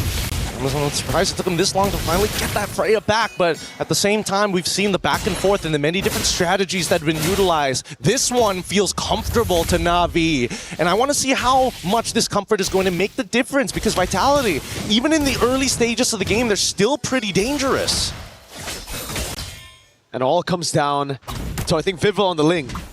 It's something that we've been talking about a couple of times, right? Viva on utility or on assassins. Which one do you like better? Me personally, I'm always assassin for Viva. And so far on the Ling, she's been fantastic. The Nolan as well. And so far in this game, against an Akai, it's looking okay. But it comes down to that first turtle. If you're able to take it away from the Akai, if you're able to snatch away some more of these jungle creeps, I think we're in for a very similar lead that we saw from last game. Well, let's take it one step back here, because this is not the only different Ling setup that we've seen. Sometimes they skip first turtle and decide to go instantly for the invade on the opposite side of the map. But really, who can really say what a strong side, weak side anymore? Most of these matchups pretty difficult and skill-based. I would say the EXP makes the most amount of sense for Fumieko to actually be on the losing end, but overall, that's only because of the emblem setup. So let's see it. Na'Vi, obviously the ones first onto the turtle. This composition is built around neutral objectives. Fumieko's not even for Ayanami is captured in this XP. Vitality, no entrance to this turtle. Vivian taking a whole lot of damage already. Cine trying to go and provide some focus. Vivian's waiting in the bush right now. Oh, she steals it away from Keishi. Headbutt at the Tempest of Blades now. Keishi's caught in the flames of Cine. Now the stun as well. Ayanami with first blood under. Navi's been baited out as Chell is already rotated from the gold lane. Well, this is chaos. Let's go down to the bottom side. Hey, not Ayanami, casually 2v1ing 2 people at once in the middle of that fight and even finding that first blood. But now, with no means out, honestly, it might have cost her the entire laning phase now. And it's just as we said, just as we assumed. If Vivo can somehow get a lead at the start of the game, this is going to be very dangerous, because it seems like Na'Vi, yes, they have Ayanami, but the main guy who they're looking to snowball in this game is Rihanna the Granger, and she's brought Purify. So that means the Ling's going to have a plenty of good space to dash around and outmaneuver the Granger. We'll see how long they're going to be able to do that here. I think Na'Vi, they're not completely out of this just yet, but Shell has consistently beaten Rian in lane. It's outside of the lane where things get a little dicey. And because of that, Vitality walk into enemy territory and they have an amazing read on the jungle path that Na'Vi have. Now it's oppression from this point onwards. And that's the clear speed diff. Something that we brought up a couple of times after the patch for the utility jungles, the Fredge and the Boxes and the Akai, but in the group stage, even through the knockout stage, we've seen the Akai still get their hands on neutral objectives. That's the thing. Now that it's taken away from him, you can really see that gap for the Assassin in terms of clear, in terms of mobility. She's able to get into the purple buff, getting out of there as well, without using ultimate, without using any of that. I mean, Ling is just one of those heroes that's really hard to kind of like, to balance out because of how much is in that kit. It's just universally good. And now as they contest for the space at this stage of the game, for Vivol, it's a pretty straightforward answer. All I got to do is keep on stealing these camps and cleaning up bad trades across the map, and this game should be in the bag before I know it. Navi hold control over it, but Vivol has a 2-level lead, so it comes down to the red tree battle again. Vivian gonna provide some poke right now as for Mieko trying to zone Ayanami. It's Keishi holding on to the neutral objective. Vivian goes for the kick, but baits out the heavy spin. Now it's Vivol looking for the opening, goes in again, and the rinse out the red tree. Morale with the plate of links over on Vivol. She's gonna be able to dive in with the Defiant Blade. Tempest Ablaze now knocking him up, and oh, it's all the Blaze picked up by Vivol. They have to kite together, unfortunately. Not Ayanami can only do so much now that the rest of her backline is already out. Rain as the anchor again. They have to understand who is the anchor of the composition. If you're not playing around your anchor and you're splitting away from them, I get it if it's a Tempest of Blades. I get it if it's a Fatal Links. But if not, why not? And I think that Ayanami at this point needs to communicate to the rest of the team. Look, I'm the only one who has the lead right now. If you want Rian to get these kills, we have to play traditional front to back. Good escape for Ayanami. They will have to do that, but it's so scattered. The way Na'Vi want this fight to be is pure front to back. Vitality are attacking from angles that Na'Vi are just not expecting. And it's really difficult for Rian to land those shots. I mean, I think what's worse is that now that they don't have to worry about their mid laner not having, well, inbuilt Purify, they have access to Flicker. It becomes that much more difficult, right? And not only do I have to get rid of your battle spell, but I also have to get rid of your ult on top of that. It's just a consistent level of problems that Na'Vi can't force out all at once, but over a period of time. In terms of the gold so far, Ling coming up big at 1,000 gold so far, and that's already pretty good. Again, you can see that even Vivian just man-to-man defense, making sure that they have plenty of information on what's going on. Giving up the waves, and Rian should die here, but doesn't get that last auto attack down. We see that Mirai, they want to, but they back away. I can't believe it. That amount of damage at 6 minutes for a carry with just 1 assist. I was questioning it as well. I was thinking that maybe the Rian would be able to get out or at least create enough distance, but I think just too many procs, right? Too many triggers, that passive. And you have to take a look at Vivol. She's been having a nasty game of Farm Simulator right now. I mean, she's taking away the bot wave, the mid wave as well. It's double aiding, but on the jungle. She's gonna go to the bottom lane now. Na'Vi set their sights on the turtle, and it seems like Vitality don't care. Can they drag this out? I mean, Sydney still hasn't used the Searing Torrent just yet. They don't mind. Have the second one. We're gonna walk away from this. We want to make sure that at least Vivol's in a disgustingly good position. 2-level advantage. Purple buff about to come back up here. On the other side for Na'Vi, it is finally their first neutral objective of the game. And in the bottom lane, it's just Vivol clearing out, trying to get those items, trying to get enough gold to assassinate these backliners, mainly Rian on the Granger. And I think they're going to get very close to doing so here, as Vivol is already in a really good position overall. Despite the score being 2-2, a majority of that lead is in her hands, in her bank, in a matter of fact, as Keishi slowly falls behind. This should turn that 3-level lead that Vivol has back down into a 2, but a play being forced by Vivol on forward from Vivian. She gets punished, Rain pulls her back. For Mieko next to the chopping block right now with the Crimson Beacon and a heavy spin. She gets the penalty zone, but now lifted up. A bit of the heavy spin helping her out as well, but Rian finally gets on board with her first stack of the Sky Piercer, all of them low. Vivol nowhere to be seen, just going to go for the safe turret down below. Definitely think she could have picked up the kills there, but again, don't want to risk the shutdown overall. Let's look at the gold distribution overall, and it looks like, yeah, a lot of it come, not only half of them coming from the minions, a large chunk coming in from the jungle creeps itself. The passive goal is going to be dedicated to be the same, but I mean, with 2 kills already, 400 gold in the bank, it's going to be pretty difficult for Keishi to actually catch back up because he does not want, she does not want the kills. Oh wait, play, flicker coming out of rain, no way of the dragon now. Oh my god, that damage, Vivol knows there's no way for Rian to escape even with the Purify. That's the killing spree for Vivol. Rian unable to escape. I mean, there's nothing that she can do about it, right? If you have Flicker, you die anyways. You have that Purify despite the way of the dragon. You can reposition, I suppose, but not when 2 people are attacking you. At least not Ayanami was able to get the tier 1 down bottom side before this Lord spawn actually occurs. If you notice, you see that Shell is actually hovering around that top side. She doesn't see anybody. She's going to steal away the orange buff and maybe even farm another wave up top side. Oh my god, it just built up frustration. First it was the purple buff taken by Vivol, now it's the orange buff taken by Chelsea. Deals with the wave up top, trying to build that slow push. And at the end of the day right now, Na'Vi are still going to have to play that front to back. They're going to have to play for Mrs. President, who's Rian right now, like Vivian. Opening up, wave up top, already shoved in by Vitality. I think you mean Madam President at that point, but Madame. I think at this stage, yeah, they don't really need this Lord. They can start taking away turrets kind of for free. Freya shows topside, and I think it's pretty free for Vitality. Whatever you want, you can take.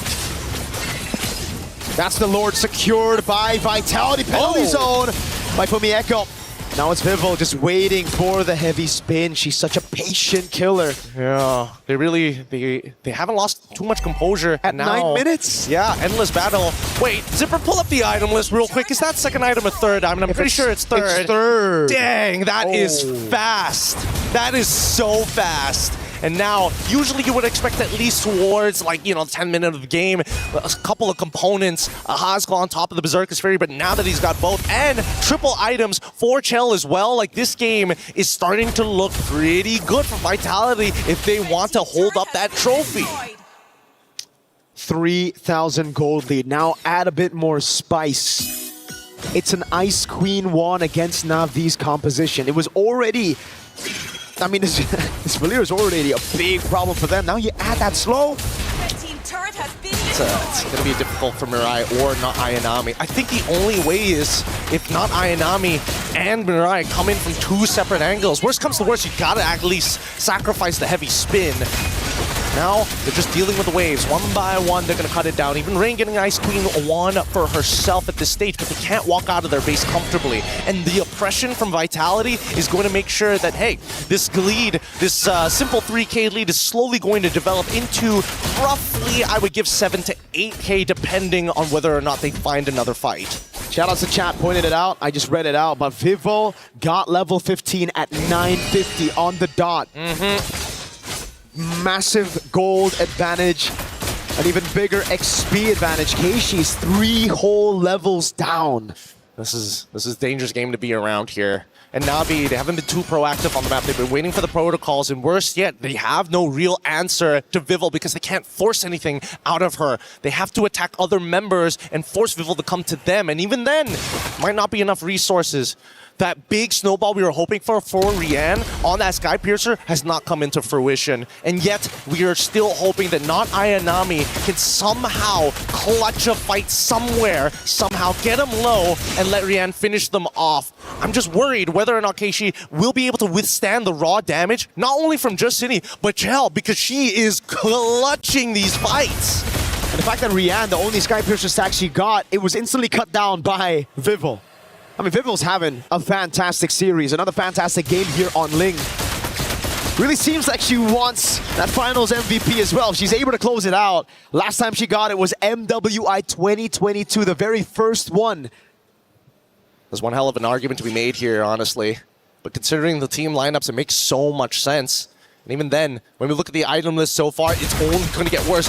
Nearly done with the BOD as well. If this game could not be more brutal to show how undisputedly good Vitality is, Na'Vi, we need to hear that answer sooner or later because this Lord could be a make it or break it already.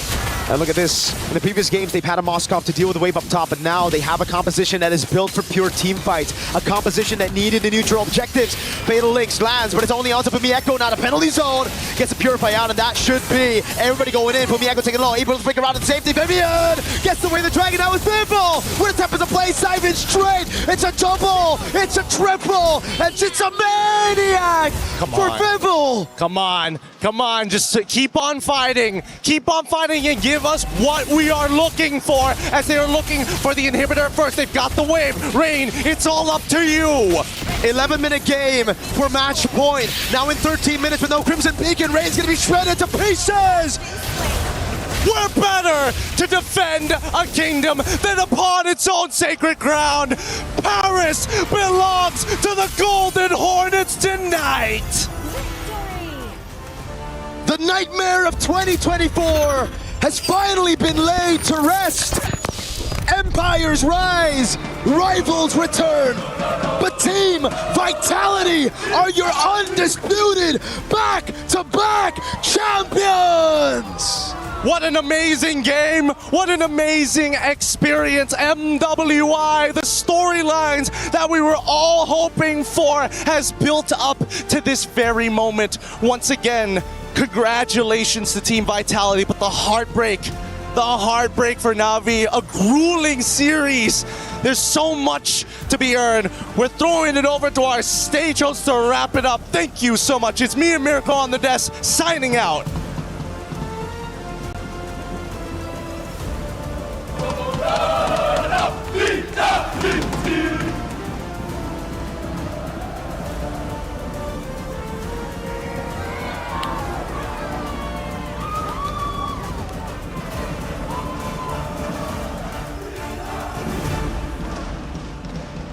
Ladies and gentlemen, we officially have, of course, our tradition, our key handoff.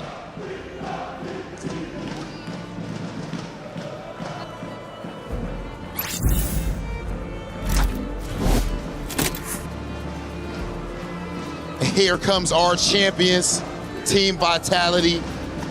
Of course, showing amazing sportsmanship. As Na'Vi waits here next to the trophy, an incredible showing from Na'Vi. And the Vitality fans are absolutely electric.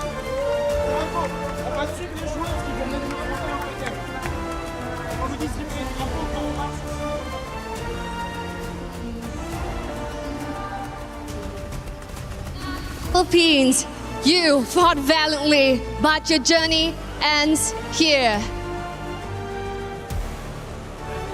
Yo, great performance. Great job. Ladies and gentlemen, we are going to take things over to the Key Crusher. Team Vitality, your back-to-back MWI champions. And now, of course, they have to complete their tradition, which is, of course, what we do right here at EWC as they crush their foes, Key, and of course right their wrongs from 2024. That's absolutely right. And of course, in the midst of the hive, who is currently buzzing right now, the foes that has taken them down in 2024, and their keys now crushed on the home turf right here in France. This is the perfect ending to Team Vitality's reign. Congratulations. Oh my goodness. You actually could join us up there on the stage so that you can grab your trophy with the rest of your team. Team Vitality, dominant, inevitable, unstoppable. Team Vitality, claim what is rightfully yours. Let's go, our champions of MWI 2026, Team Vitality!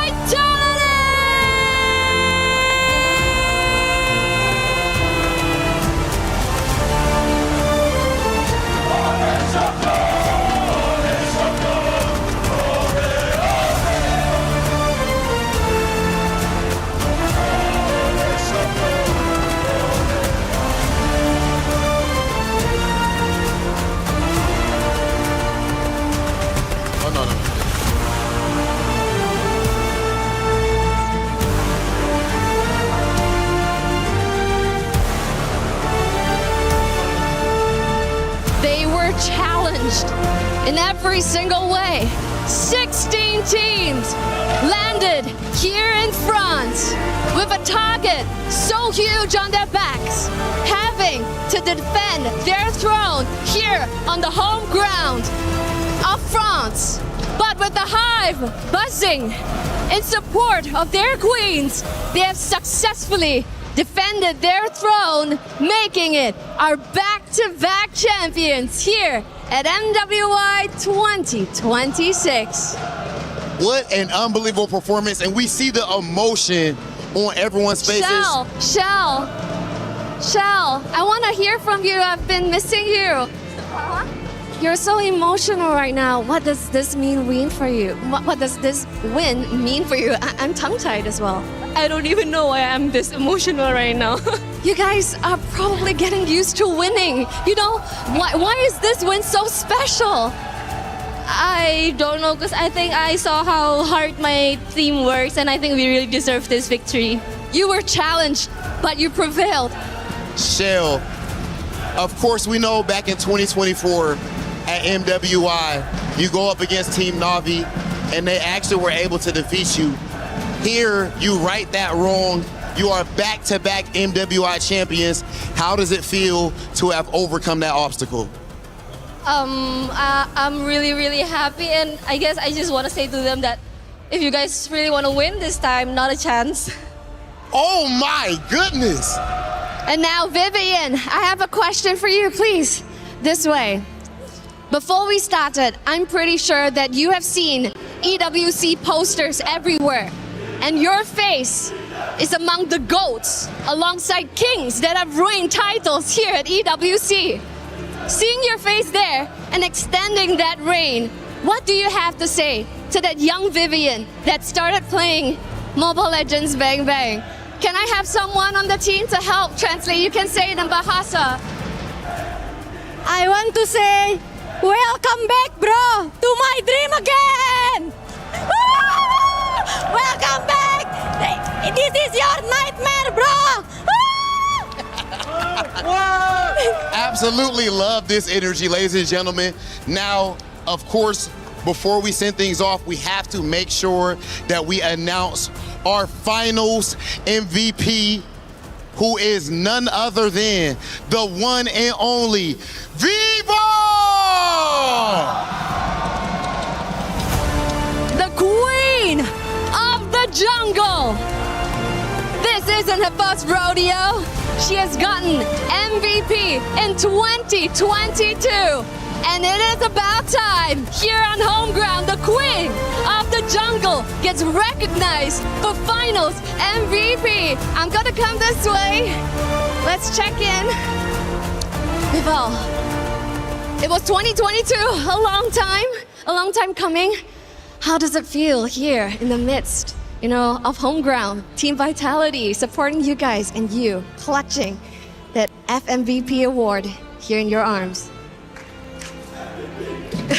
MVP!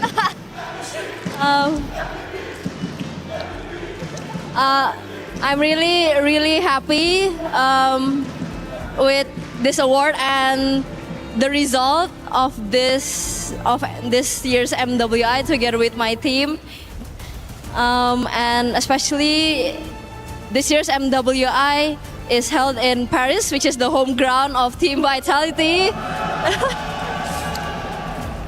And we dedicate this win to everyone, to our fans as well, and yeah, it was a blast. So, do you accept this title along with this FMVP, Queen of the Jungle? Okay, I accept. Rightfully so.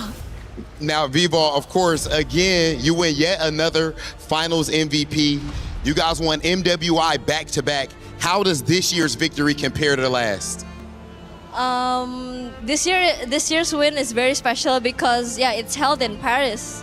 It's our home ground, so we did our best to get back-to-back for them too. Okay, ladies and gentlemen, I need you to blow the roof off of this place. You just saw such an amazing display.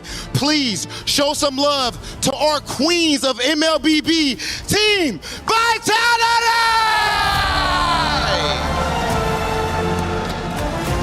Team Vitality, please go ahead and etch your names in history. Walk on over to the totem. Take your walk of victory now as the official queens of MWI 2026.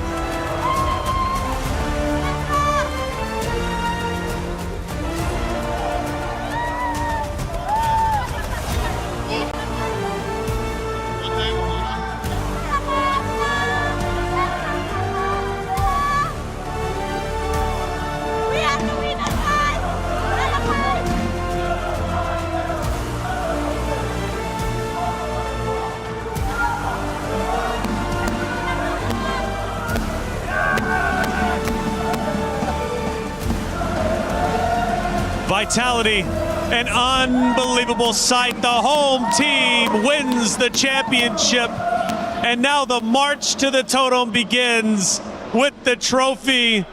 The mother of tanks, Vivian, leading the charge. Vival, the queen of the jungle. Sony MVP, not only here in 2026, but also back in 2022 for the very first MWI. What a moment this is. What a celebration for the team of Vitality. Questions were raised. Is this roster really what they used to be? Can they go back to back? Well, the answer is clear. Yes, they can. They are your champions of MWI 2026. I gotta say, I love this parade, man, because Vivian, not only has she won here, she wants all the stages here to know who is the winner of MWI. Look at the energy that she has. It doesn't look like she just went 6 games. It's like a marching band. It wasn't enough to see her face plastered all over Riyadh. She needs everyone to know here in Paris, France as well. Amazing energy from Vivian, and I gotta say, so well deserved for every single player on the team. CIO Danny Ingles also behind as well. The march begins, and I gotta ask you two a question. Is this a dynasty roster? Absolutely. Absolutely. Even if they didn't pick up this trophy, I think they've already cemented that. You think about MLBB, women's, all you can think about is this entire roster of just very talented young women, ladies, queens, whatever you want to call it. They are amazing in their own right, and they really, really did have a huge statement today, especially after all the doubt when they lost 2 years ago at MWI against the very same team.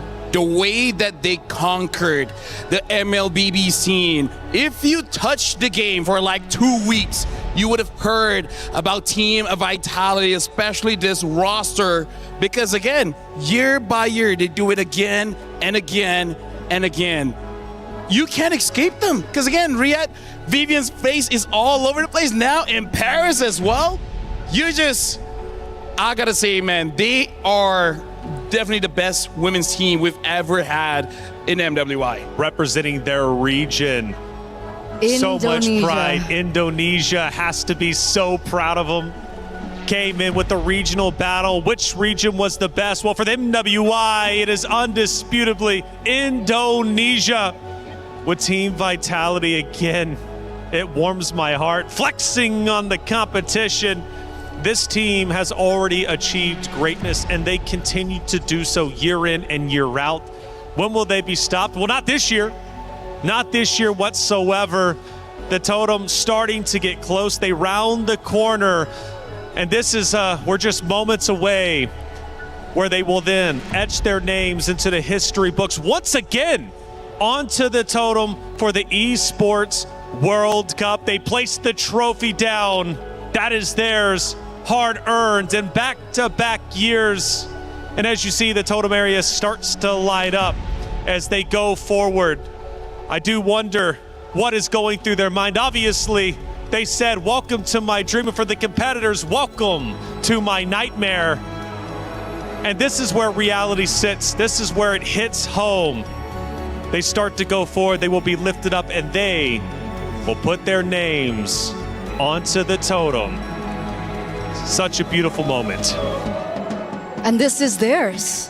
This was another moment that they claimed that this is theirs. This time around, Fumi Echo will be the one to place that key onto the wall with the help of everyone, as they are the undisputed, they are the inevitable, they are Team Vitality.